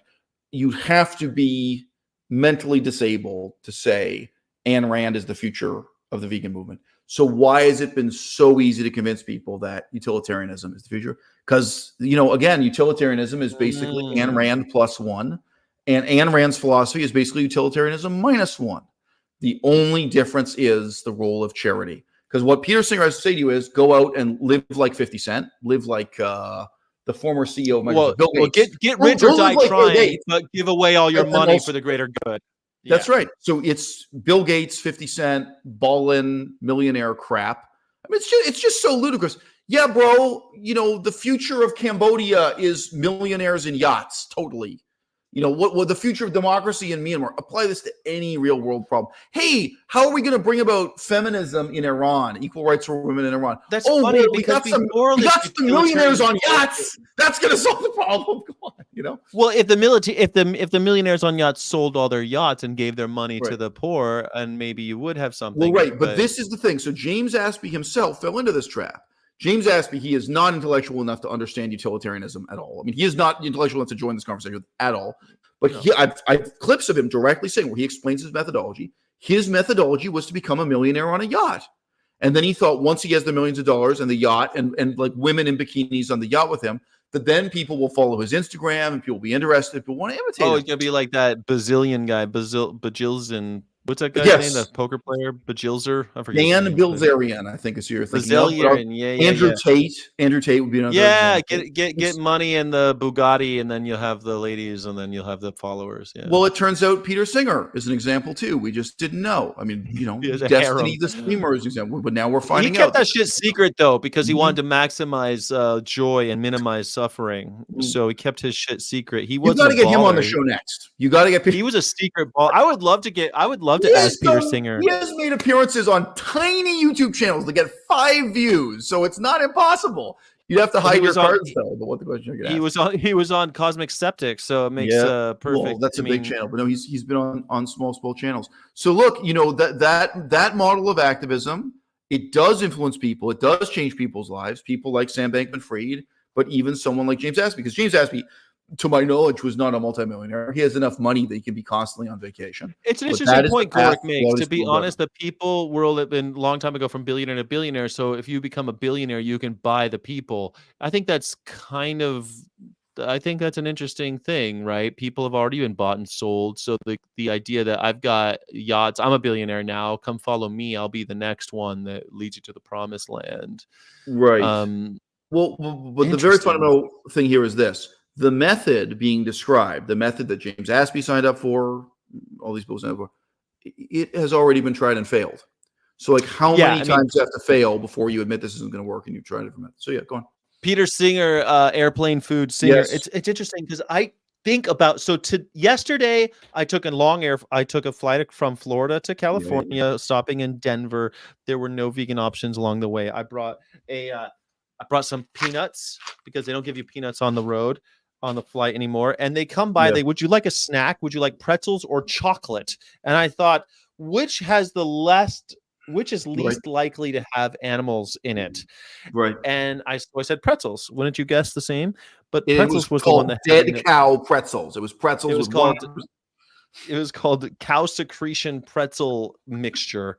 And and so I look at it and I went, what the fuck? And the person next to me, I'm like, can I see your chocolate? And so I grabbed his chocolate and I looked at it, turned on the light, bing. And I'm looking at it and it's vegan. It's quinoa chocolate. Wow. Okay. Yeah. And so I'm like, hey, can I get I need a vegan snack. Can I give you back this shit? She goes, do you want both? And I went, no, this shit has milk in it. She goes, it does? Right. And I'm like, yes, it does. Which is interesting because peanuts aren't allowed, but milk being the most common allergy is allowed on a plane. Whatever. But so look, I want to put this comes back to airplane food, believe it or not, what I'm about to say. Okay. I had a female friend that I don't talk to anymore. And we were just having a completely sincere conversation about my book, the same book we're supposedly talking about now.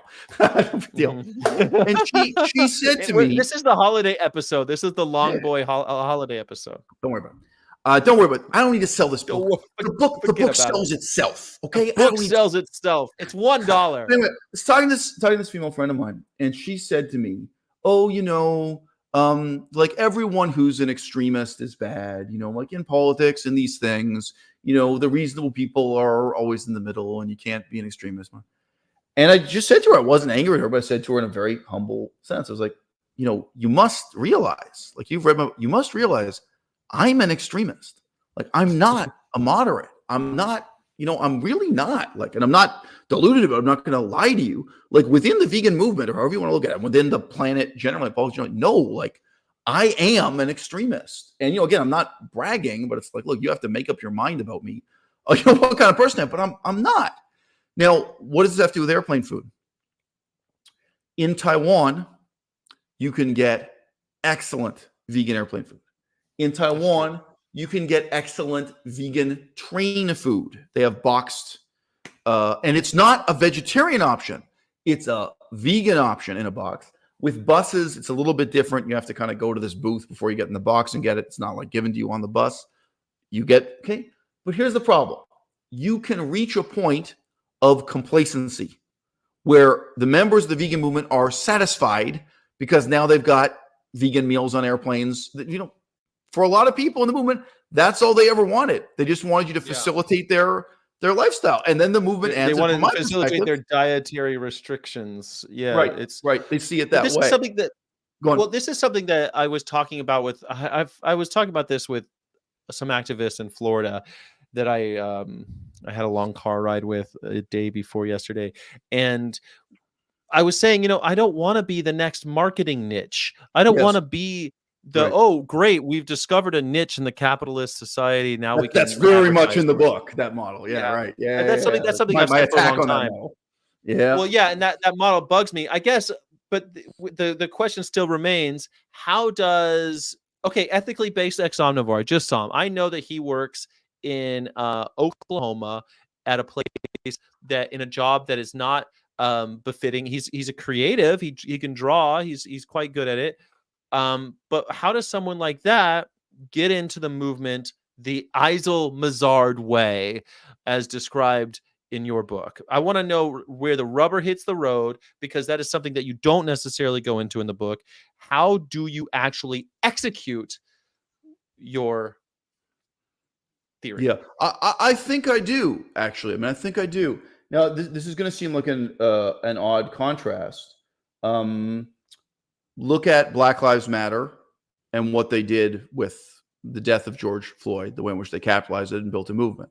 Now, I think you could argue that what Black Lives Matter succeeded in doing, obviously what they did was partly a success, that is the dream of Wayne Seong, Paul Bashir, of many vegan leaders who could be. I think even Earthling Ed, his greatest dream would be to have a BLM style mass movement behind him, with all the advantages, disadvantages that entails, and all the millions of dollars, because there we're getting into hundreds of millions. That's what most people in the movement would point you towards. Oh, well, this is our ideal. This is our method. And again, that involves riots in the streets, disruption, right? It involves protests, it involves donations, and it involves a certain class of bureaucrat that sits there and spends those millions of dollars, right? Like the leadership of BLM and people like Paul Bashir and so on. Okay, people like Wayne Seong and so on. Okay, that is what, and now PETA itself fits into this paradigm also. I'm totally opposed to what PETA is. Okay, here's a contrasting example for you. I don't want to get Benjamin Franklin. I'll let that slide. Yeah, Benjamin Franklin. So Benjamin Franklin, what did he do? How did he change the world? Believe it or not, it started with a book reading club. In terms of how he built up his social capital, he describes this in depth in his autobiography. Benjamin Franklin started organizing his junta. He started his the Benjamin Franklin junta. He had his. This is a time before the internet, and he had this sort of highly systematized, organized book reading salon. And books themselves were much, much more expensive back then. A book was like a month of your wages. So sharing the actual copies of the book was significant too. Certainly books in the United States of America, like books imported from Europe, were very expensive. And then this starts to create a salon, and then this starts to create a basis for dissident intellectuals to really change the world. Now, something that's relatively commonly said about the American Revolution is that the real work of the revolution was accomplished in the 15 years leading up to the violence, not during the violence itself. And this has everything to do with Benjamin Franklin as newspaper editor, as distant intellectual, as writer, as creative person. So I'm just saying, if you think I'm only going to reach for some really extreme and exotic example of how to be a distant intellectual, how to change the world, again, Benjamin Franklin was a creative writer. He was also a scientist and man of letters and all these things. And he how owned did he owned the printing presses too, which I think That's is right. he always had a little bit of a Yeah, he owned a newspaper. He probably printed the book as well. Yeah, he didn't control all the newspapers in America or something. He owned one newspaper. I'm just saying.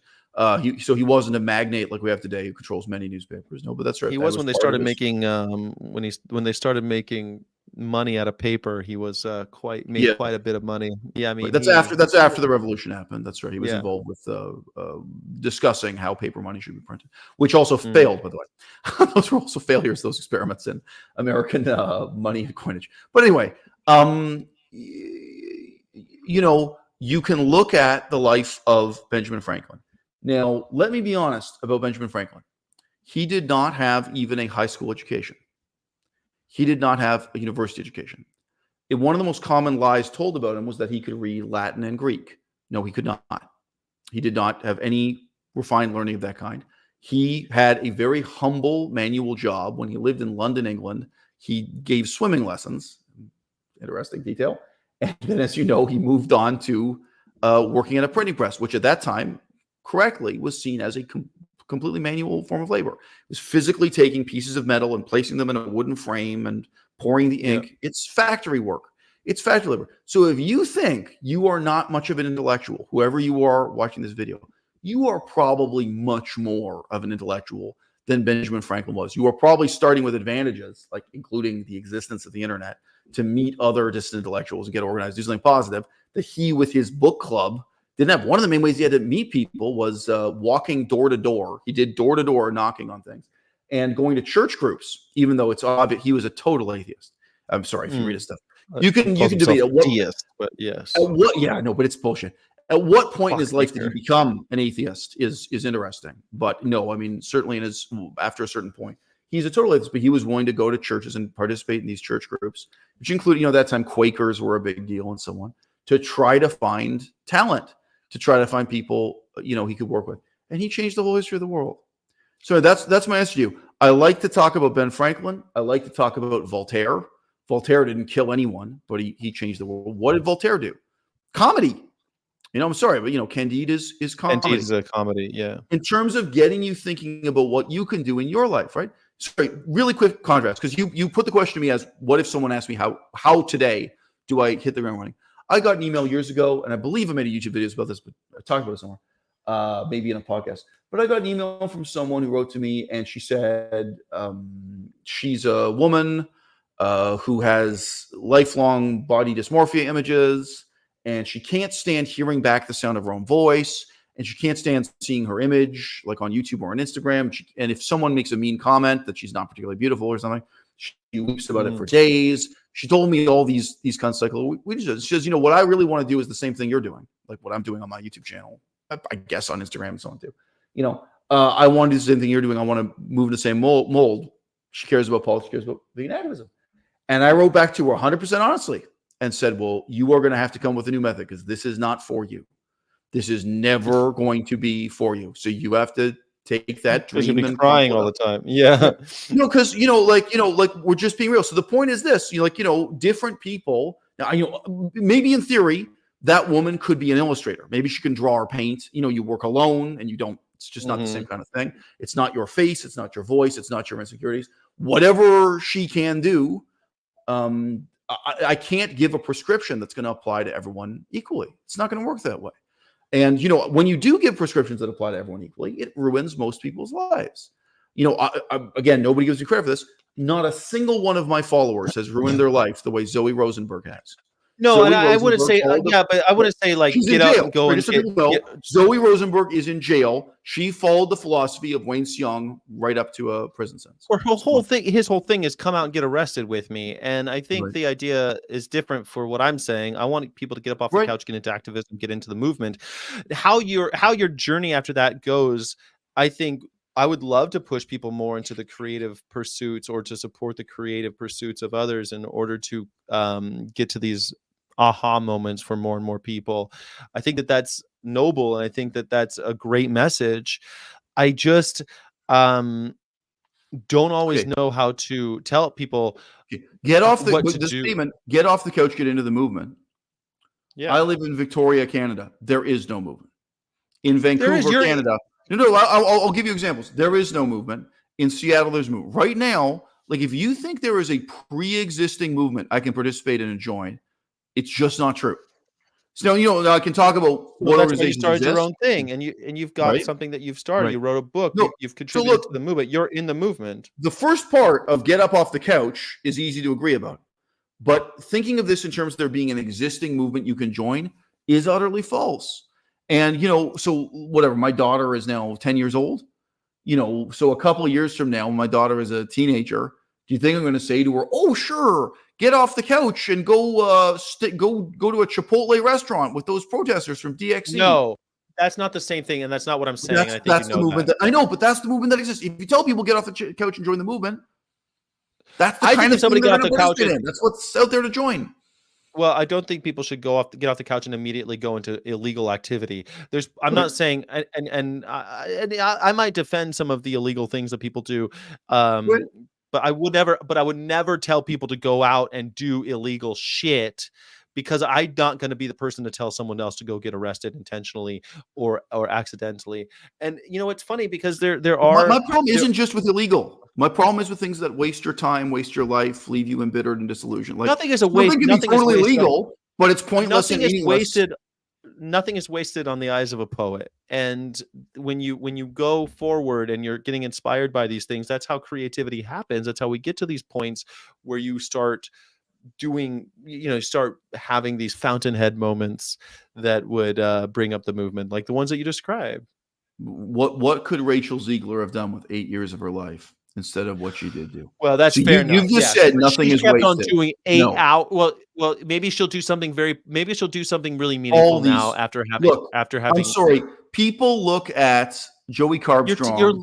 No, but your time is not wasted. I spent a lot of No, time your doing time is things in my wasted. life. That's where I disagree. No, this is a waste of your time, and you're passing a judgment on yourself that there's nothing better you could be doing No. with that time if you're out there imitating Joey Carbstrong.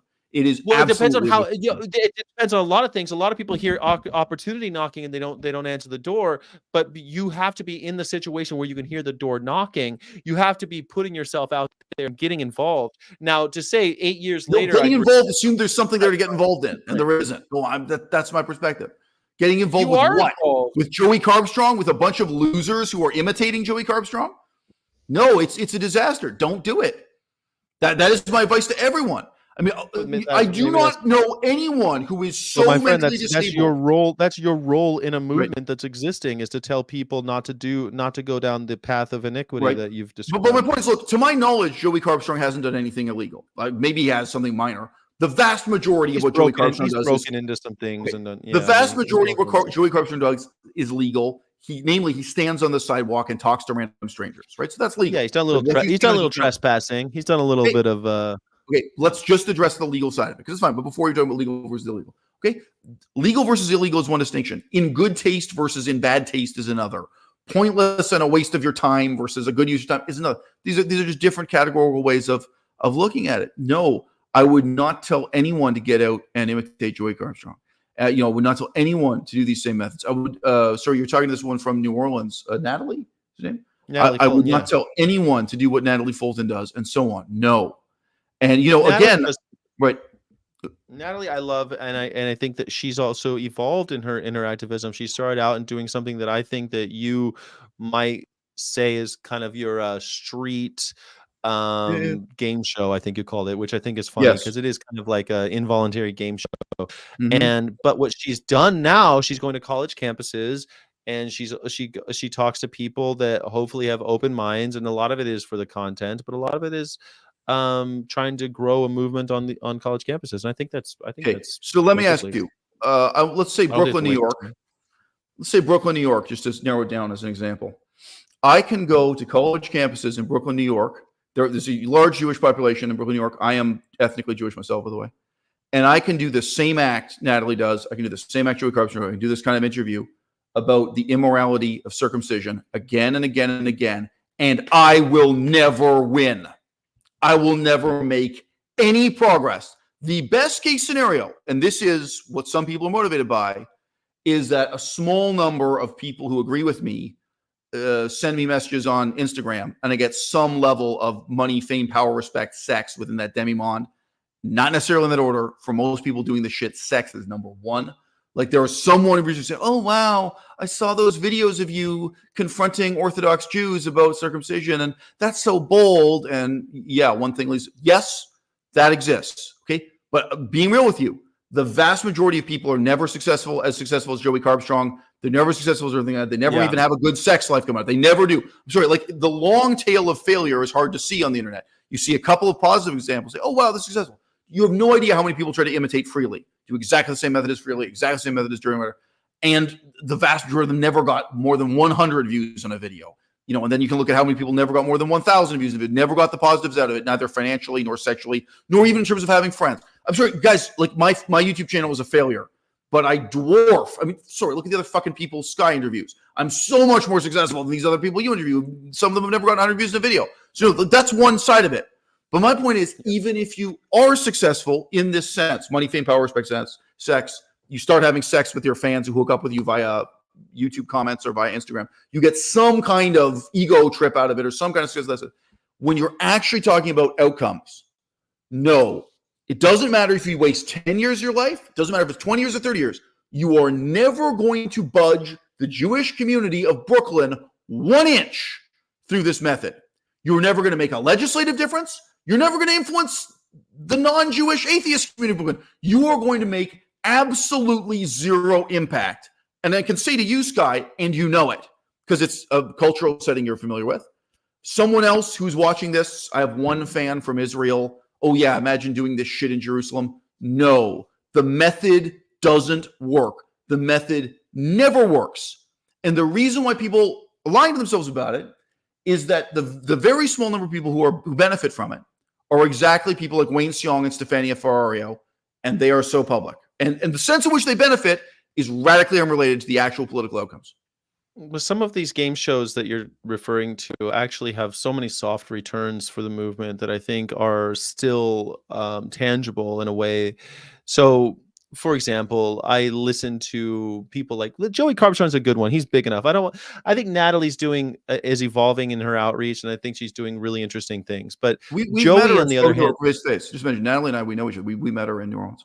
Go on. I like her a lot, and I like Joey too. But I don't know Joey the way I know Natalie. So Joey, I kind of hate, but we known each other for years. Go on. Well, Joey Carbstrong's also so big he could take a little criticism, and I think that when we talk about people like him, he brings out, first of all, he shows how our arguments do fail, because a lot of times he's having the arguments and he's using very kind of touchstone arguments that a lot of vegans turn to in the way they respond to these questions and arguments. And then it also shows what the carnies are thinking and what they're on. And of course, you and I might think that we know all that because we see it in our comment section. We see what the carny argument du jour is, but you see it with him and how he reacts to it. I think, and it also shows you how someone in England is reacting to the footage. It's showing you, I feel like it's a little anthropological window. Guy. I've never said this before. I'm never going to say it again. The anthropology of carnism is not veganism. The ethnographic study of what meat eaters have to say about us is not any part of the progress of the vegan movement. At best, like I understand what you're saying, you are basically flattering what Joey Carbstrong does as if it is the ethnographic study of excuses and arguments offered by meat eaters. I guess anthropology of carnism. Dead end. I'm being limp-wristed. I'm being limp-wristed in my half-hearted agreement that they might not, that we won't budge the community by the carnists by 1 inch. We can do an anthropological study of anti-Semitism. Just two examples: anti-Semitism today in Poland and anti-Semitism today in the West Bank, Palestine, right? You can mention you can actually talk to people. How much do they hate Jews? How much do they blame Jews for their problem? What exactly is the Jewish conspiracy theory they believe in? Like, you can kind of imagine what that would uncover, and it could include on the street interviews. What is that? How does that move you 1 inch closer to your political goals? Okay, you know what moves you 1 inch closer to your political goals? Killing 20,000 people in the Gaza Strip. Well, and does anyone want to take out a bet on what the final? I really don't want to keep going back to the Gaza Strip. No. I'm just saying, if you believe in this method, and it's fine, but it's not one method that's debated. If you believe in a kind of ethnography, kind of anthropological approach to looking at your enemies and opponents, it makes for interesting content, and it's one of the reasons why I enjoy it. It will never whether or not it will incrementally. But it might succeed on each anthropology. How many individuals have told Joey Carbstrong, I've gone vegan because of, how many people have you met that have gone vegan because they've heard Gary Yourofsky's speech? How many people have you met who have gone vegan because they found out vegan because of me? Yes, there are people who become vegan because of me. That's what I'm saying. Right. But there are also, the point is that it does help. It does have an effect. But there are people who become vegan because they saw a car accident. You can't make this inference from it. So yes, but now we have activists who are actively going out and having conversations with people. Okay. Through those conversations, you can guess what I have to say because you've read the book, right? Okay. Yes. So tell me something. What about the relationship of a basketball player to members of the audience? People can sit in the audience and watch someone be a basketball player. There are guys who do it every week. How many men in America spend 3 hours a week watching basketball on TV? And they never become basketball players. Yes, but they're not trying to be. But they could be enthusiasts of a thing that they love. Now, I would say loving the vegan movement and being a part of it is far more beneficial for society as a whole than for the greater good, maybe even than watching a sport ball event. When you're watching the sport balls, you're just cheering along and partaking in their victory. This is something, and that is what people do when they watch Joey Carbstrong. Of course, there's some of that. Yeah, that is it. Yes. But to say that he has no effect is a bit. Anyone who became vegan because they watched Joey Carbstrong already had it within themselves. They had the will, they had the verve, they had the tenacity, they had the intelligence. And I give no credit to Joey Carbstrong at all. There's a very powerful image in my writing of a Buddhist monk who walks back and forth holding a stone to warm himself up. It's known as the parable of the stone robe monk. I don't know if you remember some of my writing, but he's a monk living in poverty, and the other monks light up a fire, and he instead, to save money, he doesn't bother burning firewood. He gets a heavy stone, and whenever it's cold in his monastic hut, he closes up the doors and windows. He holds this rock, and he walks in a circuit.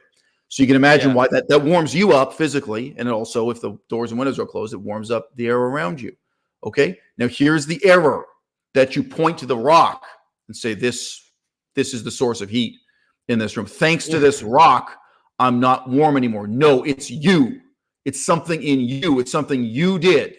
And anyone who becomes vegan because they got a pamphlet from PETA, anyone who went vegan because they saw my YouTube video, Joey Carbstrong's YouTube video, or again, I've known people, they saw a car crash. They saw something like that.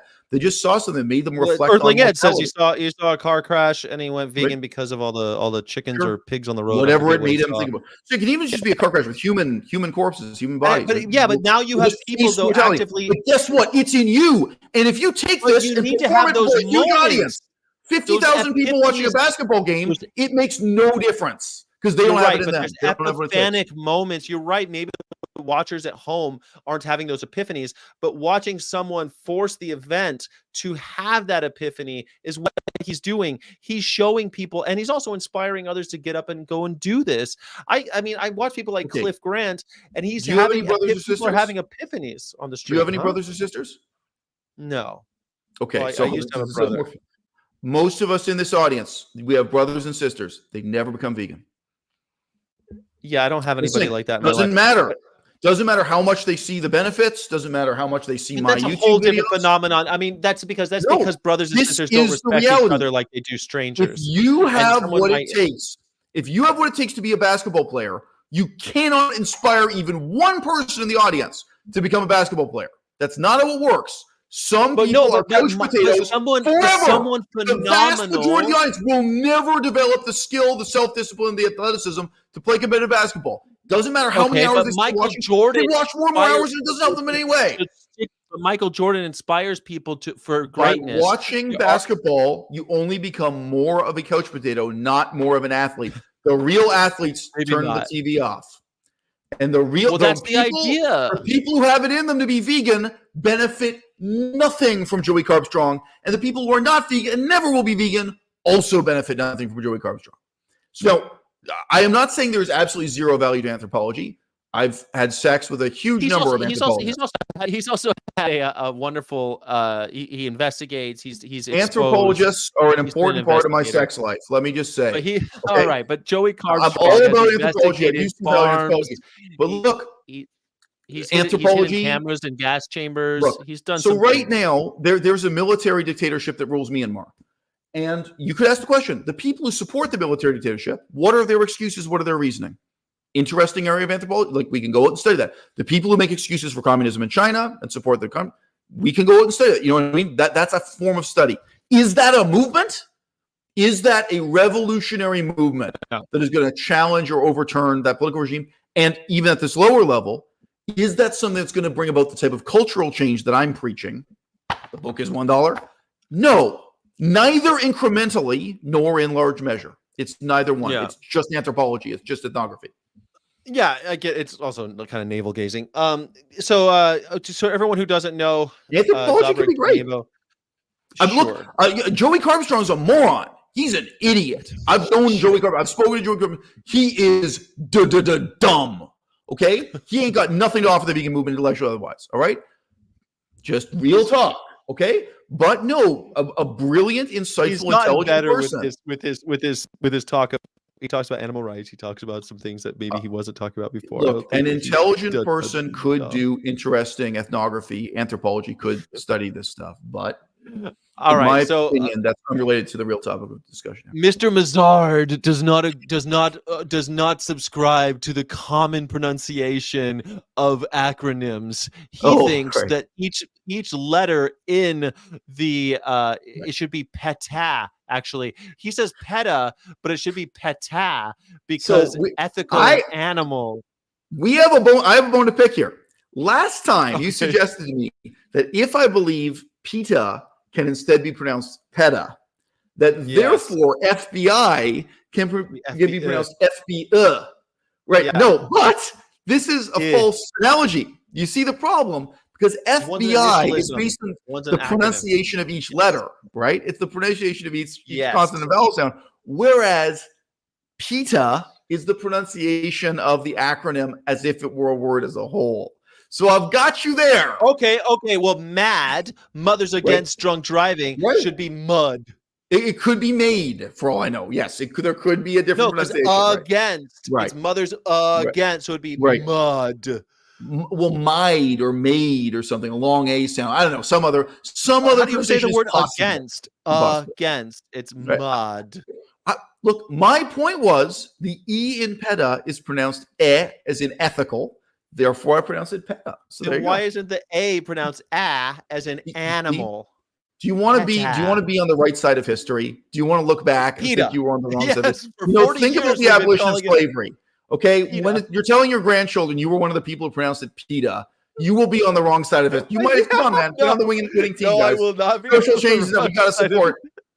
I will be on the right side of history when it comes to the pronunciation of that particular word. The TV sitcom South Park. PETA, I'm holding melons. PETA. I will say. Sorry. The Family Guy. Mixed up my culture. Right. Lois and PETA. I'll tell you something really funny. Something really funny happened on the last all employee. So PETA does like a produced little every month they do like what we did this month for all of the employees. The employees are so vastly different and in different places geographically. So they make a show and we all watch it at the same time usually, or you have to watch it. Right. Okay, so it's like a meeting, but it's a show. So Ingrid Newkirk is talking about there's always like a employee of the month too, like any other organization, they have like an employee of the month. And this year it was a person named Peter. But Ingrid Newkirk, of course, has an English accent. And so she says PETA. Right. And the whole time it's like, wait a second, because PETA and Peter are the same word when she says it.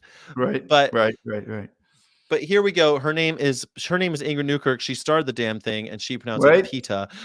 Investigation, exposure, or abuse, neglect. Can't pronounce his own name. Wayne Yeah. Xiong Wayne can't Xiong can't pronounce It's his a own recurring name. problem in veganism. None of these people know how to pronounce their own name. Eisel can't pronounce his own name. That's it. And investigation, exposure, abuse, neglect makes it credible. Video footage is undeniable. Otherwise, farmers and core just say we are hysterical liars. I think there's truth to that. But even people like Joey and Ed are saying that they're not trying to change people's minds. They're just trying to find common ground. So it was within them already. Money, fame, power, respect, sex. That's all that act is. Come on down and play my game. It's a big game show. But look, I want to point out your example of MAD, Mothers Against Drunk Driving. The word that the A is initializing is against. So therefore it should be mad because it's the same mud. Well, if you want to try to imitate the vowel sound, against. You don't say against. You go against. It'd be mud.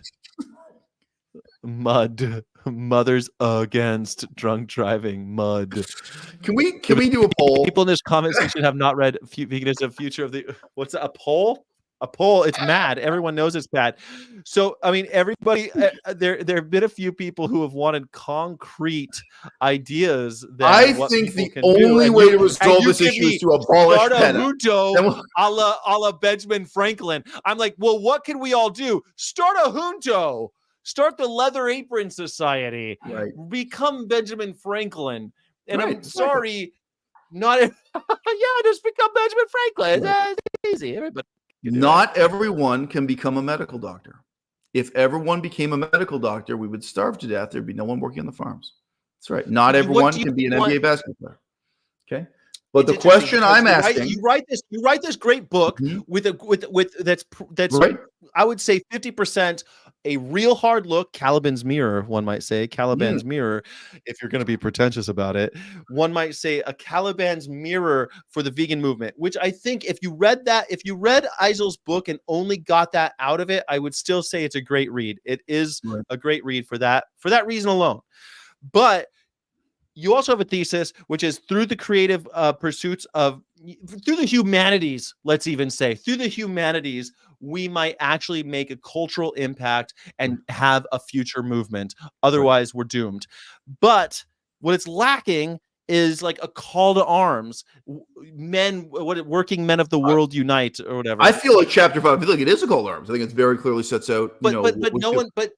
But the issue that I think a lot of people are having is I say, well, give us some concrete examples of what people could do, and you give me Benjamin Franklin started junto. You don't have to be a genius for this. That's right. But well, look, maybe you do have to be a genius for this. So look, I just want to point out to you, fundamentally and procedurally, to say not everyone can do X isn't a refutation of its significance. You didn't say this back when we were debating the significance of Martin Luther King Jr. in the formation of DXE's Wayne Xiong ideology. You didn't say, oh, well, not everyone can be Martin Luther King Jr. You didn't say that. I wonder why, Sky. No. Not everyone can be Martin Luther King Jr. Okay? Because my shit fits on a bumper sticker. I say, hey, everybody, get off the couch, get active. I will be there as a vegan who's been doing it. And I will say, I've been doing this for almost 20 years. I will be there to either support you or guide you or do whatever I can, hug you. I'll be a shoulder to cry on so that we can get you off the couch. Actually, it really is an important criticism to say not everyone can be Martin Luther King Jr. and not everyone can be Mohandas Gandhi. Mahatma Gandhi as people, right? That actually does matter, doesn't it, Sky? Right? You would admit that too. That applies to my competitors, that complaint. Now, look, what I'm here saying is I used to be involved with the politics of the Cree and Ojibwe. These are American Indians, First Nations people, indigenous people of North America. And I used to be involved with the politics of a communist dictatorship called Laos. Laos is just north of Cambodia in Southeast Asia. If you said to me, Well, not everybody can teach themselves the Laotian language while studying Pali, while sleeping under a mosquito net, while chopping his own firewood in the morning. Not everyone is brilliant and self-disciplined and altruistic enough to do this amazing thing that you did. My answer is you're goddamn right.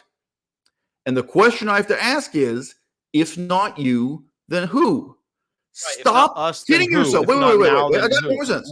Stop kidding yourself that political change is made through methods that are equally accessible to everybody. There's a deep, profound error even built into the question you're asking, as if it's a flaw with my political philosophy that I'm recommending you do things not everybody can do, and possibly things nobody else can do. Maybe it's just you, Sky. Maybe there are some really important things politically that only you can do. And again, that's the difference you can make. And that's why it's so important. And that being stuck in a paradigm like, oh, guess what the really good thing is about standing and holding a placard, holding a piece of cardboard with a slogan, standing on the sidewalk and chanting all that. The good thing about that supposedly is that anyone can do it. And I'm saying, that's actually a misrepresentation of what it's. This is something it's a little unfair because it's a misrepresentation that we're on the sidewalk holding a placard. I was on a sidewalk holding a placard a few days ago. I was in Sarasota this week, dressed like a monkey, screaming about Whole Foods to change a product. And with enough pressure, Whole Foods will change. It's not just about standing on the corner with a thing dressed like a monkey. So let me ask. So I disagree with that. How much pressure did you apply to Whole Foods Market compared to the amount of pressure that was applied to Iran to allow women's equality just within the last, 2 years? Are you fucking kidding me? Why doesn't it work, Sky?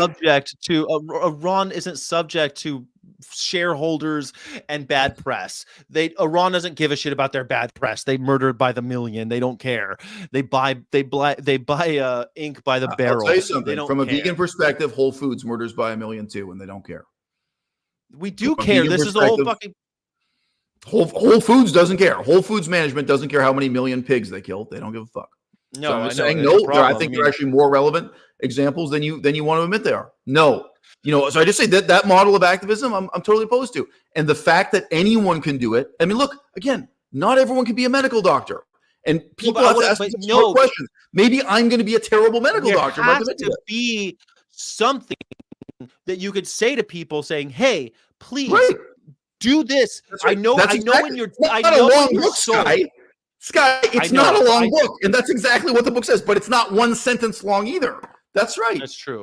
But in terms of the questions you have to ask yourself and the difference you can make, as I say, it is not going to be a method that each person puts into practice identically, because a lot of it comes down to who you are and the talent and intelligence you bring to it. And everyone has been stuck up. So, in the early chapters of the book, it opposes the model of veganism being a mass movement. It opposes vegan populism. And what it opposed to that is nakedly and directly called vegan elitism. Now, competitive sports are elite. So you haven't mentioned this. Many people have told me they get uncomfortable with that part of the book. Talk about elitism and talk about aristocracy. Talk about the relationship of a basketball player to the audience. Okay. Yeah, they walk around telling everybody they can do it. It'd be a joke. Yeah. That's right. So look, there are people who watch Joey Carbstrong and view it in exactly that populist way. Like, oh, the great thing about Joey Carbstrong is he's an idiot. He has no intelligence and no talent. And I can get up off the couch and I'm an idiot too. And I can do exactly the same thing. Right? That has been. I'm never going to get Joey Carbstrong on my show because of this. One of the most influential paradigms. Joey's probably going to watch this. I mean, Joey's known my stuff for years. I mean, whatever. I don't know if I can say he's a fan of my channel, but I know he's known and been influenced by and responded to my stuff for many years. I couldn't imagine why Joey Carbstrong wouldn't be a fan of your channel after having called him an idiot multiple times within the last hour. But as Bob Dylan says, something is happening here and you don't know what it is. Do you, Mr. Jones? I think that a lot of those people, they get the sense of the importance of the critique that's being offered. Are you opposed to everyone getting vegan neck tattoos, though? Yes, I am opposed to that. Great example. But look, any of these examples you want to look at. No, but I want to back up a little bit. Hold on. I want to back up because I think that I'm dealing with we are dealing with a movement that has a lot of people who feel very strongly about not killing animals, right? Or Right. and I want to leave it there because I don't want to get into like, Or we well, can say veganism is about whatever. abolishing factory farming or abolishing slaughterhouses. Yeah, You yeah, can put it that way they too. don't like Right. at the very Want to end the slaughterhouse entry culture. level of veganism. They're just basically, we don't want Right. to kill anybody. Please, let's stop slavery. Basically, it seems like a Close pretty down the modest slaughterhouses idea. in a Yeah, sentence. close Right. it. Yeah. All right. Now, so you have people that have seen the slaughter. They've seen the chaos and the horrific displays of tyranny, and they're saying, I want to do something. Fuck Right. me, I want to do something. Right. And they've got a lot of passion about it. And some of that passion will be admittedly kind of wasted watching things like a little bit masturbatory experiences like Joey Carbstrong, like, yeah, he really stuck it to the carny. I myself do it. I watch his content and I get a kick out of it sometimes. So I watch it on double speed though, just to make you happy. I watch everything on double speed just to not waste enough time, cut off. What do we tell them though? There is a large group now, a growing group of vegans who want to do something. And I want to tell them, because I agree with you. Let's change culture by cultural pursuits, by using the arts, using something. Get up. But I don't even know where to direct it because you can scale them up or you can scale them down. What Direct Action Everywhere has done, what Zoe Rosenberg has done to put her in jail. I don't care if you scale it up until you've got 10,000 Zoe Rosenbergs in 10,000 jail cells. It will never work. I would say the same about that method being used in Iran right now for equal rights for women. Doesn't matter if you have 10,000 women in 10,000 jail cells calling for that method will never work. So my direct answer to your question, you're saying, what do you tell someone who's enthusiastic to do something? Well, the simplest statement is, do not imitate a failed paradigm. Now, this is an example that really touches me personally. Some of you touched on. I have known so many young people who were enthusiastic about communism, who were enthusiastic about Karl Marx. And let's just say their only intention is they want to help the poor. Probably also they kind of hate figures like Elon Musk. They want to tear down the rich. They want to address inequality in this they very want the simple working man to have a say in the running of their But means if of production. people like that talk to me, I've literally been involved in deprogramming communists, people who've become committed to this ideology, where you challenge what they believe. Right? In a sense, the same thing. Do not commit yourself to what has already proven to be a disaster, a failure, and an element of both. The failed methods in veganism and the failed methods of communism is ethical. Ethically, what communists do at any level, like at a tiny level, and also when it's a huge dictatorship that kills millions of people, is actually immoral and bad. And I know the last interview we had, you were kind of astonished at this. I actually regard what these vegan activists are doing as immoral and bad. I'm not going to say this in length because this was literally the last live stream we did together. People would still watch that. No, I do not believe even Zoe Rosenberg running into a fast food restaurant, McDonald's or Chipotle, and interrupting everyone's meal. I would not allow a Muslim protester to do that in a Jewish restaurant, which is happening right now.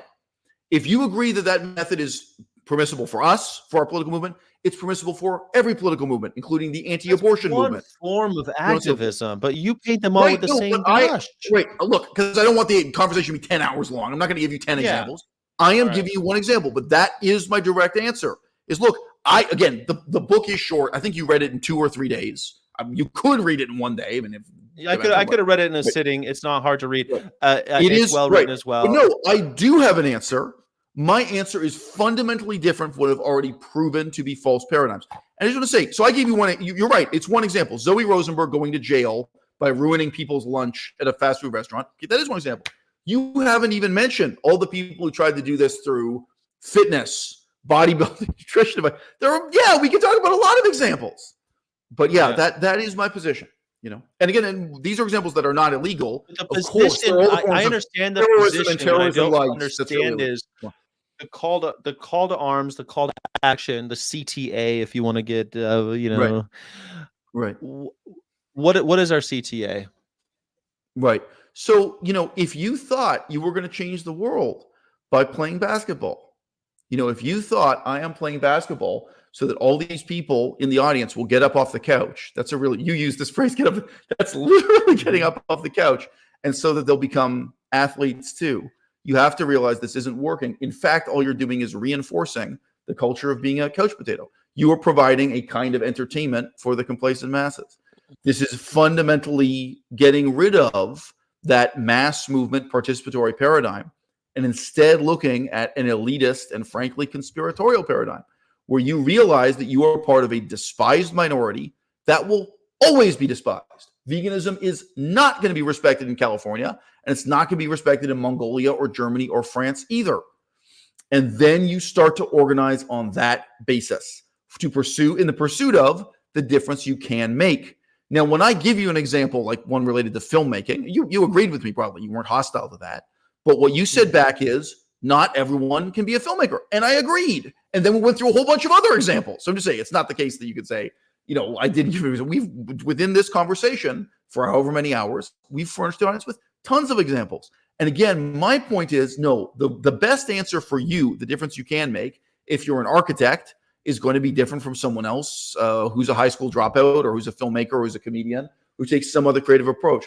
But in each and every case, the way forward cannot be what is already proven to be a failure from the past.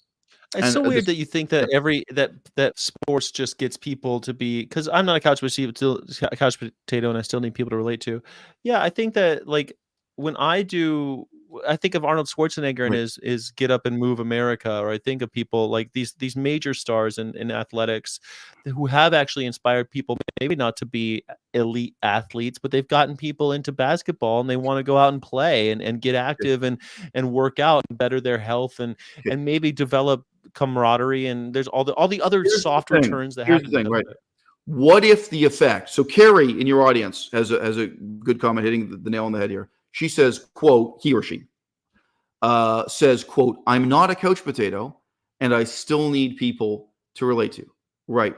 So this is a very significant part of the book. Okay. This is what I call the American delusion. Americans ask the question, no other culture does this, what would Jesus do? They try to live in imitation of Christ. They want Jesus to be someone you can relate to. They want the sports hero. They want the athlete to be someone, an example you can imitate. And instead, what's profound and worth realizing is how utterly impossible it is for you to understand and relate to Jesus Christ, how impossible it is for you to relate to, let alone imitate or learn from the example of the sports hero. That in fact, the significance of Jesus Christ is that he is transcendent. That in fact, the point is the extent to which he is superhuman and inhuman and is not an average man or an everyman you can relate to. And then in fact, the idea is that vegan influencer. So let me give you the one final example, because this brings back to veganism directly. So we're not talking about basketball players. The vegan influencer who says you can have an ass like mine if you buy my diet book and eat the same diet and do the same exercises, that is in fact a lie. That what is Jesus is selling the same thing, right? Jesus was the first influencer. Yes, first ass model. The influencer says that. In fact, the reality is that what is effortless for one person is unattainable for another.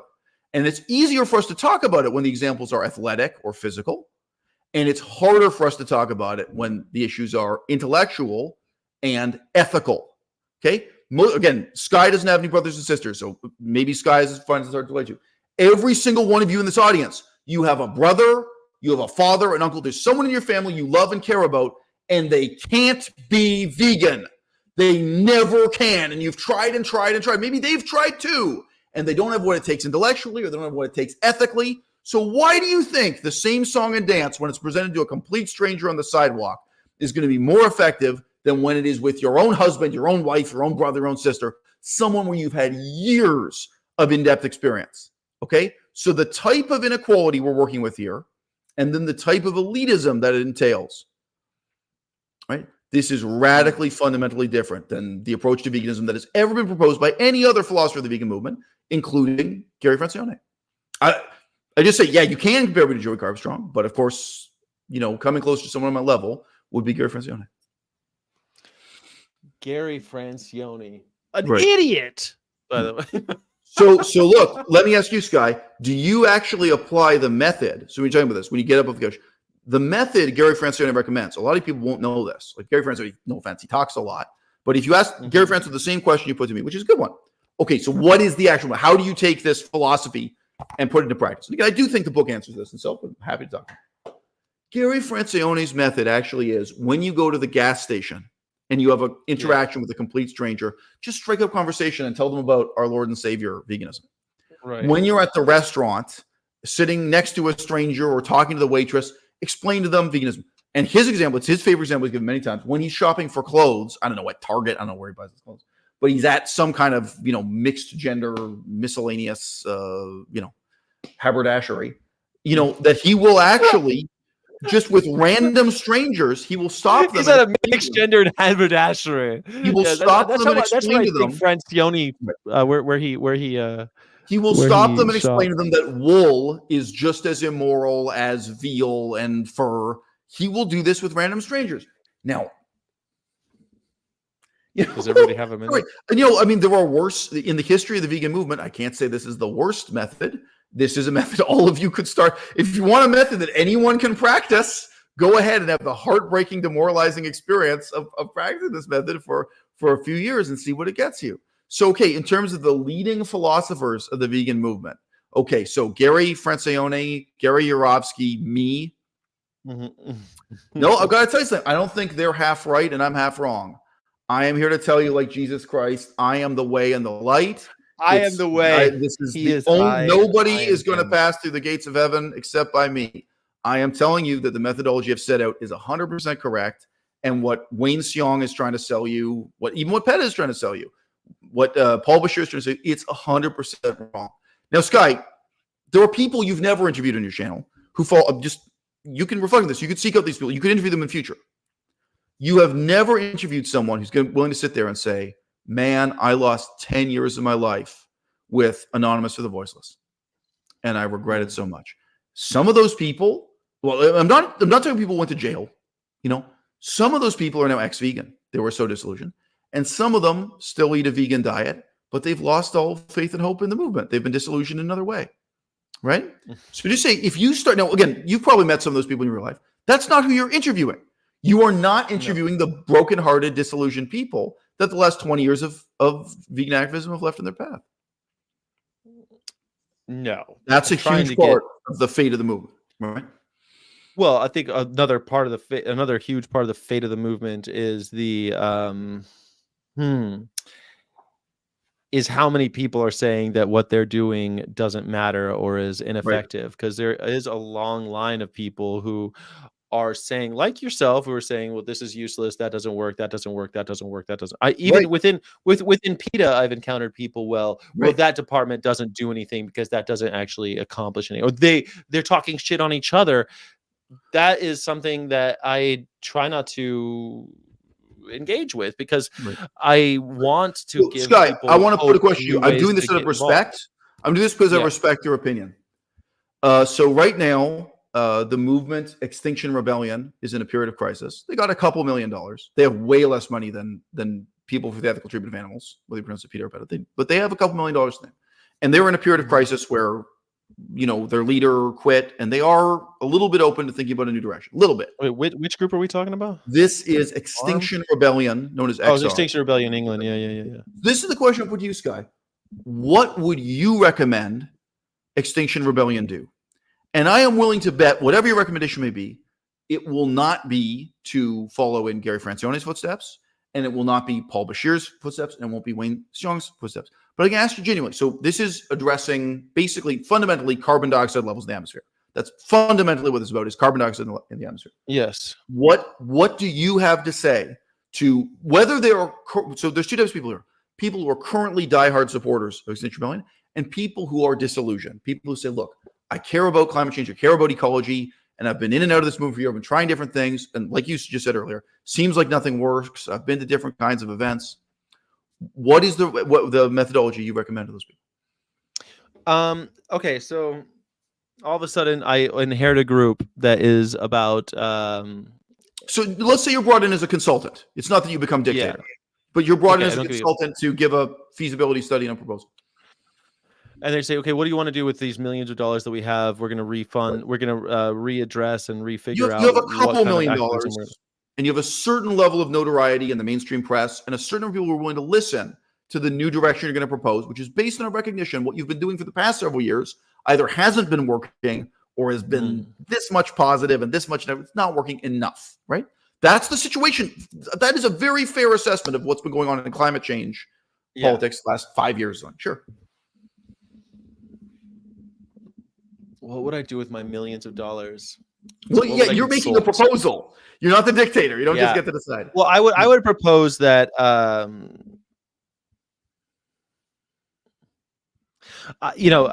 go back to be totally you gotta get me in a little bit of a right. So my point of view is that it's not unlike yours, really, that politics and religion have failed us as a species, that we need, and that the one thing that we actually have that seems to be making affecting social change is media, and to become more of a media company than because I think a few $1,000,000 can go a long way, right. as starting your own publishing label, starting your own publishing label, starting your own music label, starting right. a label, and starting it that way through the media. If I had many more millions, I would think of other things, but thinking of just a few $1,000,000 to go a long way. And I just mentioned, if you want to make a $10 million movie, it is normal to put forward $1 million of your own money and then get a 10-to-1 loan for this. Just mentioning, right. That's what I really mean. Is like start there, start funding, either basically start a label at the end of the day, right? A media company, which is why I call vegan, of course, media, because I want to have a media company. Yeah, and then you're pretty quickly getting into actually exactly the philosophy of how to change the world as a creative artist. And which is why I enjoy talking to you, because we disagree on some fundamentals, but on the future of the movement and where I think we need to be going is that I don't think we're going to change Christians' minds by having arguments about what it actually means in the Bible. I don't think we're going to change people's minds by getting them stuck into logical fallacies that they're going to have this aha moment, like, oh my God, I also think that dogs shouldn't be. I don't think we're going to have those moments in a way that's going to be significant. So, but I could see having a few $1,000,000 and really hiring James Cameron or someone who's willing to work for cheap because they believe in the movement, and make a movie, make something that that perpetuates itself too. Like, have a vegan book company that publishes novels, publishes vegan authors, because you're just going to have a vegan vibe with everything, and they'll eventually kind of seep in. So for everyone who doesn't know this, I've framed it this way because, of course, climate change includes veganism, the issue of carbon levels, but it's not exclusively or especially about veganism. I wish it were. I mean, I wish the general public saw veganism as the crucial variable for dealing with climate change. But they don't. Right. That's my approach. That's my philosophy. But nobody in Extinction Rebellion agrees with me. They absolutely refuse to endorse veganism. Interesting part of this. Okay, now here's the question: why do you think they would refuse to take that advice and keep doing what they're doing, which is, say, primarily street activism, street interviews? Exactly, this is not so different from what's going on. What do you think? What do you think is the fuel there? I think there's a few things. One is that we've always been doing it this way, and the leadership there is. It's funny. People get a couple years in, and they're very hard to break. They become kind of calcified in their ways. So there's a little bit of that. But I think also because it's easy, they're a little bit lazy. They don't want to I think the ego trip is very important. So I'm going to give you two examples real quick, and this will be entertaining for people in the audience. Melissa and I were in Las Vegas, Nevada, looking at stand-up comedy some time ago.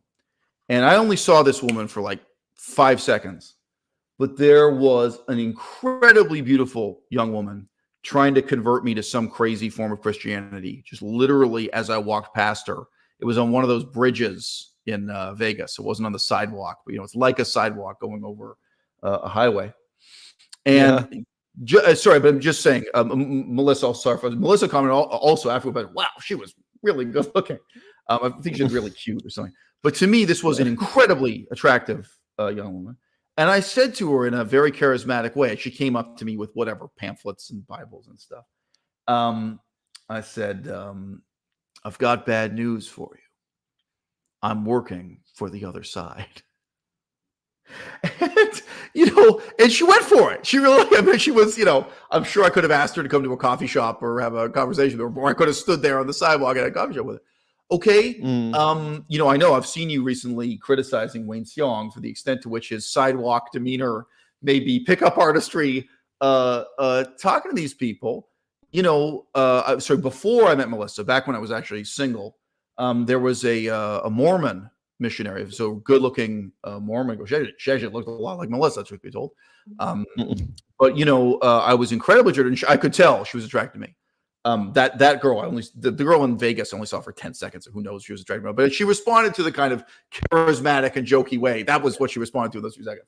Like, oh no, I'm working for Satan. You know what I mean? I'm on my way to hell. I know you want me to go to heaven. I'm going to hell. But anyway, there was once a Mormon missionary, and I talked to her. I could tell she was really attracted to me. I was really attracted to her.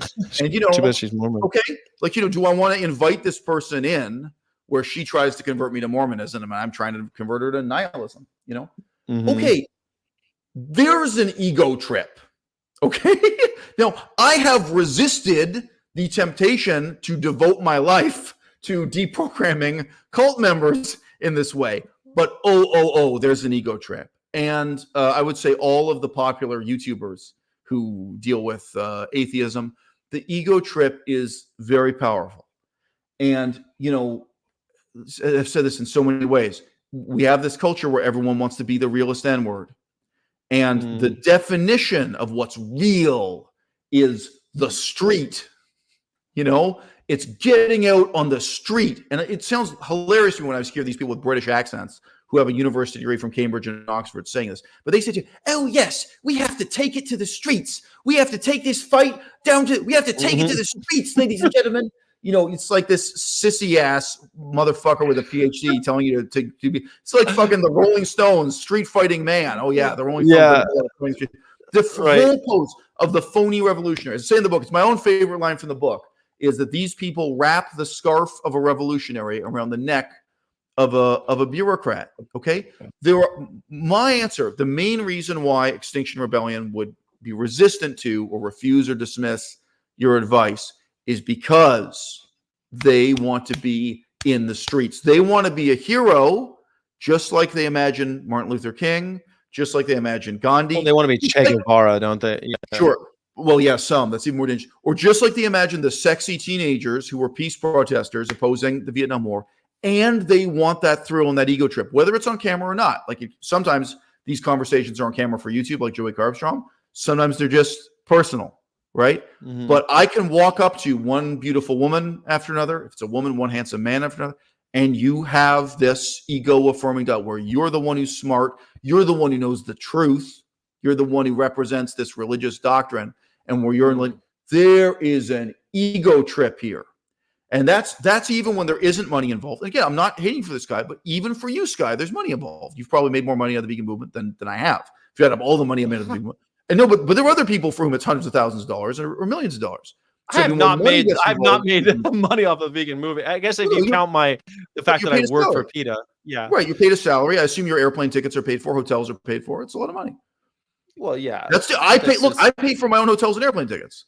I'm not faulting you. I'm just saying when you add money, this is another major motivation. Money, yes, fame, I do have a job. I do have a job in the movement, but I am I don't know if you've ever worked for a nonprofit before, but this is the second nonprofit I've worked with, and I'm telling you that nonprofits do not pay well. So they are very tight-fisted with their cash. Very simple question, Dr. Greger, CEO, 35. Dr.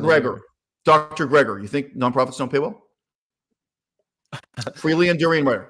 There are people who become millionaires. There are. You're right. I mean, Red Cross. You could take some ones that there's definitely. But I mean, PETA is a it's well documented. I mean, Ingrid Newkirk makes $35,000 but we recognize money is a significant motivation. The life of Rachel Ziegler. So again, guys, you can search my own YouTube channel for the name. Just search for Rachel and you'll get her. But anyway, search for Ziegler if you know how to spell it. But look, Rachel Ziegler, if you don't know who I'm talking about, she's not the most famous vegan activist in the world.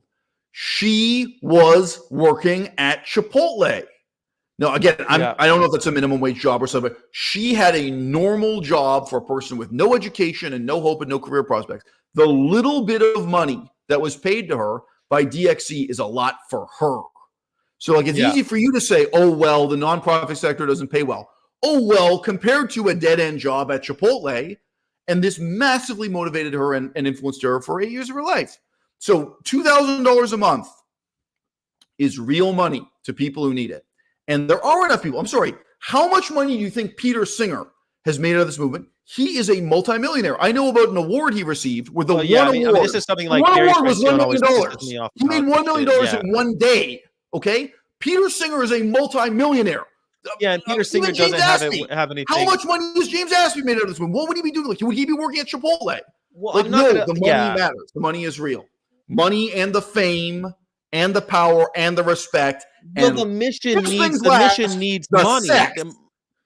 The mission does also need money. Like, you need money to make the mission, and that's something that every nonprofit knows. You can't just do everything for free. I'm not going to begrudge people for making a living. I do sometimes feel a little bit wary of people like James Aspie, who have made so much money that they go and retire to Bermuda, or people like even Gary Yourofsky, the hallowed Gary Yourofsky, who seems to have cashed out his chips and gone and retired. It's something that bothers me, because I feel like, well, those animals are still in cages, bro. Like, what happened to you? Like, you just gave up. It bugs me. So I get what you mean. I'm not going to say that everyone, like, for someone like Ingrid Newkirk, she makes money off her book and then she puts it right back into PETA. So there's something that, like, there's certain ones that you have to look at the financials, and you're right that there's people out here just for the money. But I mean, I'm not one of them. I mean, it would be nice to be able to pay my rent and not have money problems anymore. But yeah, there's no problem with making money. It's all in how you use the money. It's absolutely right. Yeah, I think it's. I just want to say again, I am not a communist and I'm not left wing either, but I totally disagree. I think there's a lot wrong with making money, if we're being honest about it. And I'm sorry, you can go into any hospital today and you can figure out soon enough who became a doctor because they were motivated by money, and who became a doctor because they were motivated by sex, and who became a doctor because they were motivated to make the world a better place. And you can ask those guys. This is part of my real life, part of my what I used to deal with.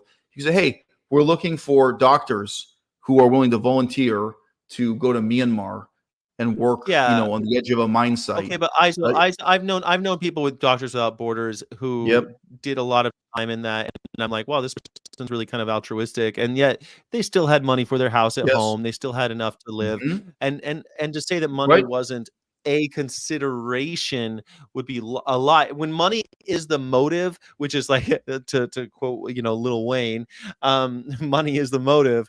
If that's the only motivation, you're not going to make it. You're not going to do all right. You're going to be exposed as a charlatan. And which is why when people like Earthling Edge start hawking supplements, it gives me pause. And it makes me think. The same thing, we talked about sex scandals a lot. When people have the sex scandal, I think, well, sex scandal on its own isn't a problem, but sex scandal and you're doing something weird with the money, and you're doing this thing, and you're selling it starts to look a little bit.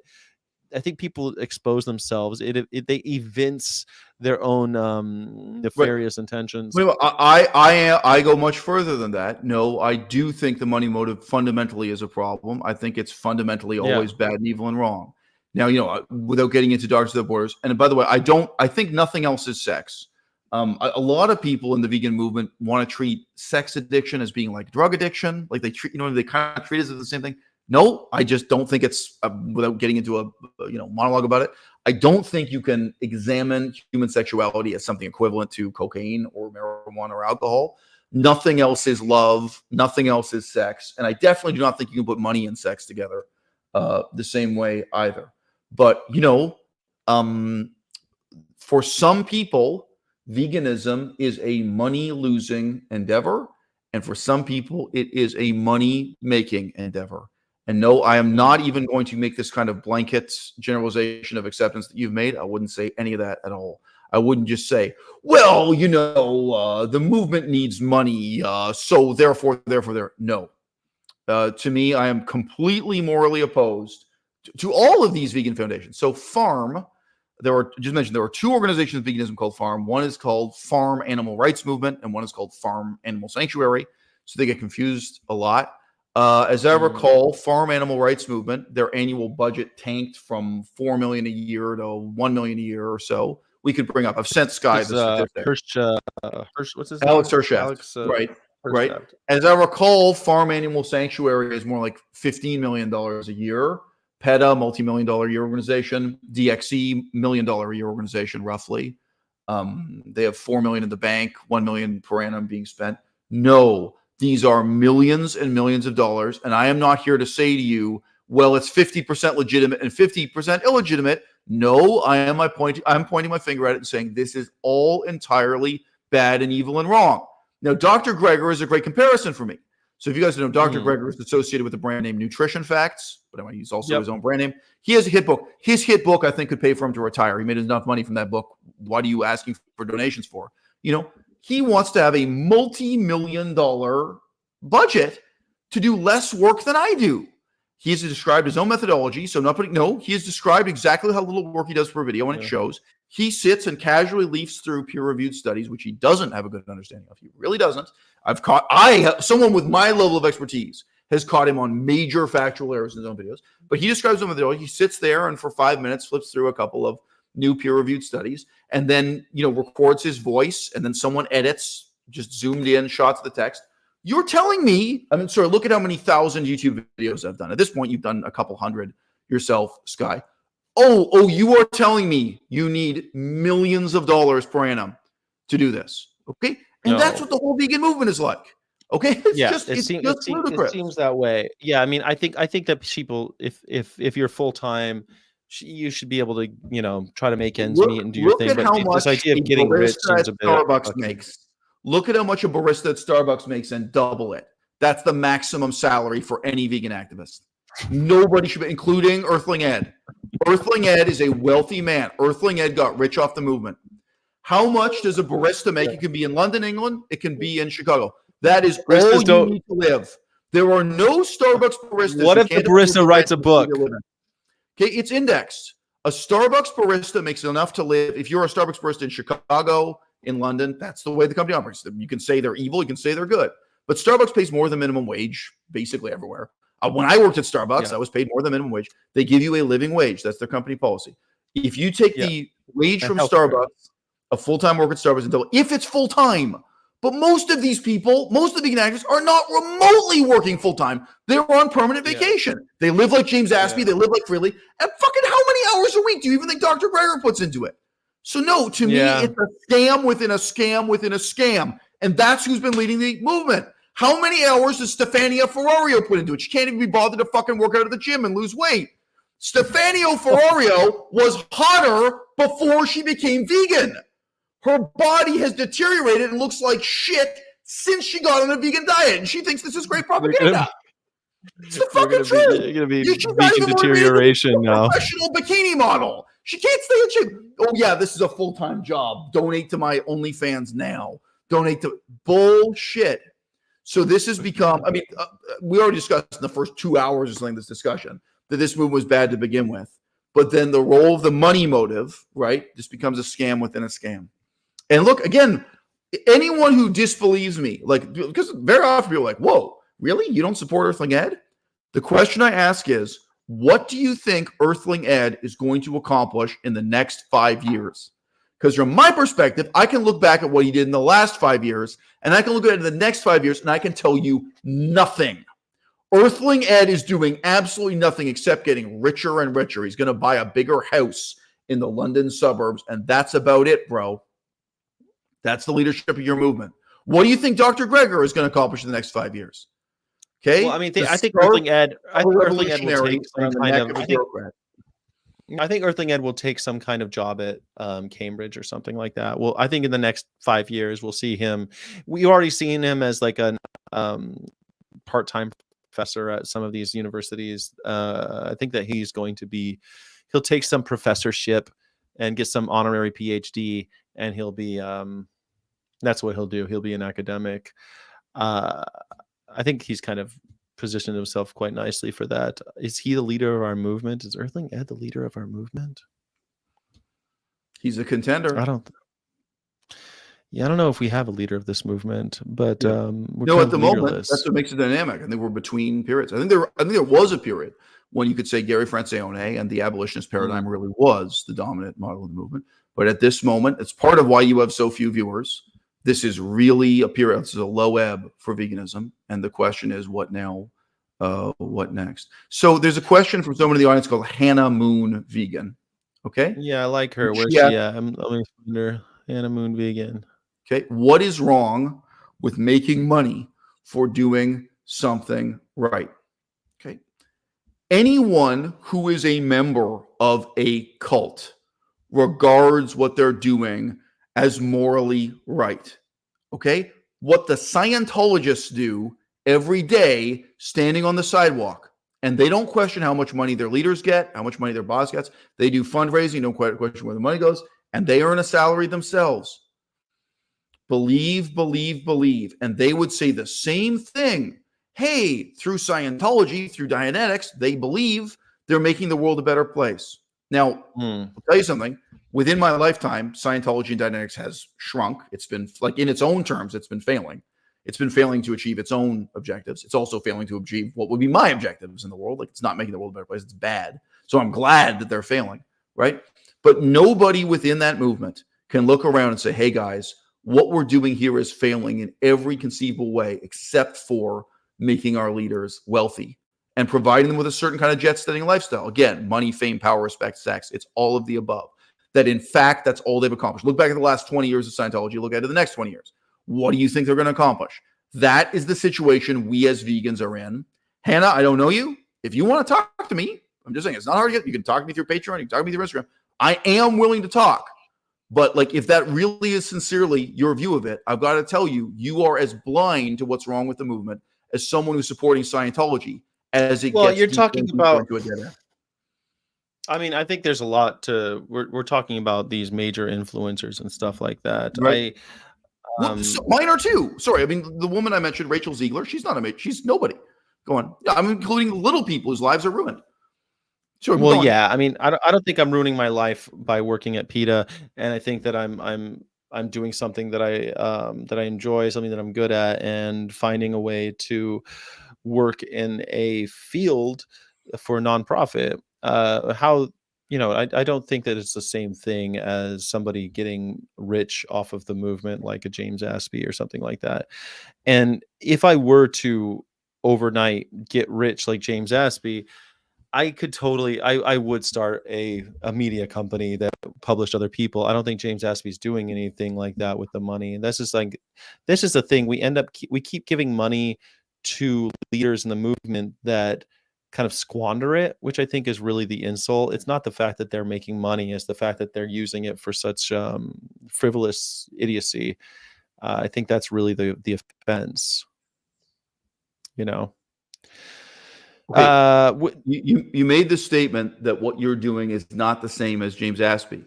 That's yeah, correct. I mean, I've never suggested or insinuated that what you're doing is the yeah. same as James Aspie. However, what James Aspie is doing is going to fail. It has failed. It is failing. Present continuous, right? What PETA is doing, and you're a small part of it. I'm not blaming you. You're not the CEO of PETA or something. But what PETA is doing has failed and is failing. So there are some things in common, right? Now, likewise, DXE and so on, Anonymous to the Voiceless, right? They are all different. Each one is. None of them are doing the same thing James Well, Aspie is doing. how But do yes, you I do. measure that failure? You're saying these are failures because they haven't created a vegan world? I mean, what do you mean they're failures? Let's set the bar even lower. Okay. Um, Even I lower, think, yeah, that's a pretty high bar that I just said. So even lower, that's the highest bar is a vegan world. no, So to make any even lower. progress toward a vegan life. Okay, so veganism today is despised and hated and is a laughingstock. And people like Vegan Booty, Tash Peterson, and all these people, they have taken the name and cause and ideology of veganism and have dragged it through the mud and made it despicable, have made it a subject of scorn, not one that's respected. Okay, so like when the mayor of New York is vegan and he tries to distance himself from being vegan, when Cory Booker is asked about, oh, are you vegan? Are you a vegan activist? You can see exactly how he squirms on stage. Do you think PETA is in part responsible for that the cultural status of veganism, of it being thus despised? No, my answer is yes. My answer is yes. PETA most of all. Now, look, there are specific advertising campaigns with PETA that I was thrilled to see. Like, I remember an advertising campaign they did in the London subway. It was just a bunch of posters. They paid for it. They paid for advertising. And they did it. There have been specific, advertising campaigns or publicity campaigns where, for me as a vegan, it makes me feel like, oh, somebody cares. Well, that's kind of the feeling. Oh, wow, here's this thing I care so much about, and I'm not all alone. Guess what the reality is? I am. Okay, the reality is nobody cares. The reality is those things accomplish nothing. I'm not looking at that the way a meat eater does. Okay, PETA has contributed to the caricature of the vegan movement and what it's all about. So no, I don't see PETA as having accomplished something positive in the last 20 years. I think they have accomplished much more negative. Now, that included, the construction of the completely false myth, the complete lie that the former host of the TV show Jackass, the tattooed guy, Steve-O, that Steve-O was vegan. Guess what? Steve-O was never vegan. PETA packaged I don't know. Lie. Steve-O said he was vegan. I remember the only thing that I remember PETA ever did. That was a PETA campaign. Wrong. Period. That was a myth PETA created. It was a negotiated agreement between PETA and Steve-O. It was an ad campaign by PETA. That is 100% PETA's fault. Absolutely. The construction of Steve-O as a phony vegan animal rights activist was PETA. That was their work. That was their publicity campaign. Now, look, I'm just saying, even if that had succeeded, I don't see it as positive. Of course it failed because Steve-O was just a scumbag who never was vegan and never really cared about animal rights. So, I don't. The only time I ever saw him with anything was wear ink, not skin. I don't even remember him being pushed as a vegan by PETA. I think, dude, you've forgotten. He did one ad campaign with them. They did a whole bunch of publicity stunts where he climbed up things. He climbed up the SeaWorld and did dude. It was a whole period in the history of PETA. I mean, there's no point going. Yes, that was a big deal, and yes, that was a collab between PETA and Steve-O. So no, and they've done tons of collabs with people who are non-vegan. People even showed up for their photo shoots wearing leather boots. It's a big tension. But no, I am just saying, I'm not going to rationalize that and say, isn't it wonderful that PETA has gathered millions of dollars and does this stuff? I am willing to admit vegans in our culture at this time are utterly despised. Now, and that's PETA's fault. Yeah. I mean, that's a bit of a weight to put on one organization. Who's been more influential than PETA over a period of 50 years? Of course it is. Of course it's PETA's fault. How vegans are regarded in the mainstream press and mainstream American culture and British culture, of course it has everything to do with PETA. I love how people say that. Yeah, when I go out, I find people all the time that have no idea what PETA even is. Look, dude, you are kidding yourself. PETA's anti-fur campaign all the time. I'm sorry, but I just said Pamela Anderson. You think PETA's campaign with Pamela Anderson didn't reach millions of people? No, PETA has reached far more people than, say, Vegan Gains. The perception of vegans and animal rights organization in the world. Over a 50-year period, PETA has been way more influential than Peter Singer, way more influential than Gary Francione, of course, and way more influential than someone like Vegan Gains. And I would totally recognize the influence of Vegan Gains. He's been influential, but PETA more so. No, PETA has shaped the public perception of vegan and animal rights activists. Here's the thing. For some reason, that's not the strategy used by the anti-abortion movement. The anti-abortion movement doesn't have Steve-O doing the... I wonder why that is. I wonder why that wasn't a strategy used by... For some reason, Mothers Against Drunk Driving doesn't do that. You show me any other movement that has made a mockery endorsements? Of the way veganism has. Sorry, go on. I mean, PETA is an interesting organization that they've had these celebrity endorsements, but I mean, a lot of organizations have used celebrity endorsements over the years. I mean, that's not something that's unique to them. I don't know about Matt for doing that, but I think that they've had celebrities on, for example, St. Jude. I see celebrities all the time endorsing St. Jude. This is happening, and drunk driving, horrible individuals that kill children type of celebrities doing St. Jude commercials. This isn't something that's unique to PETA, and it's ridiculous to think that PETA what is the PETA organization that's being Steve-O- blamed for the No. reason why people hate vegans. Hey, who's more? Who's more responsible than PETA?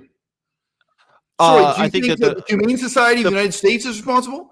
PETA you is think, the but most influential. no, I Of course don't it is. think that there's anyone responsible for the fact that people hate vegans when there's a collaboration of multinational organizations like the meat and dairy associations of the world that are actually to blame for people hating vegans, not PETA. It's so ludicrous that PETA literally is called to provide representatives to appear on the TV news to represent the vegan side. Yes, they are. They are, but that doesn't mean yes, you they have do shape public perception of You're vegan animal rights. talking Of course they do. millions of dollars trying to shape. They attempt to shape public opinion. You're absolutely right. That's what they're in business to do. Right, But to say that they're so the effect of what they've done is negative. They have taken the so veganism and dragged it to the they mud. have tainted the idea of veganism to the point where we just have this negative view of veganism. The whole world. No, it's the billions of dollars that are being spent by the FDA, the USDA, all of the animal slaughter business. The five companies on planet Earth that control all of our groceries, they are the ones that are painting vegans in a bad light. They are the ones making us ridiculous. This is exactly the problem, Eisel. Seriously, and I mean this with respect, but this is exactly the problem that I think a lot of people think that you represent in our movement. Hold on. Well, you come on. I let you do your diatribe. Allow me to do mine. What I'm saying is that we have a giant. We're up against billions of dollars, controlled by families that are old as Taxus and fucking Dermis, whatever the hell they were called. Taxus, Turnus, Taxus, the founders of fucking the mail system. That's how old this problem is. Where we have people spending all this money to make vegans look bad, and it's not PETA, and it's not Extinction. You're 100% wrong. DXD. No. People don't even know that we exist. Now I'm going to respond. When ordinary people turn on the TV news and they see news story tonight, crazy vegan group has developed a new form of activism, going to the dairy section, taking milk out and pouring it on the floor. That is a drop in the bucket compared to the 100 ads they saw today that flesh is okay to eat. Sky, it's my turn to respond. Sky? Yeah. Sky, the meat industry is not responsible for that. It's not. Yes, they are. It's the vegan movement. We have discredited ourselves. You have to take responsibility. It's not Oscar Mayer Wieners. It's not a hot dog company that is discrediting vegans. It's vegans. Okay? It's us. It's exactly people like PETA and DXE and Extinction Rebellion. Okay? And there were so many news stories, including, by the way, the woman who is now the head of... Then how come no one ever quotes Extinction Rebellion or these? They're always quoting you're talking about cultural change, consumer safety people that are funded by Tyson. Why is that? I can't blame McDonald's for this 1%. McDonald's does not depict vegans. They do not badmouth vegans. They do not make us look bad in any way. Okay? When McDonald's had infiltrators in the ALF that they paid. Sky, what are you talking about? When DXE is in the news because this woman, I sent you her name recently. She used to be called like Kathy Witkowitz. She's now the head of the Sentience Foundation because she's standing there. I think it was in a Chipotle, but in a fast food restaurant with a Chipotle and McDonald's, holding up a sign of her pet chicken and weeping and saying, "This is my pet chicken called Snow." And that goes into vegan activist cringe reels. We got one person in the audience recognizing, look, this is what I deal with every day when you tell people they're vegan. This is how they perceive you. They perceive you as the type of person who they have seen on the news. They have seen individuals. And that's the on overwhelming us. majority. The overwhelming majority pay us no mind. They're completely apathetic. I don't blame Oscar Mayer at all. I don't believe anyone. We went to a meeting here. I'm probably deafening Melissa. I'm shouting so much.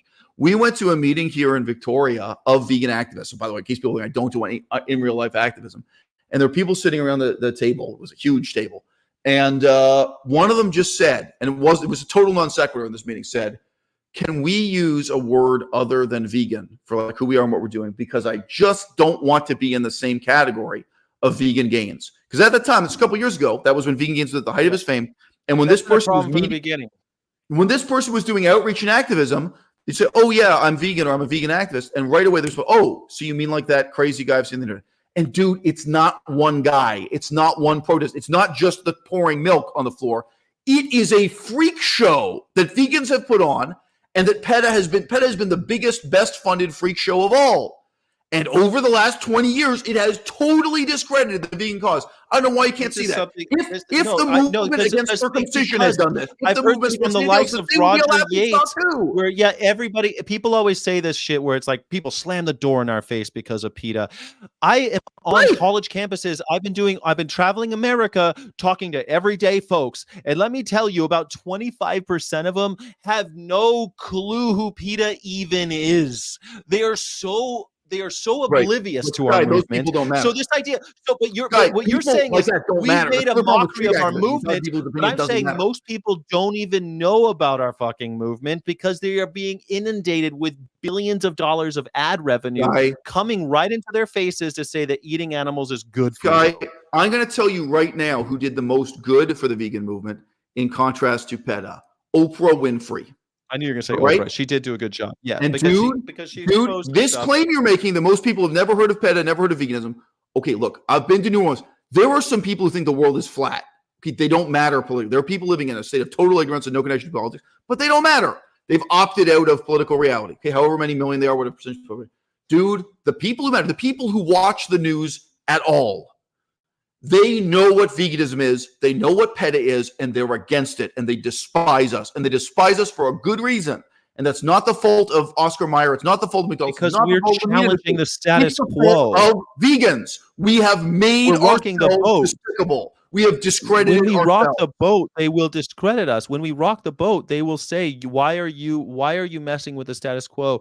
We're dumb, fat, and happy. Everything's A-okay with us at the top of the food chain in the circle of life. This is the type of shit that they believe already. When you challenge that, they hate you. That has nothing to do with the stunts or with Steve-O or Pam Anderson or any of these things. Everything new. And when the freak show is over, vegans figure out too late that there is no show at all. Okay? So look, guys, I'm not mad at the audience, but I think you're forgetting that this is basically a promo for the book. You keep saying, well, Eisel has so much criticism. It's because I'm debating Sky.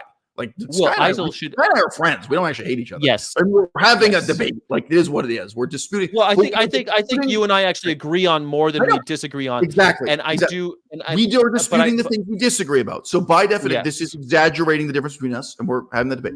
But guys, it is not true, and it is not reasonable to say about me that I have no positive solutions or that I only have criticism of the movement. No, it's not a long book. Now, I could also recommend for you specific YouTube videos on my channel. The book is $1. I am really not doing this to get rich. It is not fair for you to say that I'm all criticism, that I have no positive. Let me back. I agree. I think but it's cool. Okay. Sky and I are just discussing stuff we disagree about. We actually agree about a lot, and we actually appreciate each other. So just disclaimer. Yes. Some people absolutely, and I do actually recommend your book because for a couple reasons, and let me be frank about them. One, I think it challenges a lot of my preconceptions about the movement, and it does bring people very quickly up to speed with us in contrast to other movements very, very quickly in a palatable way. It also presents, I think, an interesting and innovative way of looking at the future of veganism, and one that I subscribe to. I just think I will. There's my book endorsement. That's my book endorsement. I just will add that I think that PETA is carrying out the very thing that you are describing in your book. We are doing things where we're there's a PETA children's book coming out. There's an animatronic elephant that talks to children about circuses and speciesism. There's all sorts of really cool creative things that are going on. And shout out to Leo Brown. Leo's in the audience. Leo says, people not knowing who PETA is does not mean that the caricature in their minds of who and what vegans do hasn't been influenced by the advertisement efforts over the year from PETA. I have to agree with that. I'm looking for Leo. Here we go. Leo. Yeah, PETA is the single most influential voice that way. I'm not saying they're the only one. Every time, so now, British news, there's a lot of this. They invite people, including Joey Carbstrong, to illustrate the vegan side there. TV news, posters, propaganda campaigns. Vega is the single largest, and they have the most millions of dollars They've been the most influential. But yes, also people like Joey Carbstrong, people like Vegan Gains, people like Freely, they've all had an impact on this. And again, whoever the anonymous people are who did the stupid dumping out milk protest. No, I'll ask you this question. I'm going to use. They were the dumping out milk people was animal liberation. There was a animal. Right. Animal. It was a fad. It was another fad that came and went, just like all the crap DXE does, just like all the crap. Who they were now. God damn it. Right. Doesn't matter. But look, this is what I ask you. So I personally do not support the Tibetan independence movement. Tibet trying to become a separate country from communist China. I don't. But I'm like, I understand. I mean, it's kind of obvious. I think, just very briefly, I think the better approach is to try to make all of China into a democracy that has freedom of speech and what have you. I think that would be better. And then people in Tibet can have democracy, and people in Hong Kong and everywhere in China can have democracy. Animal Rising. Animal Rising. Right. Yeah. Right. And Animal Rising is itself a fracture group, a splinter group that broke off from Extinction Rebellion. Extinction Rebellion, right. Animal Rebellion is what I was thinking. Yeah. And they changed their name and they're still linked. Whatever. Just say that's the history of that group. Okay, but that's people say in the news. If we really believed in our method, if we really believed that what vegans are doing worked or what PETA did worked, we would be recommending it to the Tibetan independence movement. Say, oh, guys, you should get out and start doing disruption like we do. You should run into restaurants and dump milk and do crazy stunts like Steve-O did for PETA. Oh, guys, this is the way to win in politics. We've been so successful with our bullshit that makes us a laughing stock, that makes us a now you sound like your friend Jake Conroy. Why don't you Tibetans get out there and start doing the same kind of protests and shit we do right now? Same thing with the Gaza Strip. Same thing, whatever, a couple of years ago with George Floyd. We're vegans out there saying, oh, look, you Black Lives Matter people, you should copy our methodology. Our methods, our tactics really work. No, because on some level, we're all self-loathing. We all realize our methods failed, and they're doomed to fail, and they're going to fail again. They're going to fail and fail and fail in every conceivable way, except for making a few people like Earthling Ed rich, giving a few people like Peter Singer the sex life of a rock star, right? This guy is banging more hoes. He's got more harem than the fucking Rolling Stones. Wu-Tang Clan combined. Yeah, who has a better sex life, Raekwon or Peter Singer? You know what I'm saying? I was going to say the Wu-Tang Clan. People in the audience, stop saying I'm jealous. But my point is, this is a failed paradigm, and that's why we never talk about it prescriptively for other movements. We never say, oh, well, the anti-abortion movement would have succeeded, or the anti-nuclear arms movement, like the anti-nuclear bomb movement, the peace movement, or any of them would say, oh, you should all copy us, whether that's saying copying PETA specifically or copying direct action everywhere tactics or extinction, but whatever you want to do. No, the tactics don't work. They never have worked. They never will. And guys, remember, I have love for my fellow vegans. I've been out here for fucking 10 years trying to motivate you people to do something positive. Do you want to know what I've gotten back? I was denounced as a pedophile on the internet to more than 100,000 people. Stories made up about my sex life. You have had zero compassion for me, zero sympathy, zero support. Okay? My life has been ruined by veganism. Whose life has been impacted more negatively? Me or Rachel Ziegler, me or Zoe Rosenberg? It's me.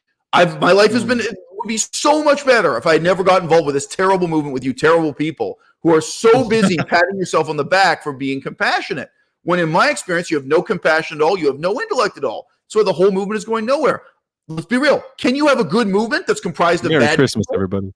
Yeah. Well, look, but that's my experience. Sorry, it's fine. Like, I don't mind. It's not what you're asking about in this, but my autobiography has been left out of this. Well, my life has been ruined. My life is wasted because I don't know one good person in the vegan movement. There's nobody I can look up to. There's nobody I can work with. All right, you can't have a good movement comprised of bad people. And I've talked to the whole spectrum. I've talked to literal communists, the left-wing people, including communists. I've interviewed neo-Nazis, people who were neo-Nazis who became vegan. And I've talked to people in between. We were talking yesterday to a crazy Ayn Rand supporter, that kind of right-wing nutcase. I've talked to right-wing libertarians. I've talked to every variety of left-winger. I've talked to people across the board. And no, it's a bad movement full of bad people. And, what are you going to say about a movement that looks up to Peter Singer, Cosmic Skeptic, et cetera? We're criticizing the leaders, but ultimately it's not a critique of leadership. It's a critique of followership. Well, you have charismatic people who've come and gone, and Peter Singer had his moment. He just stayed a little bit too long. I wish that Peter Singer had written his book and shut up. Francione's the same way.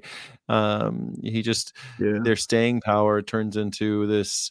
Isn't it weird that these guys, they get to stick around long enough and they turn into Okay, but do you really corruptible feel that way sorts. about Francione and Peter Singer? Do you really feel that way? Like this was That positive at one stage, their book or whatever? I think that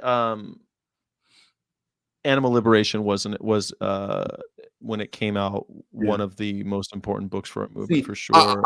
I'm being surprised. I would say that about Oprah.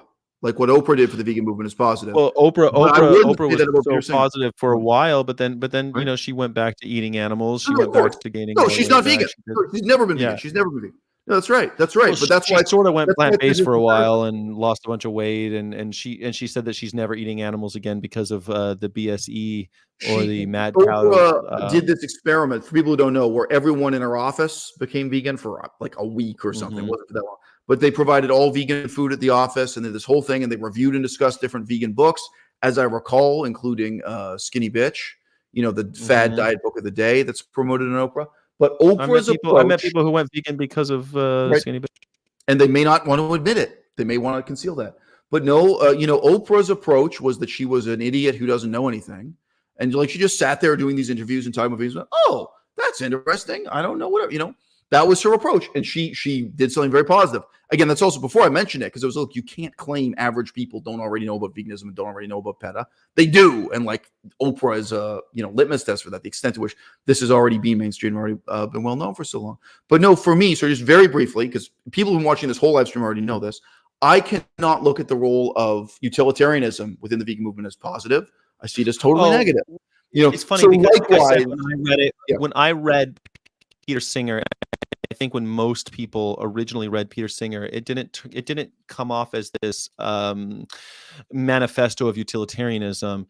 It was right, I get it. talking. It was I know. it was yeah. So I think that this is the problem with Peter Singer, is that his book, if it were just taken as a book and an argument, a utilitarian argument against, because this is how I read it. I took philosophy in college. I knew how to read books about philosophy, and I realized I was reading a utilitarian book about a utilitarian argument about animals. Right, That's all it was to me. I didn't understand we were going to have this cult of personality about Peter fucking Singer. Like, right, I did not care. And then the next time I heard about Peter Singer is when he was running the philosophy column at New York Times, and he asked everybody in the world to write in about how do you ethically eat animals.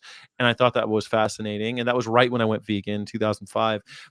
That happened. So I wasn't like Peter Singer. I wasn't thinking about him like a leader of the fucking movement, and I can't believe that now we are. right, Um, and right. But it's and I that's feel the sad. same way about Stefania Ferrario, right? Well, yeah, I that's can't how I believe. feel about most of these people. Yeah, and so I don't think Look, we maybe have. Stefania is a nice person in some ways, but she should not be a leader of the vegan movement. Like maybe she has, maybe Is like, she really, though? I I think don't there's think all people kinds of look at positive her that things she way. can do. But no, she should not be at the podium. She should not be playing the role she is at all. So look, I just want to mention Vegan Han. I don't know you. Yeah. You've never talked to me. You're asking why don't I talk about solutions? Sky and I talked about that for at least an hour and a half. So Yeah, again, we you did may have talk just about joined. this, This is vegan the hunt. problem. I Right? wanted, I wanted to, I Yeah, wanted to rehash just a second. We are talking about sure, the future of the movement, vegan Han. sure. Eisel But did write a the book that I conversation moved am. on.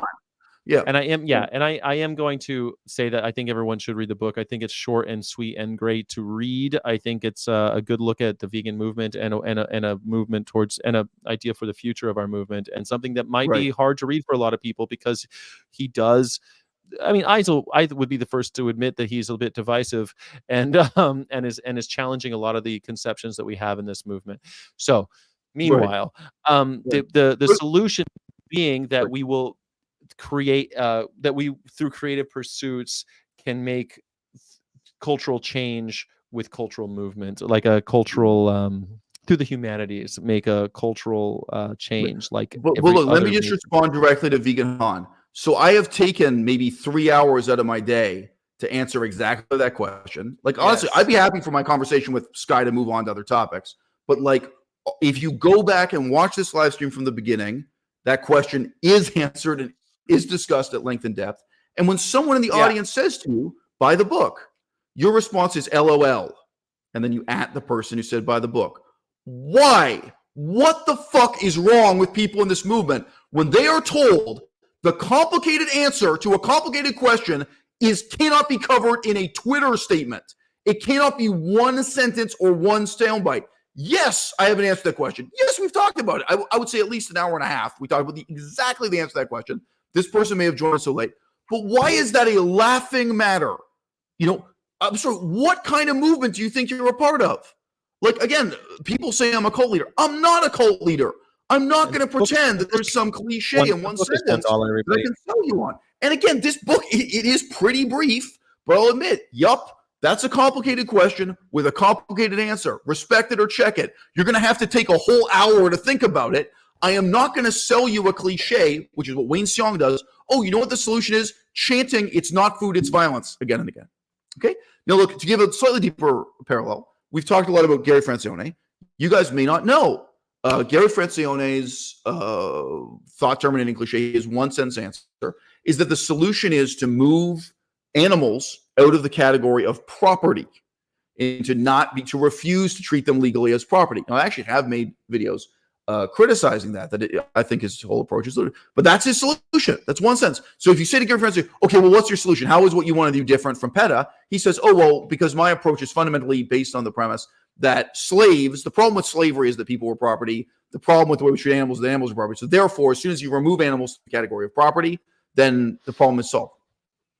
That's a solution in one sentence, bro. And I'm sorry, it's fundamentally stupid. No, my solution is not one sentence. We've been talking about it for hours. But yes, this is like, in terms of the intellectual level, the vegan movement is at. Okay, thank you for your apology, vegan. I appreciate that. Okay, thank you. Because guess what? We are a part of a movement where Vegan Gains comes on camera and says that we should kill all of the tigers, that we should kill all of the sharks, that we should carry out genocide against any animal that eats any other animal in nature. And the whole vegan movement says, oh, wow, that's a good point. Like, the intellectual level of this movement is so low that I'm out here competing with Stefania Ferrario and Vegan Gains, right? In the kiddie pool. And I'm saying, hey guys, do you want to come to the deep end of the pool where a book is a whole 100 pages long? The kind of reaction I get. What am I going to tell you? You want to be a politically sophisticated person in pursuit of political change, cultural change. Gee, that might require a couple hours of effort on your part. It's not going to be a cliche. It's not going to be the kind of live vegan. But some of the things like that you say with the criticism of our movement is that these people like Stefania and them, these are YouTubers. These are internet personalities. They're not leaders of our movement, are they? I mean, we keep calling them that, but I don't think that YouTube is where the movement lives and dies. I mean, I'm out here with activists, and I think that they're just as much leaders of the movement, and the movement belongs to them. I think the movement does belong to activists, and I know that you disagree, but activists are the ones who are out there every day doing stuff that their failures. My answer is Jane Fonda. That's my answer. I live in a world, right? The sad fact is, Jane Fonda was one of the most important people on the question of the Vietnam War, the ethics of the Vietnam War, while the Vietnam War was ongoing. I wish it wasn't true. Nobody elected Jane Fonda. Like, if you ask the question, well, why did Jane Fonda become so important? Why does her opinion matter so much? It has a lot to do with her sex appeal. But when I read history and when I talk about history, I am willing to admit to you honestly, yeah, you know what? For a period of maybe 2 years, didn't go on forever, Jane Fonda was one of the most important people in America, most important people in the world on the question of Vietnam War, peace movement. She was part of a lightning moment of that was. But look, life doesn't make sense. Okay? Like, you may not be, oh, well, that's irrational. That's ridiculous. How could a sexy movie star be an important person? That's the way real politics works. That's the way real history unfolds. So I know. Yeah, but that doesn't mean Stefania is the leader of the vegan movement. And I don't think, and Jane Fonda became more of an activist throughout her life because of this newfound fame of activism. She became more and more an activist in her regular life, and more educated. But I don't think you're really disagreeing with me. Nobody elected Jane Fonda. Nobody elected Stefania Ferrario. That's tragically the way politics now works. I mean, that's it. Look, sorry, we could look at any other movement. How did this person become important in Iranian feminism? How did this person become important in the Tibetan independence movement? Shit Any political happens. movement. Yeah. The Beastie Boys were the most important people in the Tibetan independence movement for several years there. They did a whole album about it. They did a tour. Okay, they met the Dalai Lama. Like the study of real politics, my original field is political science. You have to embrace the irrationality of politics. Politics is a field ruled by human desire. All right. And again, I may not like it. I mean, I don't like the fact, how did the Dalai Lama become leader? That's also totally irrational. It's totally based on superstition. Like I do not support the Dalai Lama. I do not admire the Dalai Lama. To me, he's a negative example. But, there are many different paths people take to power. Sometimes as a Christian preacher, Martin Luther King Jr. Nobody elected Martin Luther King Jr. Guess what, guys? Just like the Dalai Lama, he came up through exploiting people's crude superstition, the darkness of the Dark Ages. How about Mohandas Gandhi?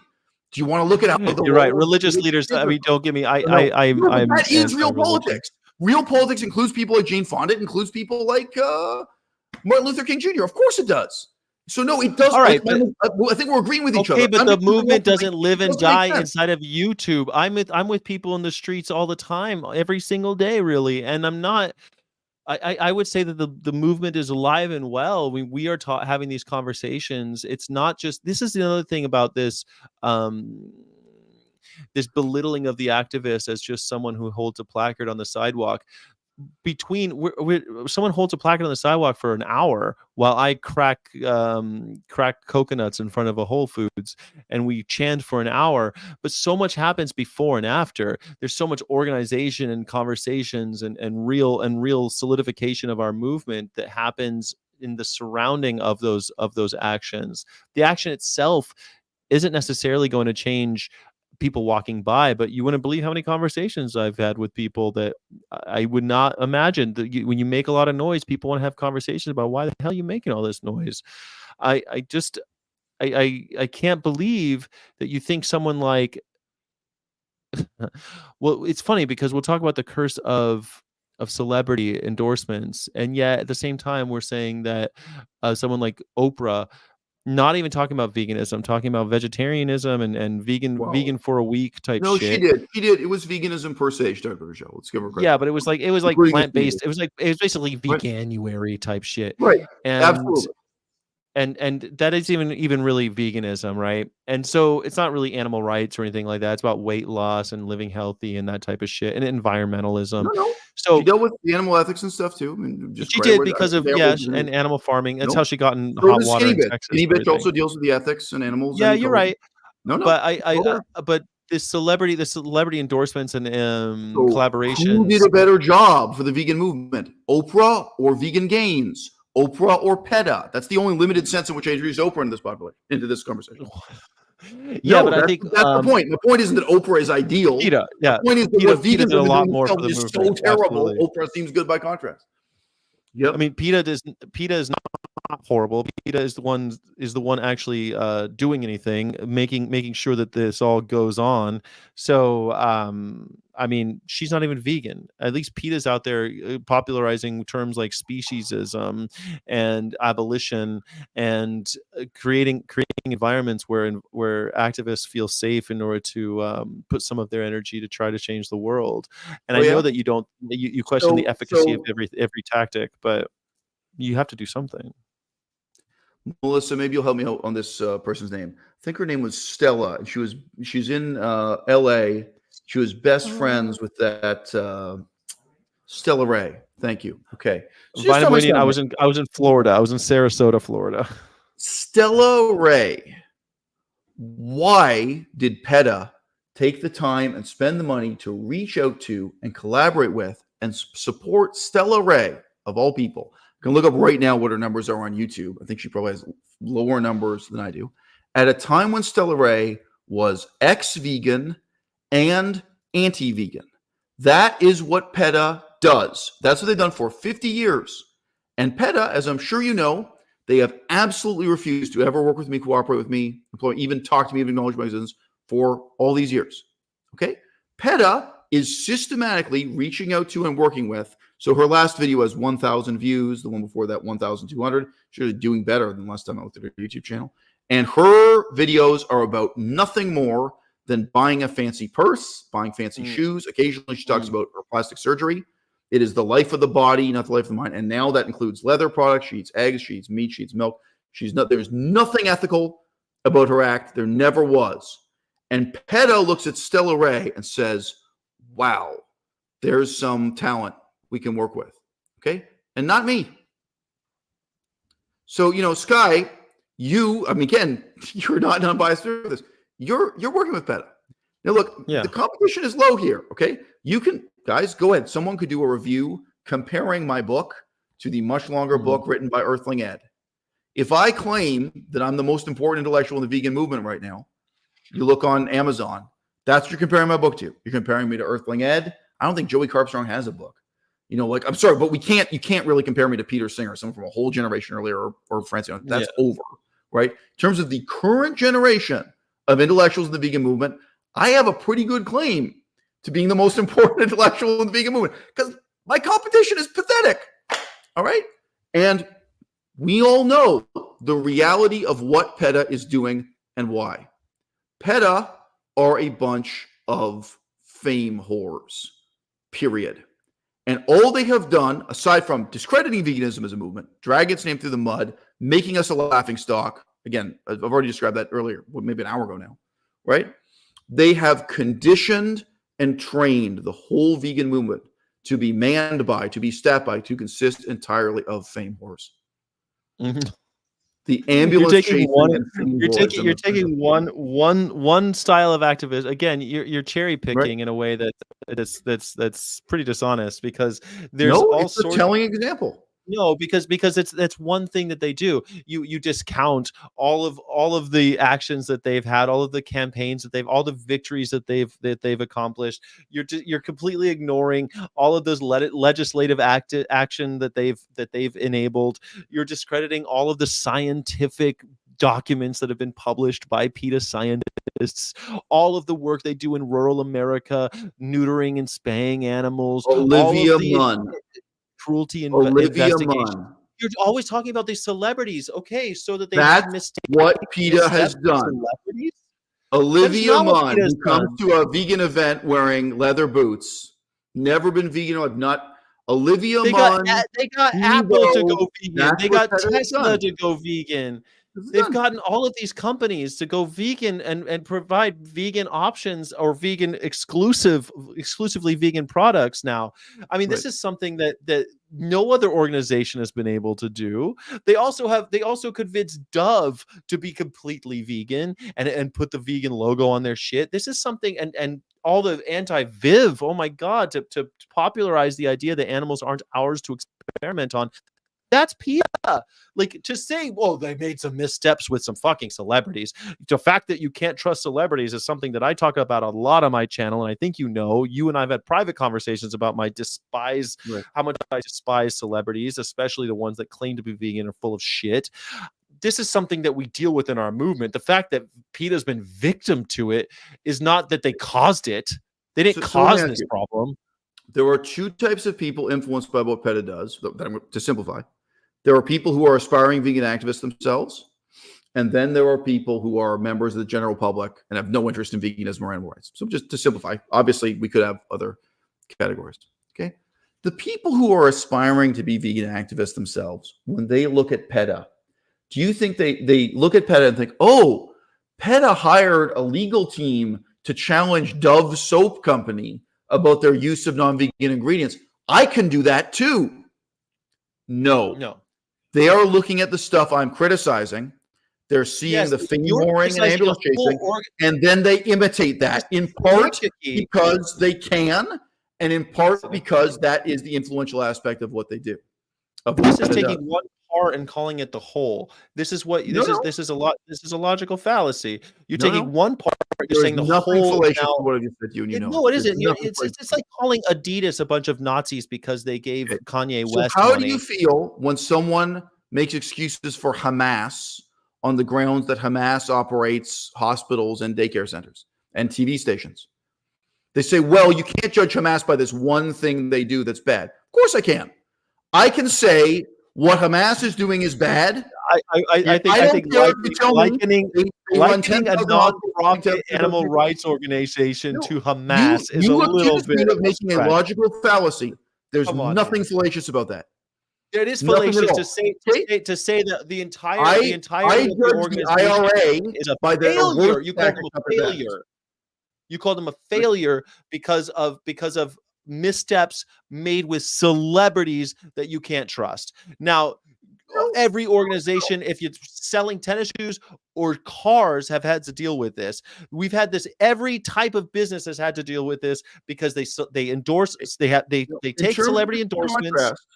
They pay for celebrity endorsements, and then the celebrity does something that breaks. I mean, shit. Justin Timberlake got fired from McDonald's because of what he did at the Super Bowl. Are you going to say that McDonald's is a failure at advertising? PETA's own press release on Dove soap. It reads as follows. It's short enough. I'm going to read it to you. Quote, Dove, one of the world's most widely available personal care products, has banned all tests on animals everywhere in the world and has been added to PETA's Beauty Without Bunnies cruelty-free companies list. In addition, Unilever, which owns the Dove brand, has banned all tests on animals not required by law for the rest of its products and has been added to PETA's list of companies, quote, working for regulatory change, close quote, a category that recognizes businesses that test on animals only when explicitly required to do so by law and that are transparent with PETA about any tests on animals that have been conducted and why, and work diligently to promote the development, validation, and acceptance of non-animal methods, period. For some reason, PETA does not claim that they had anything to do with this decision made by Unilever or made by Dove. You do. You claim that Dove made this change because of PETA. PETA doesn't claim that. They don't take any credit for it. I think they'd take credit for it if they were in any way responsible for it. PETA just reports on it as news and celebrates it. So that's a big gap.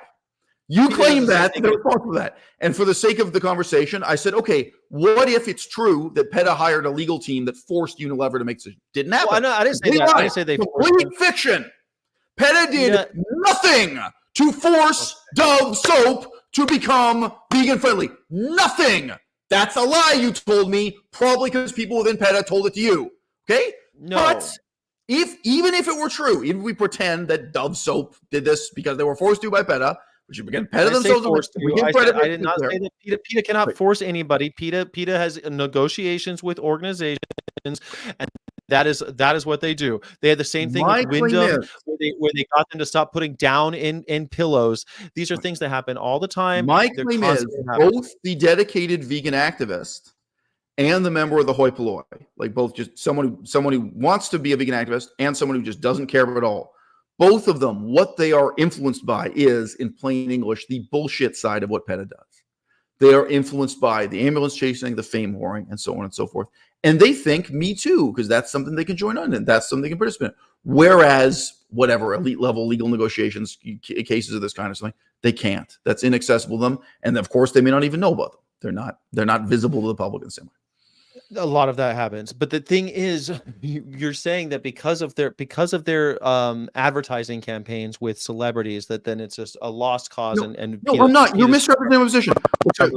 We talked for many hours, Scott. I'm not mad at you, but look, you remember I used the example of Extinction Rebellion before. So when people think of climate change activists, and again, this is fundamentally about the carbon levels in the atmosphere, what do they think of? Normal people, their image of that has been formed by street protests, violence, et cetera, all these things done by Extinction Rebellion. Right now, that's the prevalent perception of it. Now, if you can name something positive that Extinction Rebellion has done, equivalent to the soap thing with PETA influencing soap, I can say, okay, look, you've pointed out something positive, and you can point out something positive Hamas has done. I'm still against Hamas. And my point is, no, this is what's really influential. This is what really matters. And Extinction Rebellion has been influential. This has become the dominant paradigm in the climate change movement, closely parallel to the dominant paradigm in the vegan movement, animal rights movement, etc. Okay, that's what I'm saying. So to narrow this to say that my position is what matters is celebrity culture. No, this has been a many hours long conversation. We did talk about street activism, many kinds of activism that are part of this, including obviously DXE style activism. We've talked about that again and again. So no, it's not just celebrity culture. Go on. No, I mean, I just. When it comes to PETA, people will be like, well, what about this? What about that? What about this? And I get in these arguments like Vegan Han, PETA says Instagram, that celebrities who get it. Look, PETA endorses every time they have a celebrity involved. I've not been shy about how I feel about these quote unquote vegan and vegetarian celebrities. I don't like them. I don't trust them. I don't believe them. There have been things where PETA has been involved with these new twins. I forget their names, but they're like twins that are models that are going to sanctuaries and shit. And I'm just like, James Gunn was the animal rights person. I forget what they're called. Whatever. PETA's person of the year was James Gunn because he directed. Right. And I'm like, I don't even think that guy's vegan, and I don't think that. What's it called? Guardians of the Galaxy Volume 3 is a vegan movie, but I get why they do that. They are. You call them ambulance chasers. I call them a media company in many ways. And that's one branch of PETA, one department of PETA. And let me tell you, I am in a department called the International Grassroots Campaign. That's my department. Before I was in PETA 2. That was my other department that I was in.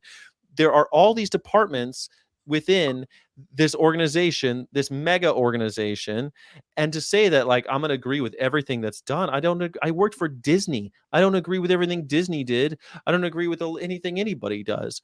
Everything anybody does. Do I think that everything has been perfect? No, we're in a messy business. We're trying to save animals' lives. But God damn it, I've met people who go to rural parts of America and negotiate with dog guardians. But my claim is that PETA has discredited veganism, that PETA has made vegans and animal rights activists a laughingstock. They're the single most important. That's my claim. I know you're just forgetting what we're debating. Now look, dude, you can disagree with it, but that's the claim. Right. But that claim is so, I think, it's making a mountain out of a molehill. Well, it's not going to be overturned by talking about Dove soap. And we have people in the audience saying Dove soap isn't vegan anyway, and it's very hard to get Dove soap that doesn't have animal fat in it. That's also my experience. My experience is Dove soap is made out of tallow. It's made out of dead pigs and dead cows. That's actually my experience with Dove soap, but I was taking it for granted, which is true. Regardless, I know that some fucking Dove stuff with their deodorant and other things have like, I don't know which Dove products. It's animal fat is the main issue with soap. But anyway, in terms of the bulk of the soap.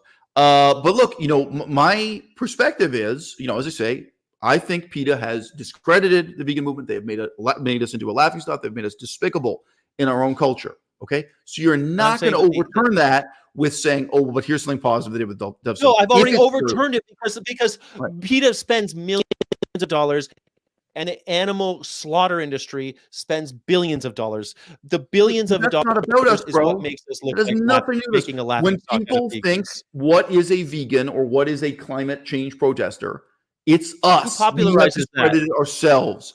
There is the clip I've played on my own YouTube channel again of a good-looking young woman in a grocery store taking out the milk and pouring it. I just want to say this: the fact that she's good looking is important. So one of the first things one anecdote. One first thing I said to Melissa when I got that clip and put it in one of my videos is, looking at this, like I don't know if these kids are in high school or they're in college. They're either high school or university age kids. I said, you know what? This girl, she's not the shy kid at her school. She's probably like the prettiest girl in her class, whether it's high school or college. You can tell these are the self-confident, beautiful and handsome people are doing this. There's another couple, and I looked up what they actually did. They're models or whatever. It's interesting that even this type of activism seems to reward exactly, a certain personality type and even a certain physical type. Who is it? I mean, we know that. We know that with the art, like this is an elitist, certain parts of activism are elitist. Not everyone's going to have a YouTube channel like you. Not everyone's going to write a book like you. You have to have a certain intellectual bend. Yeah. Right. But my point was, this is what has discredited the vegan movement. The vegan movement has discredited the vegan movement. You cannot say, oh, it's because of money donated from the meat industry that there was this clip on the news of a good-looking university student dumping milk out. No, it's us. We fucked up. No. We can't make progress unless we take responsibility for it, unless we realize the fault is ours and you stop blaming Monsanto, stop blaming Santa Claus, stop blaming McDonald's, stop blaming the meat industry. No, it's us. This happens. We screwed up. No, this happens all the time when the news lies, and it's because of who's paying. The news isn't lying. They're telling the truth. The news is pointing at these freaks at DXE and saying, look at this freak show. And they're right. They're looking at Zoe Rosenberg. They're looking at Wayne Xiong. That's what's on the news. The news And I is deal with the the truth. media. I've had the news. I was handing out vegan starter guides, starter kits to people, and then the news, who was there while it was happening, said it didn't happen, and it was because we were at Chick-fil-A, and Chick-fil-A buys ads on the news. That's how they get their money. There's no secret about that. Meanwhile, when you talk about, take for an example with that, there's a famous one. You'll probably remember this clip where there was a woman screaming in the face of someone eating chicken in front of a bunch of protesters, and the lady screaming like livid, out of this world, angry at his face. But if you look at the actual whole video, the guy goes and does it in front of a bunch of activists' face, and people like, well, sir, why would you be doing that? Might I ask you? And they're all being reasonable and polite to him. But the clip that made the news was the part with the crazy vegan screaming at the guy gingerly eating a chicken leg. Now, it made us look crazy. Did PETA make us look crazy? Did that lady make us look crazy? Overwhelmingly, the people who were there were completely rational and reasonable. But the news picked up on the one crazy vegan. That is the news being, that's So the the excuses propaganda you've just machine at made. work. So the excuse you made, They're like getting- over approximately the last hour, you've made excuses in favor of it. I'm not hating on you, but let's say it's been about 1 hour. Okay. Would you make the same excuses for the NRA? The National Rifle Association, they've had one gaffe after another, and you say, oh, it's so unfair. There's just one crazy guy who does one bad thing that's wrong. And so let me just say sense. And then the media latches onto that and it discredits the NRA. You're goddamn right. We all play by the same rules. Hamas does one thing wrong, and guess what? Hamas is discredited. The IRA does one thing wrong. Yes, the NRA is now utterly despised and nobody takes it seriously. I'm old enough to remember in 1985, they were a very respected organization. Okay? The NRA, yeah. still, the NRA, play by the same rules. Drive to the dude, I discredited about what PETA has done. Vegans generally have been discredited what vegans have done, etc. I see a lot of people with NRA hats around. I see a lot of NRA people around when I'm in America. We're way more successful than veganism because we're such a fucking failure. The NRA has not been discredited. No, yes, it has been. Sorry, you haven't followed the news. Been NRA. Maybe in Canada. No, dude. They've had Look, we can't get into a sidebar. For those of you who don't know, or after this guy, you can just Google NRA lawsuit, NRA scandal. No, the NRA has. I can't make this into a monologue about how the NRA has fucked up over the last 20 years. No, the NRA has massively discredited itself. But I'll give one example quickly. The NRA did a series of protests after school shootings. Like vegans. No. When NRA, that discredits them. The NRA shows up at school shootings. There's been a mass shooting. There's been a massacre. And they say, you're goddamn right. They support good. That totally discredited it. It was massive bad press for them. That included that filmmaker from Detroit, the fat guy. Michael Moore made a whole film about it where he's confronting NRA people. Look, what was it called? No, you're wrong. It's very closely salient. The NRA, discredited themselves through forms of activism that made them look despicable. That is absolutely true. That's a completely fair thing to say about the NRA. Anyone can look back at history and say, wow, if the NRA hadn't made this strategic decision, they would be more powerful and influential and respected today. The NRA still did are discredit something. But here's my point with the NRA. The NRA cannot blame left-wing anti-gun people for discrediting them. That's not what happened. The NRA discredited themselves. That's the parallel. The NRA is the National Rifle Association of America. The NRA does not have a propaganda machine that's built against them, spending billions of dollars. No one's spending billions of dollars to bring down. No one is spending billions of dollars to bring down guns in this country. Dude, it is Wayne Young is the problem. McDonald's is not the problem. Freely is the problem. And Gary is spending billions of dollars on Gary Yourofsky is on TV against guns. You don't think? I know you agree with me. Do you think Gary Yourofsky has discredited the vegan movement, or do you think he's made us look sane and reasonable and respectable? I already know what you think.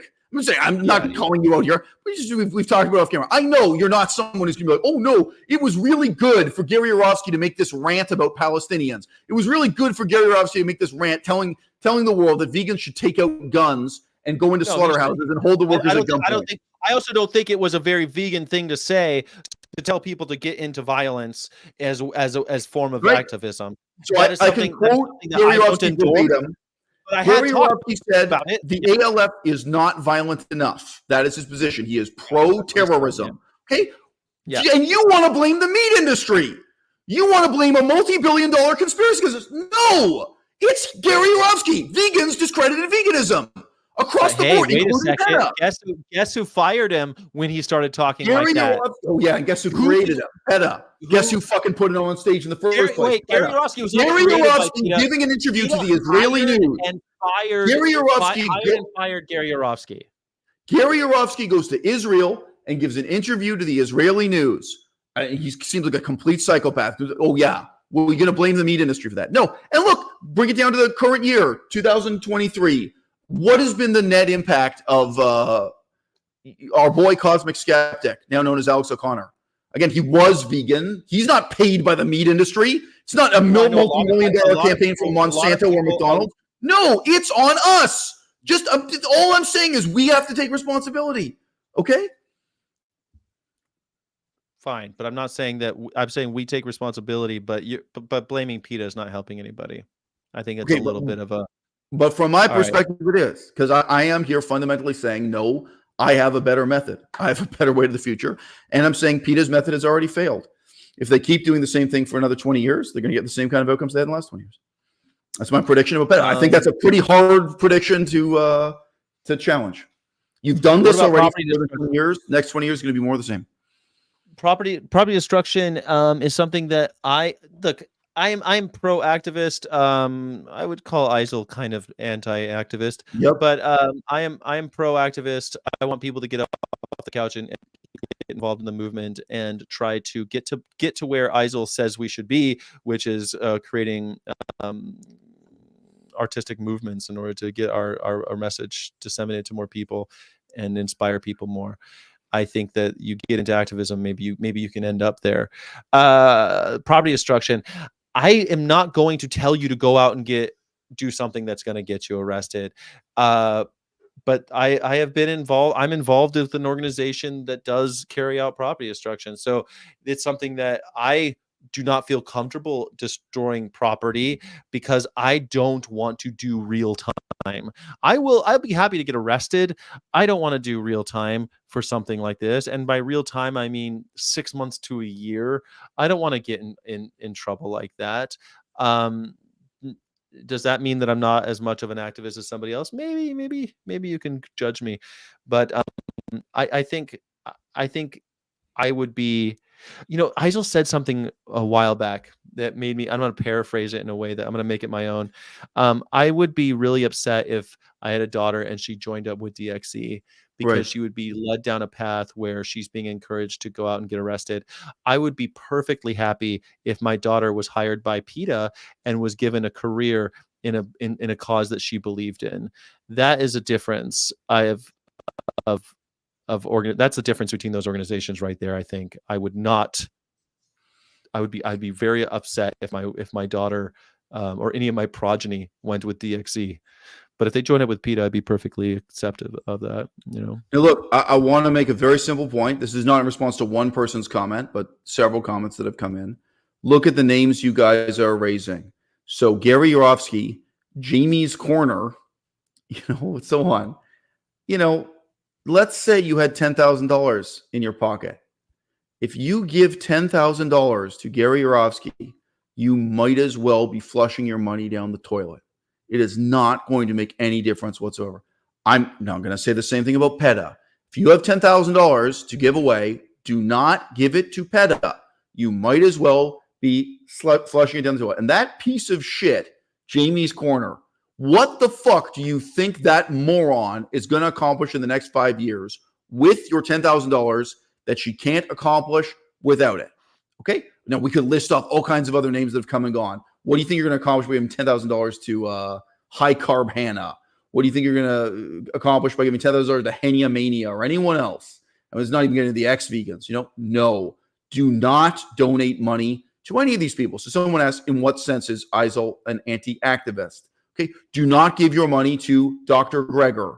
He's going to accomplish absolutely nothing in the next 5 years. He hasn't accomplished in the next 5 years. So on and so forth. And now the question has to be asked: what if you took that $10,000 and you made use of it yourself? Is your opinion of yourself so low that you think there's nothing you can do except standing on a sidewalk with a piece of cardboard, chanting and jumping up and down, and donating money to these terrible people who are part of a terrible movement based on a failed paradigm. It has failed in the past, is failing now, will fail in the future. And look, I got to tell you, I do believe in myself. The book will cost you $1, not $10,000. But yes, if you propose to give me $10,000, what I would be talking about doing with it would have very palpable real-world outcomes. The money wouldn't disappear the way it does when you donate money to Earthling Ed. All right? The money will be tied to palpable real-world outcomes, and I could give you a receipt for every single thing I've done with it, which is how I've always played the game. Like to give an example, this book is also translated into Spanish. You can read this in English or Spanish. So if you donate $10,000 on the list of things I propose, I'd like to translate it into Chinese, a couple other languages to make it available. I know enough Chinese people. I have enough Chinese viewers, whatever. I'm just saying. But that's something that costs money. I can show it to you. I can thank you in the book. I can say Chinese translation generally paid for with the support of whatever you want. Sure, you can make donations that have real outcomes in the real world. All right? But the whole paradigm that we've been debating in this whole live stream, sometimes implicitly, sometimes explicitly, sometimes directly, sometimes indirectly, it is a failed paradigm. And you might as well take your money and flush it down the toilet rather than support PETA, people with ethical treatment of mammals, rather than support any of these other Humane Society of the U.S., you name it, It's an evolving paradigm. PETA's been around for 40 years, and they've evolved in their tactics, and they've evolved in what they do and how they spend their money, and they spend their money very wisely. Being an insider, I kind of am witness to that. But no, that's why I give people like Sky and oh shit. Well, I don't think that I appreciate you, Vitamin, but I don't think that Jamie's a moron. I think she's doing she starred in that new movie. She did something that exactly up your alley. She was just in a movie. I can't remember the title of it, but it was funded by VKind, and she made a movie about being about an anti-dairy movie where she's the star of it. So she's doing exactly what you like, Isel. She's creating works of art in order to change the world. I don't think she's a moron at all, but yeah. But obviously, my critique of what Joey Carbstrong's method applies to Jamie Logan, aka James Gordon, very directly. So I say I'd be a hypocrite if I criticized one of them and not the other for doing exactly the same thing. Right, but I think Jamie does a bit more than. Well, I mean, she. Yeah, I don't know. If you say so, I haven't seen the movie, but I mean, the criticism of Joey Carbstrong applies to Jamie Logan. Anyone playing the game show. I get it. You don't like the game show, but yep. I think that most of these people. I don't think that Joey Carbstrong just does the game show. He also does investigative work that I think is very important because it exposes some of the horrific things that are happening. Look, and Jamie I want to draw attention again. So here is someone in your audience called Deem Stars who says, "LOL, buy my book." Okay, what kind of political movement do you want to be a part of? Do you want to be a part of a movement built on a lie? Do you want to be a part of a movement built on ignorance, the self-righteous ignorance of people who don't even read this fucking book? I'm sorry, again, intentionally, it's short, it's to the point, it's inspirational, it's beautifully written. You can read the fucking reviews on Amazon and see it really has changed people's lives positively for the better. You want me to undersell the book? And what the fuck is your role in the vegan movement? To come out here and self-righteously front like you're morally superior to me because you won't read a book or you won't write a book? Like, again, I've been involved in other political movements before this. Do you know how much reading you have to do to be respected within the Buddhist movement? You have to be able to talk about Nagarjuna back to front. You have to be able to talk about the Vajracchedika Sutra and the issues of translation it involves. You have to know the Pali Canon. You have to know the difference between different parts of the Siddhapitaka, the relationship between the Vinaya in one tradition and another. You have to come to events within the Buddhist movement with years sunk into textual and historical study and a very high level of political sophistication. So when I was in the Buddhist movement, I would sit there and talk about the history of slavery in Thailand, then talk about the history of slavery in China and the relationship between Buddhism and slavery. Okay, guys, I'm used to conducting politics at a very high level of erudition. And you know what you guys are used to? You're used to Jamie Logan. You're used to a pretty moron blonde girl sitting and telling your audience things they already know again and again and again. And then you pat yourself on the back and you pat her on the back and you donate money and it accomplishes nothing. And here you are saying, LOL, buy my book. All right, dude, The book is the result of approximately 10 years in the vegan movement, whatever. I'm 45 years old, 30 years or something as a background in political science and political philosophy. Yes, the book is worth your time, and it's worth a lot more than $1. Unlike Earthling Ed's book, unlike all these people who make money of it, I am not going to be ashamed of sitting here and talking about the book. And you fucking tell me why Jamie Logan doesn't have a book. If you guys have so much respect and support for Jamie Logan, well, go ahead. Compare what she has to say, all right? What I have to tell you is I may or may not be as sexually attractive to you as Jamie Logan, all right? I'll be real. I think I'm a lot better in bed. Okay, people. I think what I lack, what I lack on the outside, I make up for. Give me a break. Okay? I'm just being real. I don't think Jamie Logan is that good a lay. Do not hashtag don't fuck Jamie Logan. Come on. But if this is just about sex appeal to you, come on. It's not about. I don't think that's what anyone is saying. No. It's what you have to say to these people. She's a creative person who asks interesting questions. Set the intellectual caliber higher. Jamie Logan is doing wonderful work. I don't agree that she's a moron. I think that, again, expose yourself to her work a little bit more. You might enjoy some of it. I think that a lot of what she does is right up your alley, to be honest. And as far as if you want to get involved with the politics of the Cree and Ojibwe indigenous people, think about how much reading you have to do and the intellectual level you have to be at. But that's nothing to do with it. No, it doesn't have to do with it. If you want to get involved with the pro-democracy movement in Myanmar, think about the intellectual you have to be at. Okay, not everyone can do this, but not everyone can positively contribute to the future of the vegan movement either. And this comes back to the thing you were asking me about. Not everyone can be a basketball player. There's a different skill set. And if these people in the audience are self-righteous and proud of their moronism and their ignorance, I've got to say, look, maybe you don't have what it takes to be a positive part of the future of the vegan movement. And you already know my position. I don't think Joey Carbstrong has what it takes either. You know?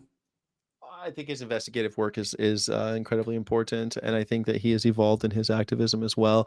I think I agree with the game show stuff that you say. I think it's funny, but I also enjoy watching some of that stuff. I like it a lot. So I don't know. I enjoy a lot of what these guys are doing, and not everything has to be. I think both are making positive. I noticed you haven't deleted the comments. This person called Vainai Monen has called me a pedophile during this, has said incredibly insulting things to me throughout the whole podcast, is not banned, is not blocked, and now says this is the quintessence of being a pseudo-intellectual. Quote, Korean Ojibwe? Do you mean Anishinaabe? Oh, homeboy, get on my level. So after a whole podcast of sending hate comments, including calling me a pedophile, okay, no, there are two languages. One is called Cree, one is called Ojibwe. And no, the word for Ojibwe in Ojibwe is Anishinaabe-mowen. The word for Cree in Cree is Nehiyawe-wen. Okay, so you guys are talking about something. Yes, I actually know what I'm talking about, and you don't. Go figure. And the reason why I wasn't deleting any message because you were addressing the pedophile thing. You were talking about it. That's just why this is all like you talk. You're the one who brought it up. Cree is Nehiyawe-wen. Ojibwe is Anishinaabe-wen. Thanks for coming on the live stream, insulting me for like more than 3 hours, and insinuating that I don't know what I'm talking about when I do, and you don't. These are the attitudes we're dealing with in the 21st century, bro. It's self-righteousness and pride in ignorance. And dude, this is your audience. These are the raw materials you are working with. You think in the next 5 years you can take these pieces of shit and make something positive happen. There's no such thing as a good institution staffed by bad people. There's no such thing as a good movement consisting of bad people with bad intentions. It's never going to happen. Bad people with bad intentions. These are people asking questions and bringing what they have to the table. So let me say, Sky, why is it that in the last 9 years you're the only person from PETA to ever speak to me? Why do you think that is? Now you're special. You can take it. I mean, you're interested. You're asking questions. Nobody else from PETA is. Dude, you may not realize how extraordinary you are within PETA. We've talked to all kinds of people from all different ideological stripes, left, right, center. We've talked to fitness vegans and diet vegans and revolutionary vegans. Sorry, I'm saying we because my girlfriend has at least been in the room for all this stuff. They're standing next to me or whatever. And sometimes she's a significant part of the conversation, but sometimes she's just standing there aghast as a witness. That's why I say we rather than I. But look, dude, I've been through it. No. Yes, my opinion of who vegans are is based on quite a lot of ethnography, quite a lot of anthropological study over the last 10 years. I know whereof I speak. And the stuff that you've brought up, but I mean, personally attacking people and like shit and telling them that they're idiots or whatever. I don't know that. But you think it's bad that I personally attacked Donald Trump? You think so? Donald Trump. Of course I attack Donald Trump personally. Of course I do. That's politics. That's punching up. I think that like okay, so what? Going after Earthling Ed isn't punching up? No, it's perfectly fine to I'm not saying that, but going after the people in the chat is a little bit. And these are people who are spending their time with us and are here to listen to these ideas. Well, I'm sure you have another pedophile comment already from this person. They've had it throughout the whole thing. So that's not going after me personally? Well, I see that, but you are. This person should be banned. And all their past posts should be deleted. They've done this. They've said I was a pedophile through the whole stream. Well, but you brought up the pedophile thing. I don't know why you're the one who brought it up. It said that Durian Ryder and them invented this. So why did you bring it up? This is exactly why. You know. Well, I mean, I know you brought up the reality of the people who comprise the vegan movement today. Yeah. Okay, so Klaus from Plant-Based News, who's known me for so many years. I'm sorry, I don't want to whatever. Something like 10 years. When this bullshit news story came out about my sex life, pedophilia was on. So just to be clear about how implausible this was. I live on the west coast of Canada. Part of these claims was that I had sexual relations with like a whole harem of women in Quebec. Now, Victoria, Canada it's so far from Quebec. And at that time, I was uploading videos so regularly. Anything interesting happening in my life, my audience knew about. There was no time, like just for me to go from the west coast to the east coast. Like this is greater. I'm sorry, I tell you about the shape of the continent. This is way further than the west coast of Texas to the east coast of Texas. For me to be flying back and forth and having this amazing sex life with all these women, who then the allegation was they banned me from the vegan movement in Quebec because I was just banging so many of these hoes. These were elaborate stories of my sex life that included allegations of pedophilia. Oh yeah, so do you think Klaus from Plant-Based News stood up and said, look, I know this guy Mazard, he's on the level, I know he has good intentions, I've known his content for years, I know, and these allegations are wildly implausible, and there's something wrong with these vegans who are so eager to believe it and tear this guy? No. And let me ask you, Sky, did anyone from PETA do anything like that? Did Karen Dawn do anything? No. All right. So yeah, I have experience with, like, at this point, it is well over 100,000 people comprising the vegan movement and how they treated me in relation to pedophilia. So you still haven't banned this person. He's still going at it. You know, the person who throughout the whole live stream has denounced me as a pedophile and made these insinuations. Okay. Well, so it's insulting things to me throughout the whole. So you and I here, like, Sky, I'm giving credit to you, right? I'm giving credit to you, Sky. You're having a serious discussion with me. And this is the reality of the people in your audience. So no, personal attacks are a part of the game. People criticize me for my sex life, for my sense of humor, for whatever. It is. It's completely on the table. And I criticize Donald Trump and what he's done with his personal life is part of it, including Donald Trump's sex life. Donald Trump is now convicted of sexual assault. It's kind of just slightly less than, but sorry, the person's still doing it. Vinominen. This is still going on with this pedophile inside joke. He said you're banging 100,000 people. He's misunderstanding what you're saying. I wish we never even talked about this. It's like this. Well, it's kind of a big part of my life, dude. I did fundraising, went to court, and went on for years. It's been a huge part of It's a huge part of how I regard vegans, including you and including PETA, and that's why I came up, and including Klaus from Plant-Based News. Okay, it's a real litmus test for what scumbags and what, fame whores and ambulance chasers comprise the vegan movement. The behavior you saw surrounding the allegations against me by the two people who at that time were the most famous and influential people in the vegan movement, Durian Ryder and Freely. They were the absolute pinnacle of their fame. Right? Durian Ryder and Freely started a lot about the vegan movement. Well, they started the way I understand it is that they started a smear campaign against you, and it became worse and worse, but it was completely unfounded. At the very start of the show, I reminded you of the thing with toothpaste and soap. That also tells you something about vegans. It is a moment in time. It's an example that illuminates the type of people that compose this movement and tells you something about what's wrong with the movement, where it's come from, where it's going. Sure. And it's a big part of my life. And a moron vegan. Nothing wrong if you were viewed as a moron for the animals. Tell it to Zoe. Tell it to Zoe Rooster, who's in jail right now. There's something wrong with it. Why don't you tell it? What is the topic of the stream? Well, the stream started about 6 hours and 15 minutes ago for me. I usually do a long stream on the Christmas holiday to talk with people that I enjoy and talk about Christmas. Not everyone's available. Okay, but Sky, let me ask you. Sky, you're a reasonable person. Do you think your attitude towards the vegan movement would be different today if you had been denounced as a pedophile and everyone was in on it, including Klaus from Plant-Based News. If you had been through what I've been through, just stop and reflect. You and I are the same age. How would that have changed the position you're in now? And PETA never would work with you because you were accused of being, let's just say, because by the way, this is my situation. I haven't seen my own daughter in 5 years. Okay? And this is a factor. The judge did see what Durian Ryder said about me, the lies about me on YouTube and Reddit. Okay? Let's say you never get to see your own biological daughter again, and you have seen the reality of the malice against you in the vegan movement for all these years, based on nothing, based on the most ludicrous, laughable, unbelievable, made-up allegation. I know, Sky, how would you feel? Let's use sympathy, this compassion I hear so much about. I totally would probably have the same reaction as you are having. I don't think that my estimation of the movement is, like you and I have talked about this, I don't think that my estimation of the movement is as grand as you're making it out to be right now. I am not I question one of the things that I do on my channel, and another one of the reasons why I asked you, come on, how would it be different if you've been through what I've been through? If I've been through what you have been through, you'd probably quit. I don't know. That's most do. I think most quit. You know the quitting rate. You know the failure rate. You know the. Yeah, I probably would. I'd probably go into a hole and cry. I mean, I don't think that I would be able to stay out. Not me. Hard to stay. I fought back, and I'm still fighting.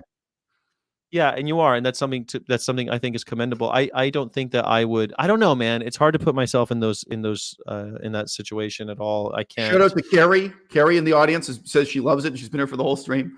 Look, in between my first wife, who I'm now divorced from, and Melissa, who's sitting here next to me, I had sex with 0 women. So in terms of rumors about my sex life, I did not have sex with any woman in between my ex-wife, who again, the divorce went on for years and years and years, and Melissa, who I'm with now. So I'm just saying, because some people have been asking, I'm totally comfortable talking about my sex life. And I can also tell you why I didn't sleep with them. I don't know if I kissed someone in those years in between. It's possible I kissed 1 or 2 people, like you're getting to know someone, but didn't have sex during those years in between separating from my wife and meeting Melissa. I really have to think about those couple of. Well, I mean, I don't want to get too into that. But no, I'm just straight up telling you the lies made up about me. They required like time travel and like teleporting between continents. They were so it's like I'm in Western Canada and I'm supposedly fucking a woman in Scotland, and she never said anything happened. It was totally. They were wildly ridiculous, and the whole vegan movement got on board with the idea that I should be beaten up and dragged to a police station in Chiang Mai, Thailand, by a gang of Durian Ryder's followers, and that I was this terrible person.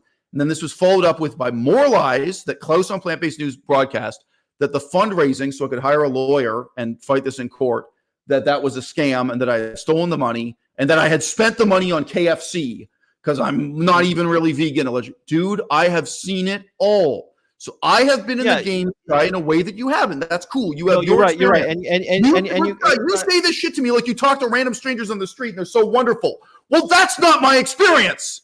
Okay, I don't even believe you. How many of these fucking people you talk on the street are wonderful? How much are fucking deplorable human beings? But that's not my experience. When did I say that? I didn't say people you did. Are wonderful. You did. You said you talk to people on the street and you talk to other vegan activists on the street and say they're wonderful. I don't blame you, but you were feeling optimistic at the time. Wonderful. Yeah. I don't think I said that activists are definitely where some of the real work is being done, and I believe in the movement still. I think our movement in many ways, and one of the reasons why I like your book, Caliban's Mirror and Future of an Illusion, is the Veganism and the Future of an Illusion, is because you are taking a no bullshit look at the movement and saying this is how I think we can move forward. That's what I like about your book, and this is why I recommend it. Now, I'm a fan of activists. I think that activists are the ones who get things done.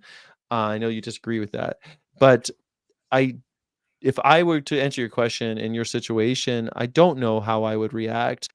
I don't know if I would throw the entire when I first met my girlfriend, who's still my current girlfriend, Melissa. So she's off camera. She's in plenty of my YouTube videos. You can search my channel, Fannulous. She's on my Instagram and stuff too. They just say we're on camera together as a couple. When I first met Melissa, guess what her father asked about me? Guess what her brothers asked about me? They claimed I was a pedophile.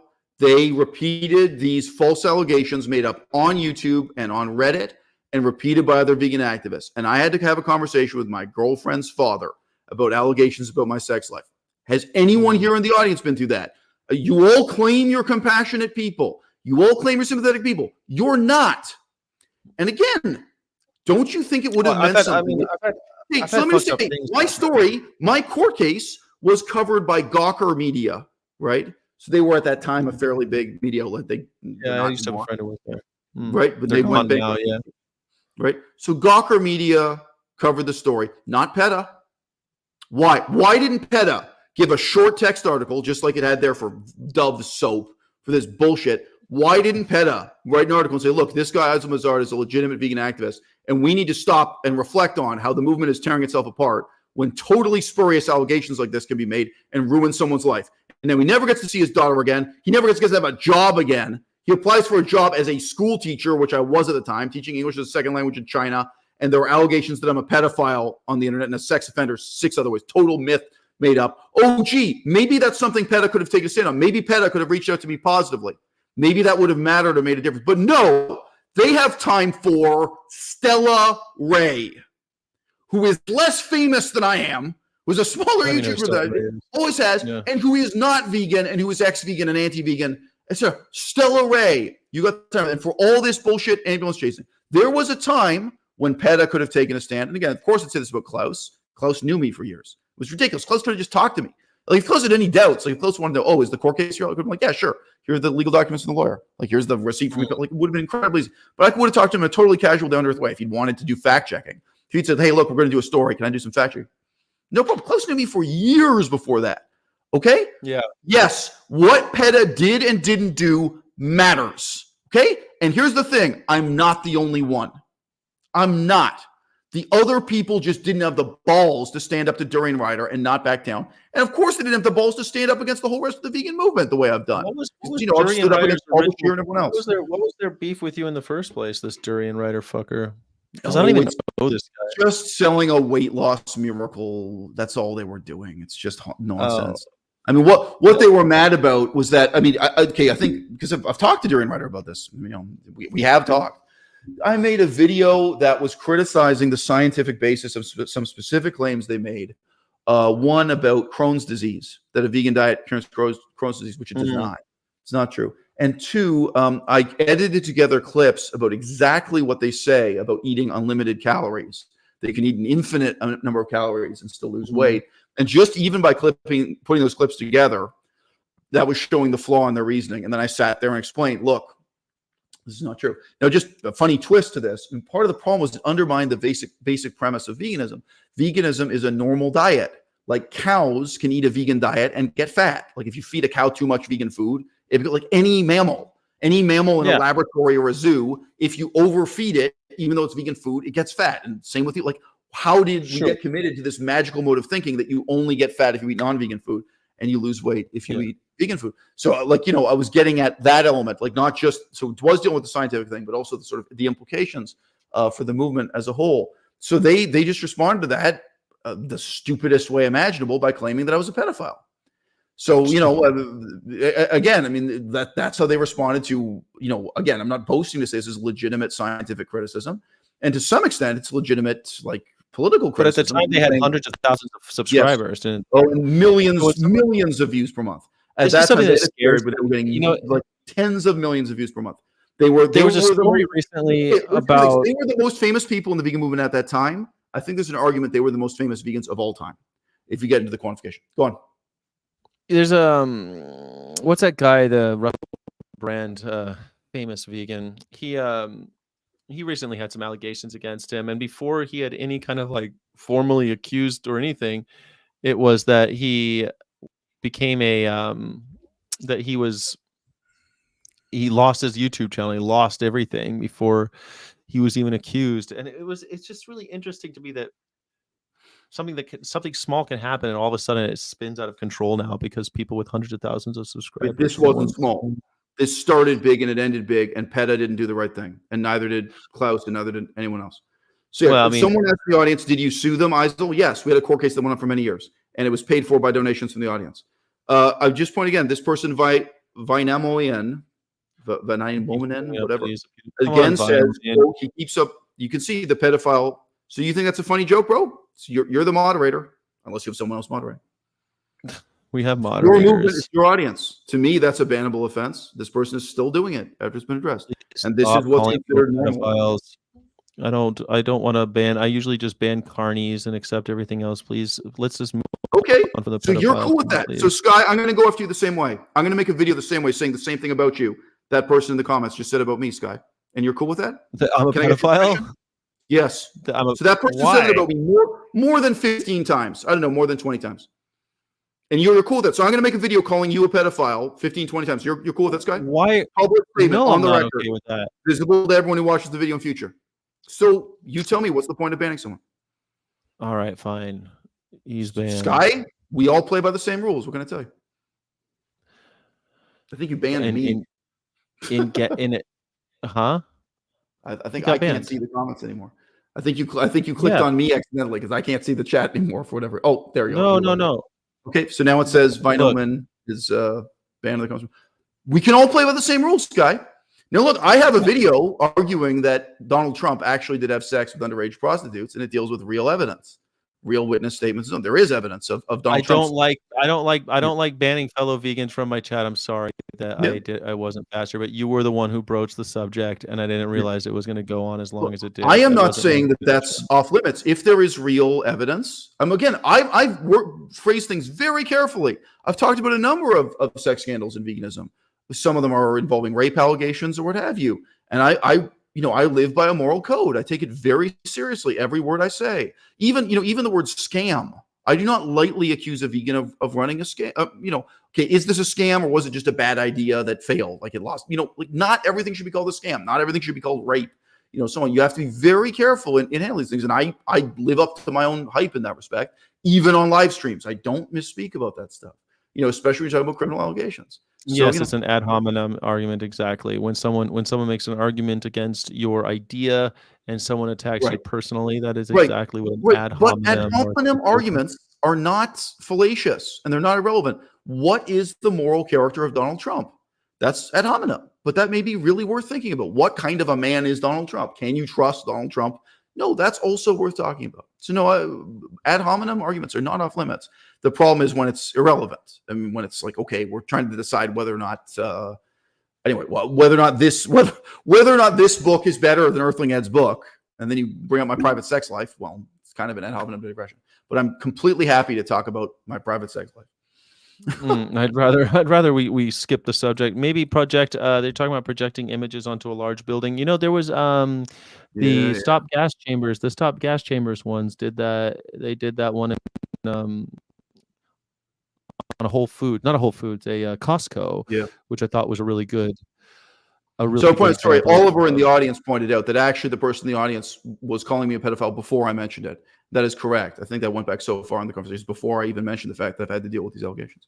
Okay, but look, bro, you tell me, because what you asked me what I want to have to do with PETA. That's my situation with PETA, bro. You can tell them you work for PETA. They didn't come to your aid. They got time for Stella Ray. They got time for complete bullshit with Stella Ray talking about her leather shoe collection and her purses as an industry. They got time. They got time resources. Sure. PETA, you know what? The story with Freely Enduring Rider was the biggest story in the vegan movement for a period of at least 6 months. And it involved me. And it was on the record. It was very important. It was way bigger than Stella Ray ever was or will be. And at that time, PETA had the opportunity to take a stand, do the right thing is the right thing to do. And they didn't. So, Stella Ray has horses on her. She has horses in the on the first. She eats eggs and meat and everything else. There's nothing vegan about her. She has no connection to the animal rights movement whatsoever. So who the hell is she? Here's the first thing. Is that Stella Ray? Is that her? No, that's some model. She's not that good looking. But what is this? I don't even know. She sells dresses. I see. Dude, she is trying to make money out of a YouTube channel that gets 1,000 views per video any way she can. She is in Los Angeles trying to be a pretty girl who likes dresses and shoes. Sorry. Oh, Melissa's right. She's now in New York City. She used at the time she was in LA. She moved to New York. Right. I don't even know who she is. Ethical fashion. Block print. So ethical. Right. But, you know. Towards the environment. And so this reminds me. Has anybody been watching The Curse on HBO or I mean on I forget what channel. The Curse with Nathan Fielder and Emma Stone. Fascinating. And that's what kind of reminds me of that. Like we're gonna be. Did I ban? Now everyone's gonna argue about whether or not I should be banning people. See what I mean? Each dress you wear is meant to bring you as much joy as it brings to us and take you through your day with comfort and ease, feeling beautiful and free. What an incredible. Let's see so I mean Stella Ray, she clearly loves horses. So I don't know. I don't know who this is. I don't Thanks know to the people in the audience who are backing up what Oliver said, that no, that was someone in the audience who repeatedly accused me of being a pedophile and brought it up before I brought it up. So I was addressing something directly that someone in the audience, well, he wouldn't let it go, which I'm like, I asked everybody to stop talking about it. He wouldn't stop. So what am I supposed to do, guys? But look, I don't want to stop talking about it either. This is the tragedy of my life, bro. My daughter is now 10 years old. I haven't seen her in more than 5 years. What can I tell you, bro? Real people do real things. Actions have consequences. PETA just didn't give a fuck. They had time to make a documentary about what a wonderful person Stella Ray is and promote Stella Ray on the PETA YouTube channel. That's what it was. They went out with the whole film crew, bro. Oh yeah. So what do you think? I don't think PETA rushes to anyone's aid when it comes to that stuff. I don't think PETA does that. I think PETA's always been about the animals. Bullshit. They have written news stories on every minor footnote tangentially related to veganism, and you know it. Any minor thing worth talking about, they will make an article out of, at least in text. That is bullshit, and they didn't make an article on that situation with Freely and Durian Rider and me. And it is important, and it matters, and it's much more than just my life that got ruined. Okay? Yeah. It's a horrible thing that happened. I think you got fucked. The number one issue people having vegan is it's too hard, and I think YouTube helps with that. I think it does too. I think that it's I think it was a great idea of this. That I think YouTube does help with that. A lot of these cooking channels and stuff like that, but I'm just not up for that. I don't do the cooking thing very much. I try to do a little bit because I know people like it, and I look, bro. You know, this was defined originally as the discussion of the book. You've read the book, which I'm glad about. Do you want to wrap this up? I mean, is there anything you want to say? I mean, no, I'm good. I know you have to go, so I want to have. If this is going to degenerate into random Q&A with the audience, I don't know. Well, we can talk about cooking shows, but I don't think that's really what we're here for. No, and I was trying to get more people to come on, but I'm gracious that you were able to come up and you were able to come on for as long as you did. Right. But yeah, I was going to. I have to celebrate Christmas at some point too. I was going to get off. I've been on for 6.5 hours. Right. It's the longest. You already were really an artist and a creative writer before reading this book, and you have some smattering of a revolutionary about you too. How do you think this book, is going to change what you do in the next 5 years? What an interesting question. Well, I'll just give you something to say. When I read the book, I find it inspiring. It's been long enough ago I wrote it that I kind of forgot what's in the book. I'm surprised by it. I'm inspired by it when I read it myself. That's my own feeling reading it. It's like, wow, It's funny that take for example, I think one of the things that I'm taking with me from the book is that I want things to be interesting and new and creative. And if we don't have a creative solution, then I don't think we should do it. I'm sure you're familiar with Buckminster Fuller. He was one of my, I'm very inspired by his work. And he said that if It's real funny. You keep mentioning, he keeps mentioning these people he looks up to.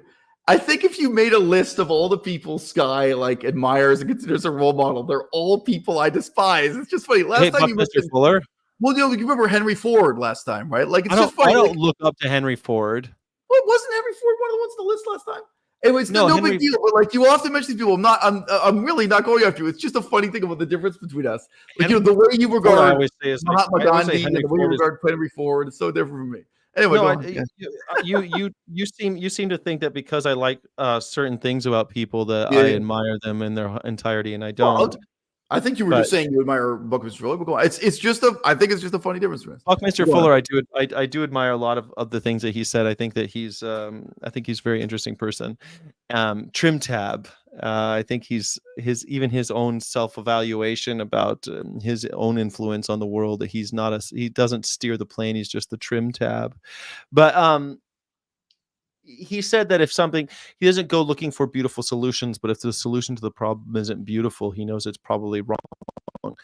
And when we talk about, with your thesis of the book being creativity and creative solutions through the humanities and through kind of creative pursuits, I look at, okay, well, if we're going to have a new campaign, then let's try to do something creative and interesting and thought-provoking, rather than just media provoking, or just, loud and obnoxious. I think there's a time to be loud and obnoxious, and I like being loud and obnoxious. But if it's not going to be novel and creative, then I don't necessarily think that I want to do it. And I want it to be interesting, which is something I think that our movement doesn't really have. And something, when you say like, we're just going to dress up and have pretty people carrying placards, that's to me just kind of old news. You'll say that, like, oh, well, that never worked, and I think, well, maybe it did have for a time an impact, but you've got to constantly be recreating these things, and just to rehash the same old things that every other movement has ever done, whether or not they were effective, by the way. Sonic the Hedgehog 3, boring nothing but a rehash of Sonic the Hedgehog 2. Go on. Yeah, there you go. That's exactly right. I don't want to live in a world where we're constantly doing the same thing. I don't want to live in a world where we're making Cinderella and Snow White again. I think we need to be creative and new in if we need novel ideas, and maybe we need novels too. I don't know. Yeah. But so to me, that is the main thing that I take with me from that. Well, And when I want to say this to give the kind of credit to the other side and contextualize this whole discussion.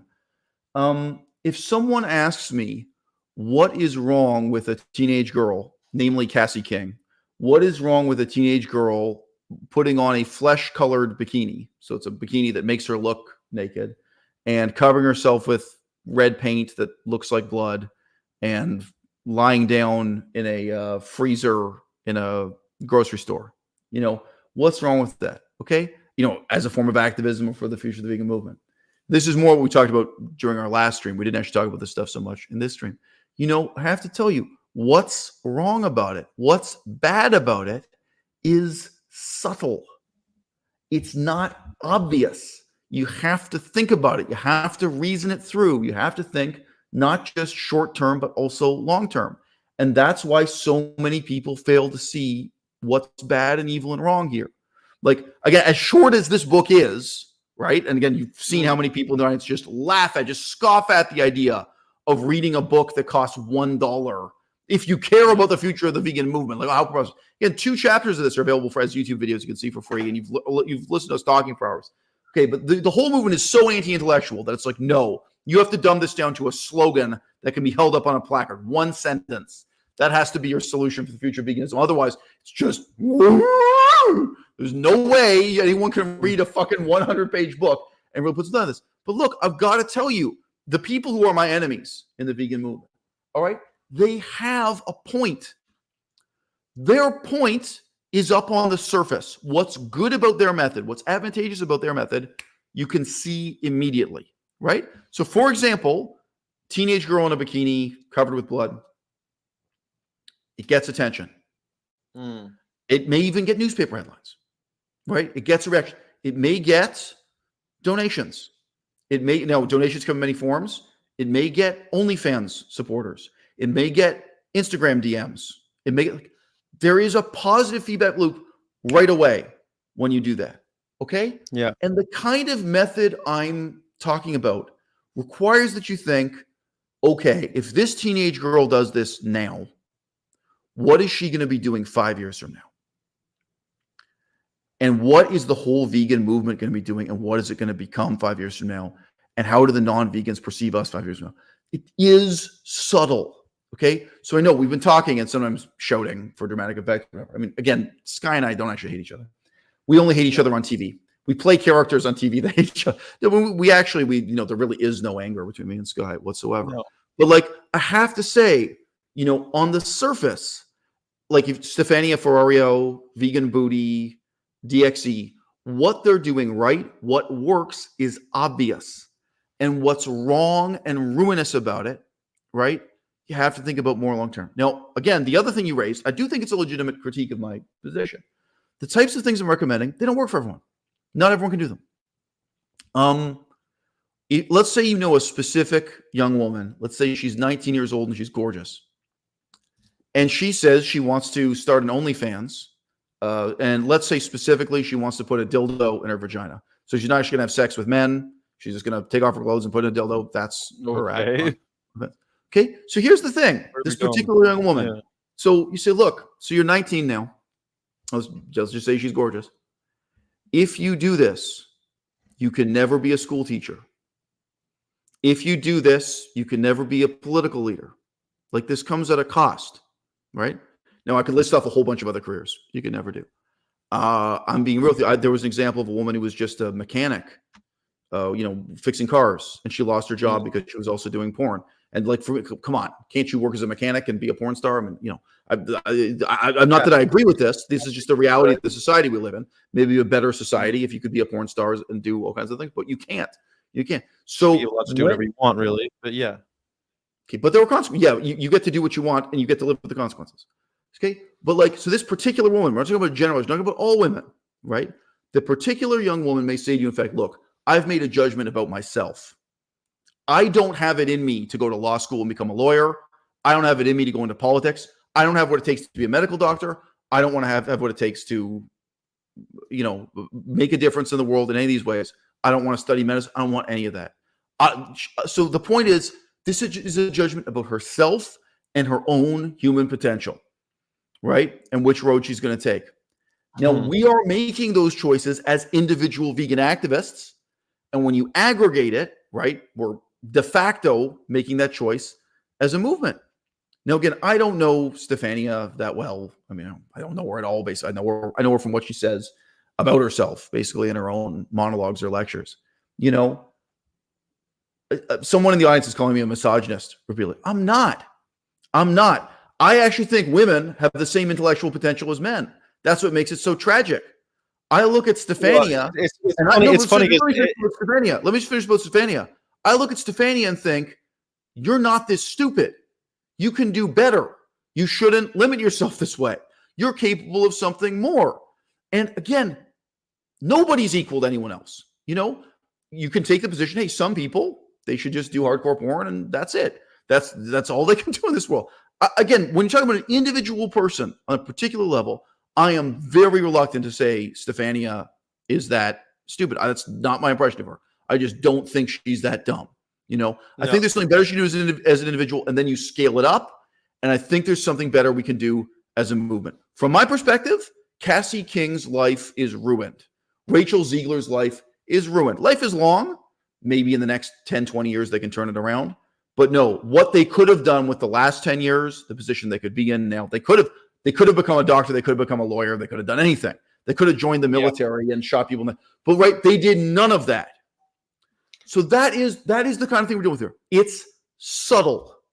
It's not obvious, the sense in which I'm right and they're wrong. However, I've got to tell you, whether you read my book or you start watching my YouTube videos for free, if you'll let me talk you through this, if you'll think it through with me, you are going to realize in time that I am 100% right and the other side is 100% wrong. Well, you'll at least have your ideas challenged if you watched ISIL. That's the very least you'll have for sure, and I think that that's value in itself. I don't want to be in an echo chamber where I'm just constantly being reaffirmed. And I know people are asking themselves, well, so why didn't Sky? I'm seeing the comments, and because of what just happened with Cole, and I don't want to with Vinuinian, and I, a longtime viewer, but I mean the guy was kept on bringing up the same insults, and we can't have that. So I mean, honestly, if you want to be challenged by like I do, I do want to talk, especially with vegans. That's why I had Reasonable Vegan on the show. People I disagree with.